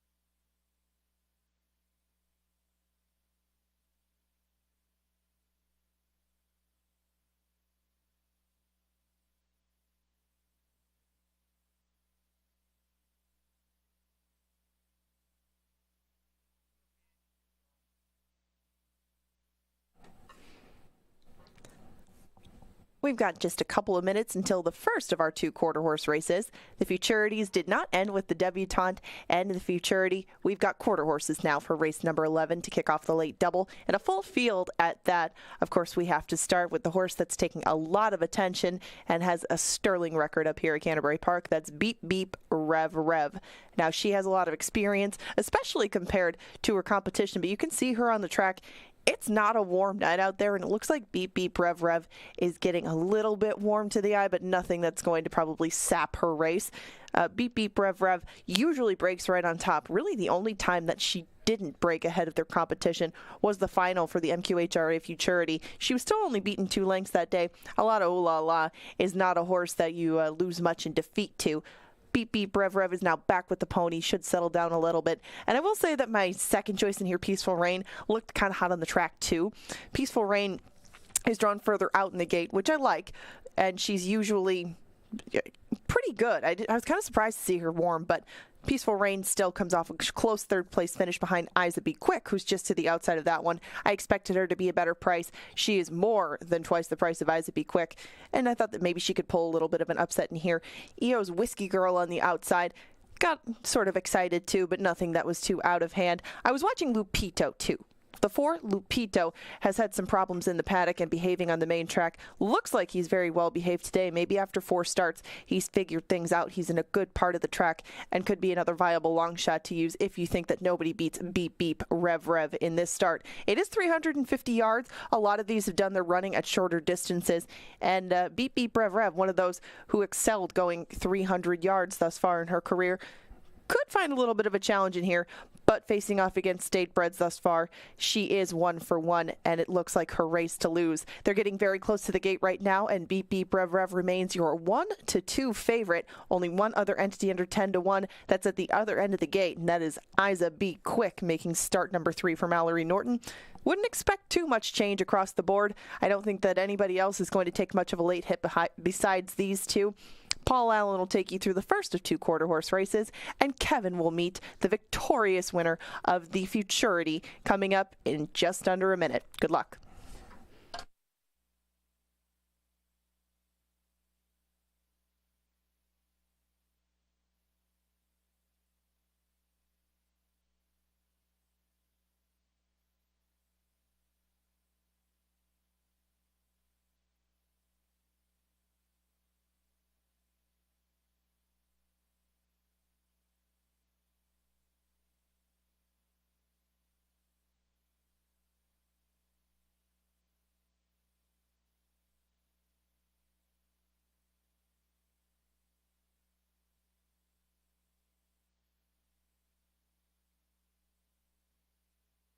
And the horses have reached the gate.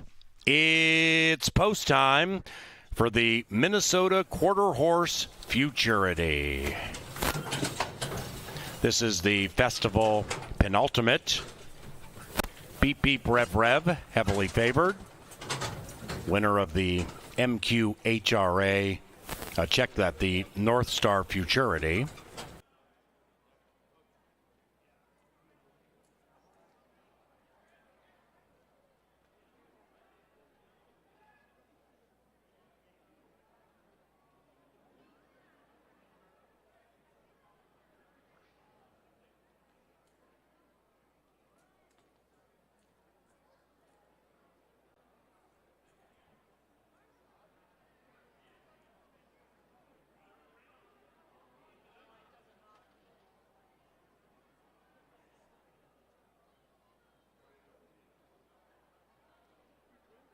Ladies and gentlemen, scratch number 4, Lupito.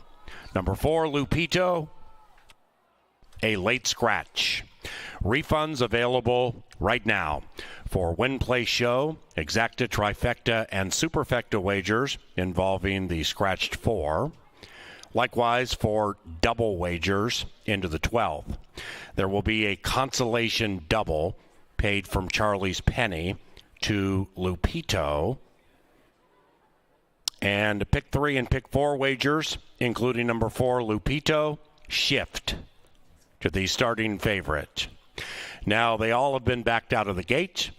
If you had a wager on Lupito and would like to re-wager you can get your refund right now. But you better hurry. They're going to head back to the gate shortly. Sands, number 4, Lupito.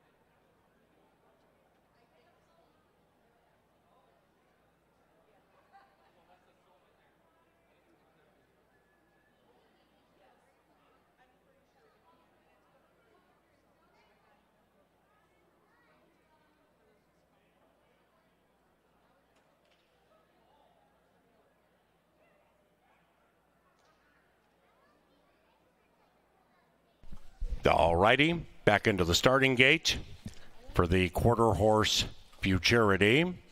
Beep Beep Rev Rev, the 1-2 favorite. This race debuted in 1995 and was won by High Whistlin' Willie for jockey Laura Painter and trainer Asher Murray. Relentless Courage won it last year, and Relentless Courage runs in the quarter horse Derby, race 12.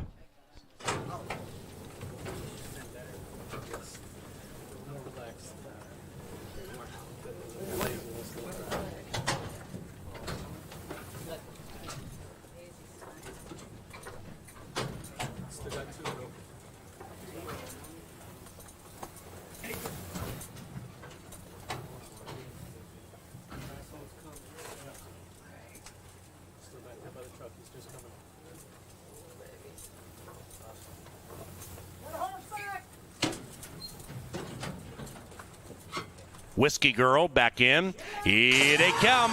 Enlas. Carreras. Beep Beep Rev Rev came out like a champion. Blue Bayou soaring on the inside, and between them is Sace It Ain't So. After that, we have Relentless Flash running a big one. They're into the final 50, chasing Beep Beep Rev Rev, the Futurity champion.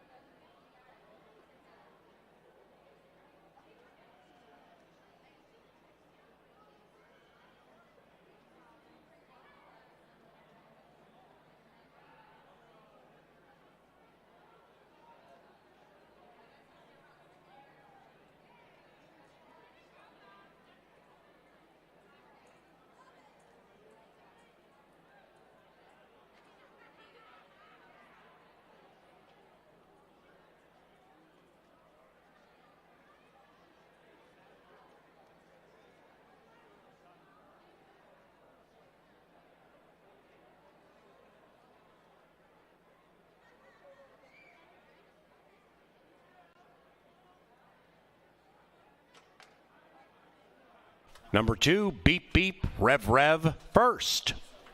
2-3, and a photo.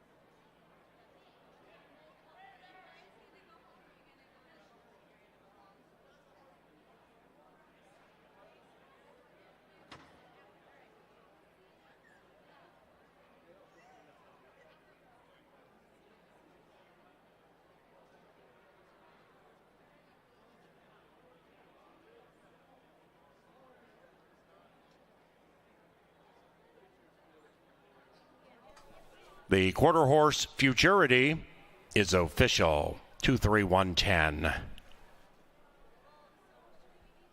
The 12th is the final live race, Festival of Champions Day.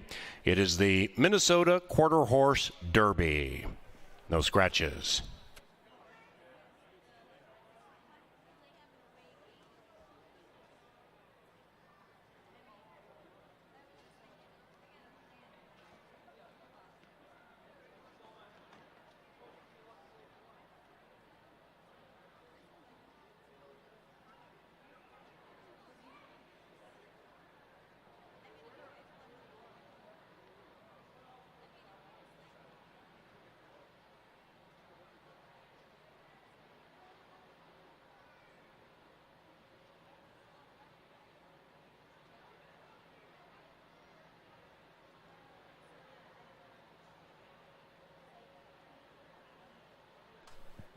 And we welcome Amber Carlisle to the winner's enclosure. Amber is the quarter horse racing secretary, and Miss Carlisle will be making the trophy presentation to the winning connections of Beep Beep, Rev Rev, the quarter horse Futurity champion.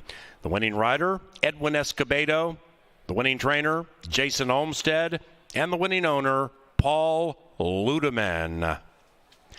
Beep Beep, Rev Rev is a 2-year-old brown filly by a Revenant from the Shazoom mare, Etta Betta Zoom, bred of Minnesota by Paul Ludeman's Summer Run Inc.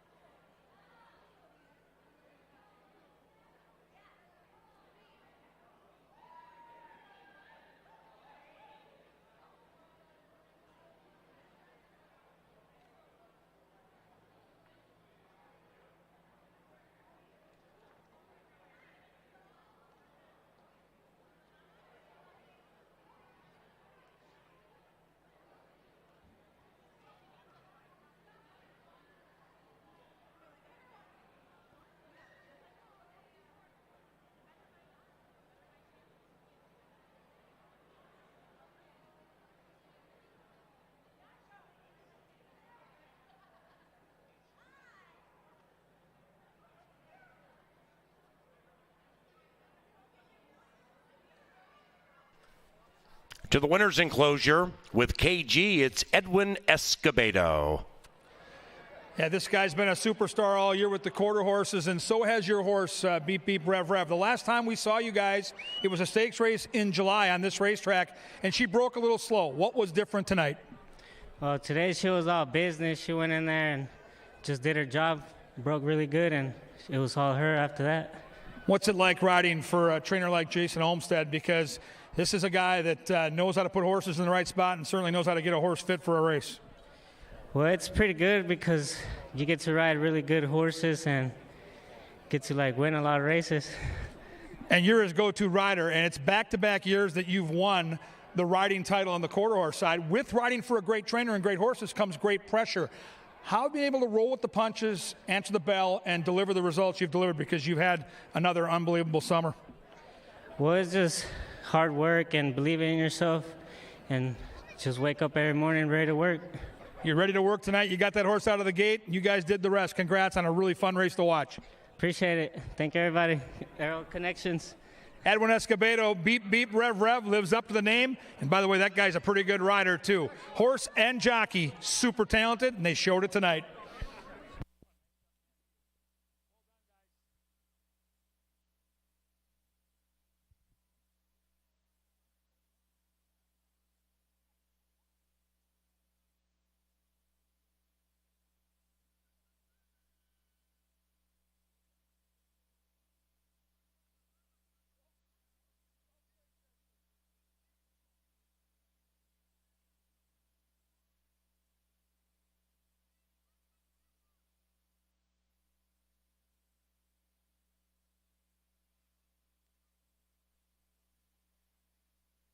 Here they come.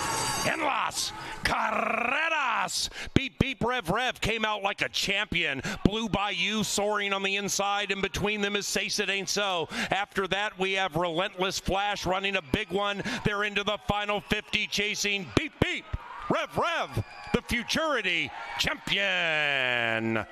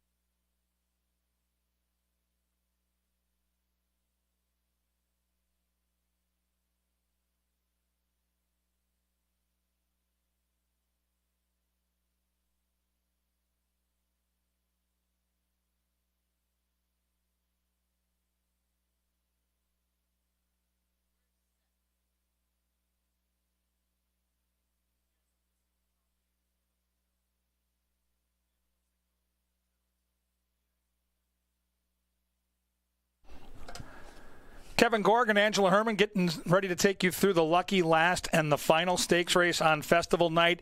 We've seen superstars live up to the billing. We've seen some unbelievable races, and Beep Beep Rev Rev is one of those superstars that absolutely answered the questions. Yeah, I mean, when she breaks on top, she is so hard to run down. You kind of knew right out of the gate they had their work cut out for them. And Beep Beep Rev Rev follows in some older siblings' footsteps and being a very good Minnesota-bred 2-year-old even. And I think that she'll be an exciting one to watch should she go down to, well, New Mexico, maybe Remington next year, wherever she decides to go.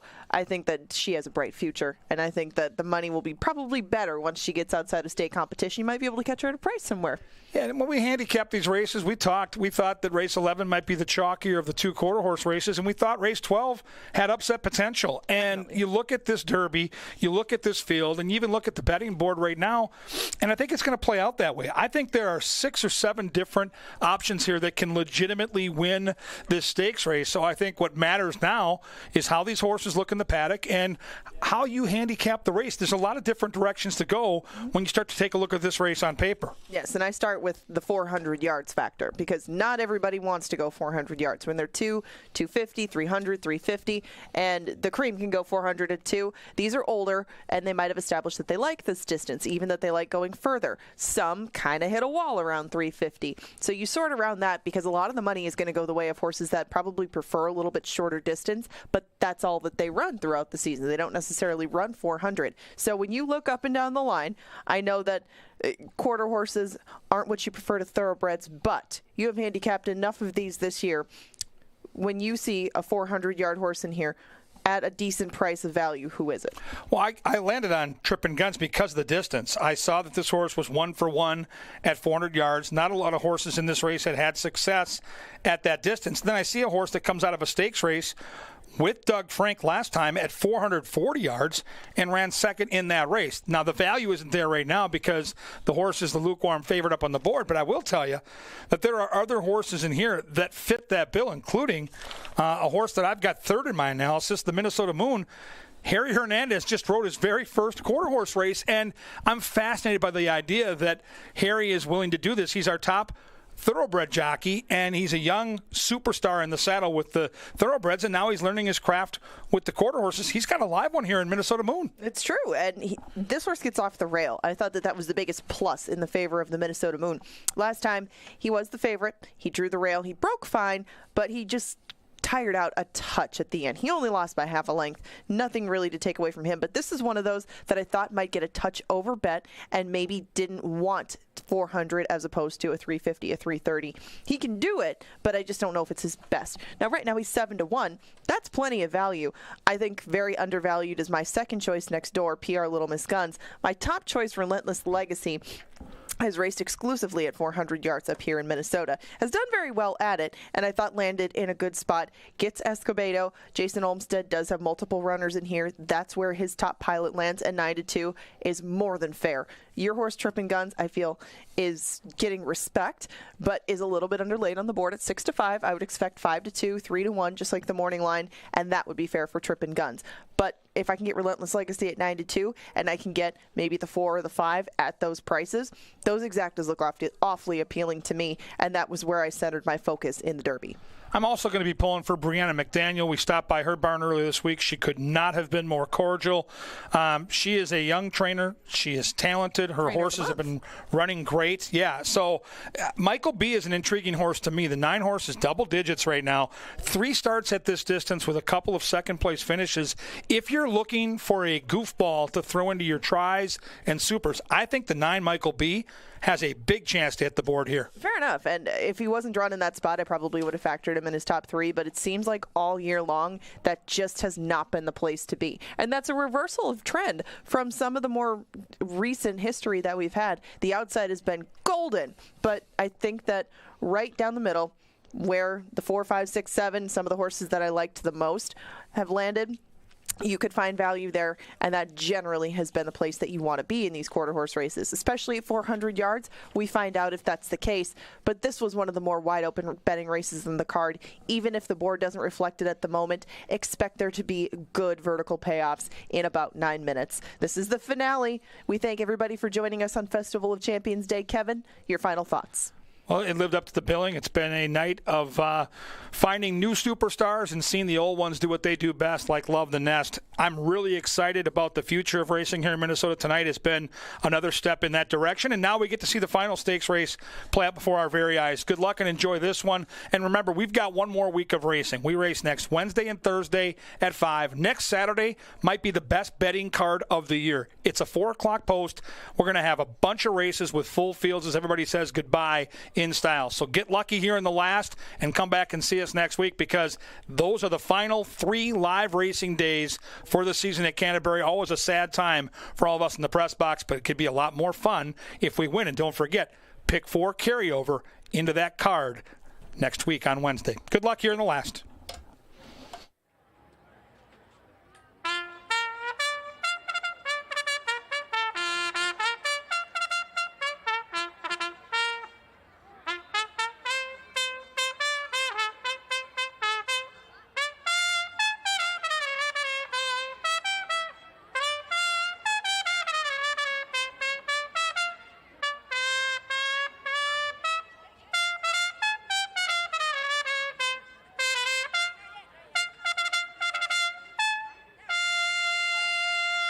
Excellent job, Lynn. Thank you very much. Sir Leonard Dykert. And here they are for the Minnesota Quarter Horse Derby.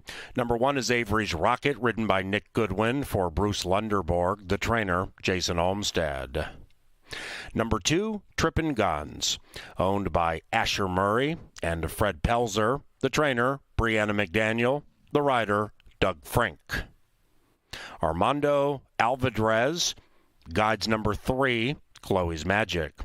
Bruce Lunderborg also owns this one, the trainer, Jason Olmstead. Tyler Stein trains number 4, PR Little Miss Guns. Giovanni Estrada rides, the owner, Eileen Myers. Paul Ludeman and Summer Run Inc. look to sweep the final 2 with the Minnesota Moon. Jason Olmstead is the trainer. Noted quarter horse rider Harry Hernandez astride. Kelsey Haar rides number 6, Tommy Guns. For Darren and Jessica Myers, the trainer, Brianna McDaniel. Edwin Escobedo rides number 7, Relentless Legacy. For owner Tom Maher and trainer Jason Olmstead. And Jason also has number 8, Relentless Babe. This one is ridden by Rye Eccleberry, the owner, Tom Maher. Ishmael Suarez Ricardo guides 9, Michael B. For Cynthia Besser and trainer, Brianna McDaniel. And number 10 is Tom Maher and Paul Ludeman's Relentless Courage. Relentless Courage is trained by Jason Olmstead. And in the irons, Jesus Salazar. 5 minutes.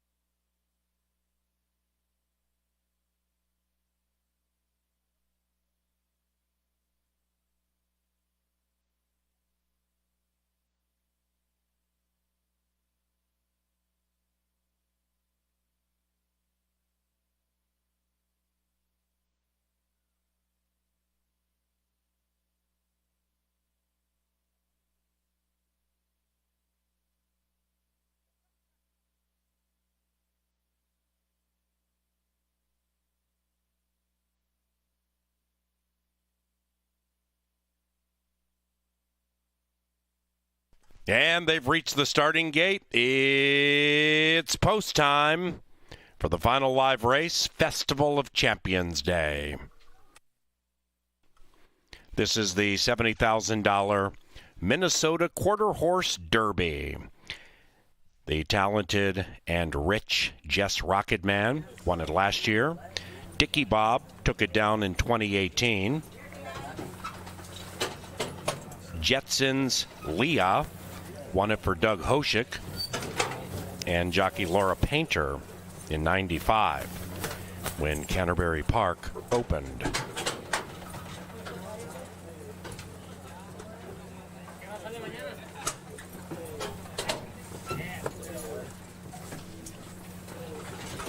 Relentless Babe has gone in. Likewise for Relentless Courage. And here is Michael B. In the gate for the Quarter Horse Derby. The 4, Rambunctious.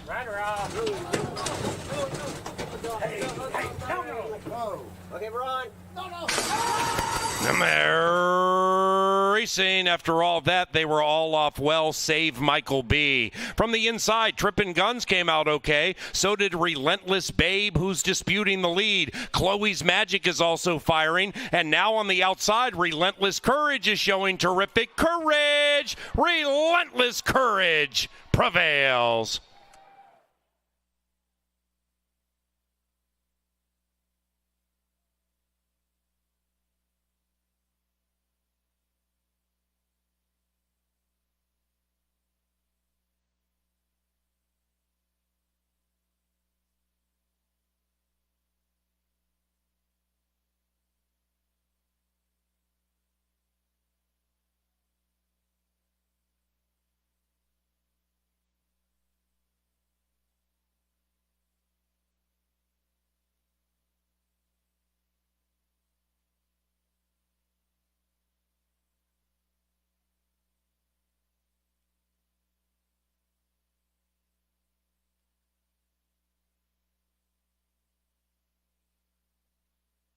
Number 10, Relentless Courage, first. Photography for the rest.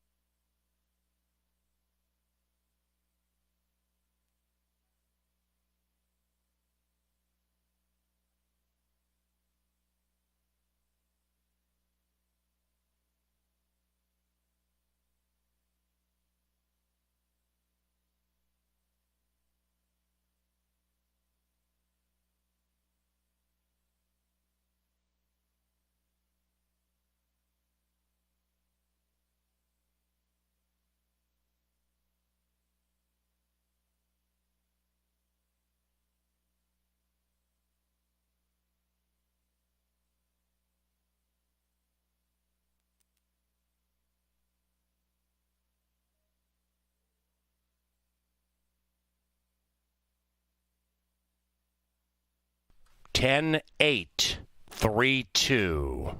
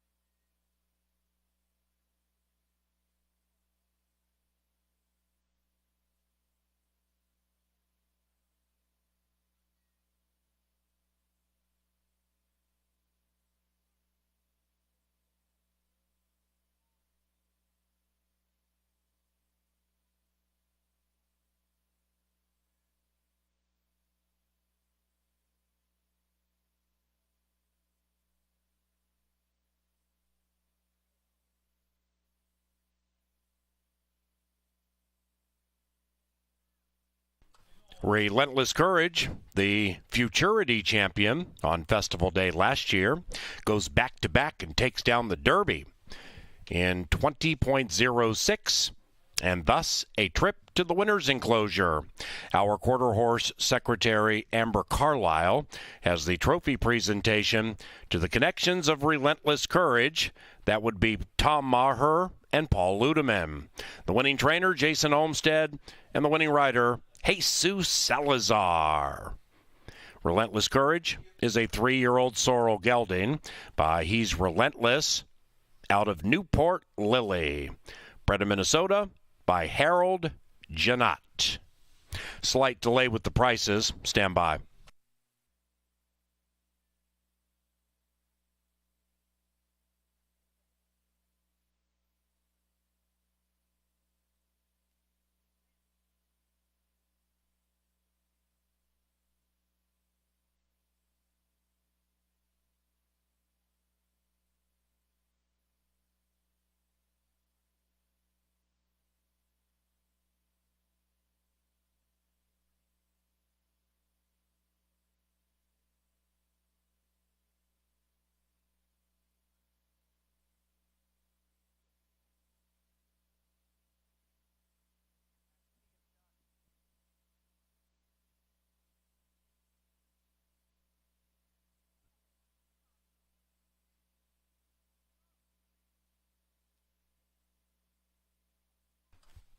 Festival Day is official.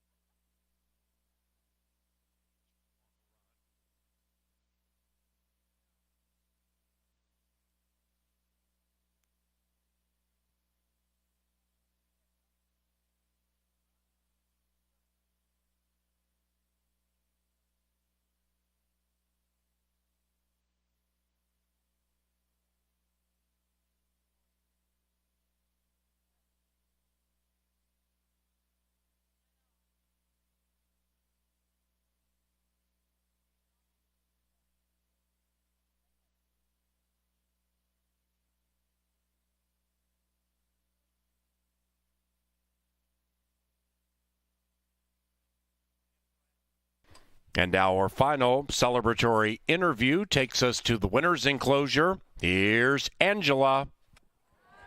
We're down in the winner's circle with some familiar silks, but a different rider. Jesus Salazar comes home in front, and you've been up here a couple of times. This is your stakes win on Festival. Was it worth the wait until the end? Yes, ma'am, it was. And this horse has been getting close all year. Seems to like this distance. Where did you kind of know that he was going to go by everybody at the end? You know, he had it from the get-go. He broke in front, about 100 yards or so down the track. He kind of got lost out there in front by himself, and I switched sticks and got his attention, and he just finished strong, did his job. Yeah, did it very well. He was a very good 2-year-old. Now puts things together at the end of his 3-year-old campaign. Now I have the both of you here. I have to get your perspective too. Was it worth sticking around to the end to see your dad come home in front? Yes. Well, we wish you both a very safe and fun trip back to Oklahoma. Thank you for coming up here, and congratulations to you both on the win in the Derby. Thank you. That's the way we wrap up Festival Night. Thank you, everybody, for joining us out here. Hope to see you again on Wednesday at 5 o'clock.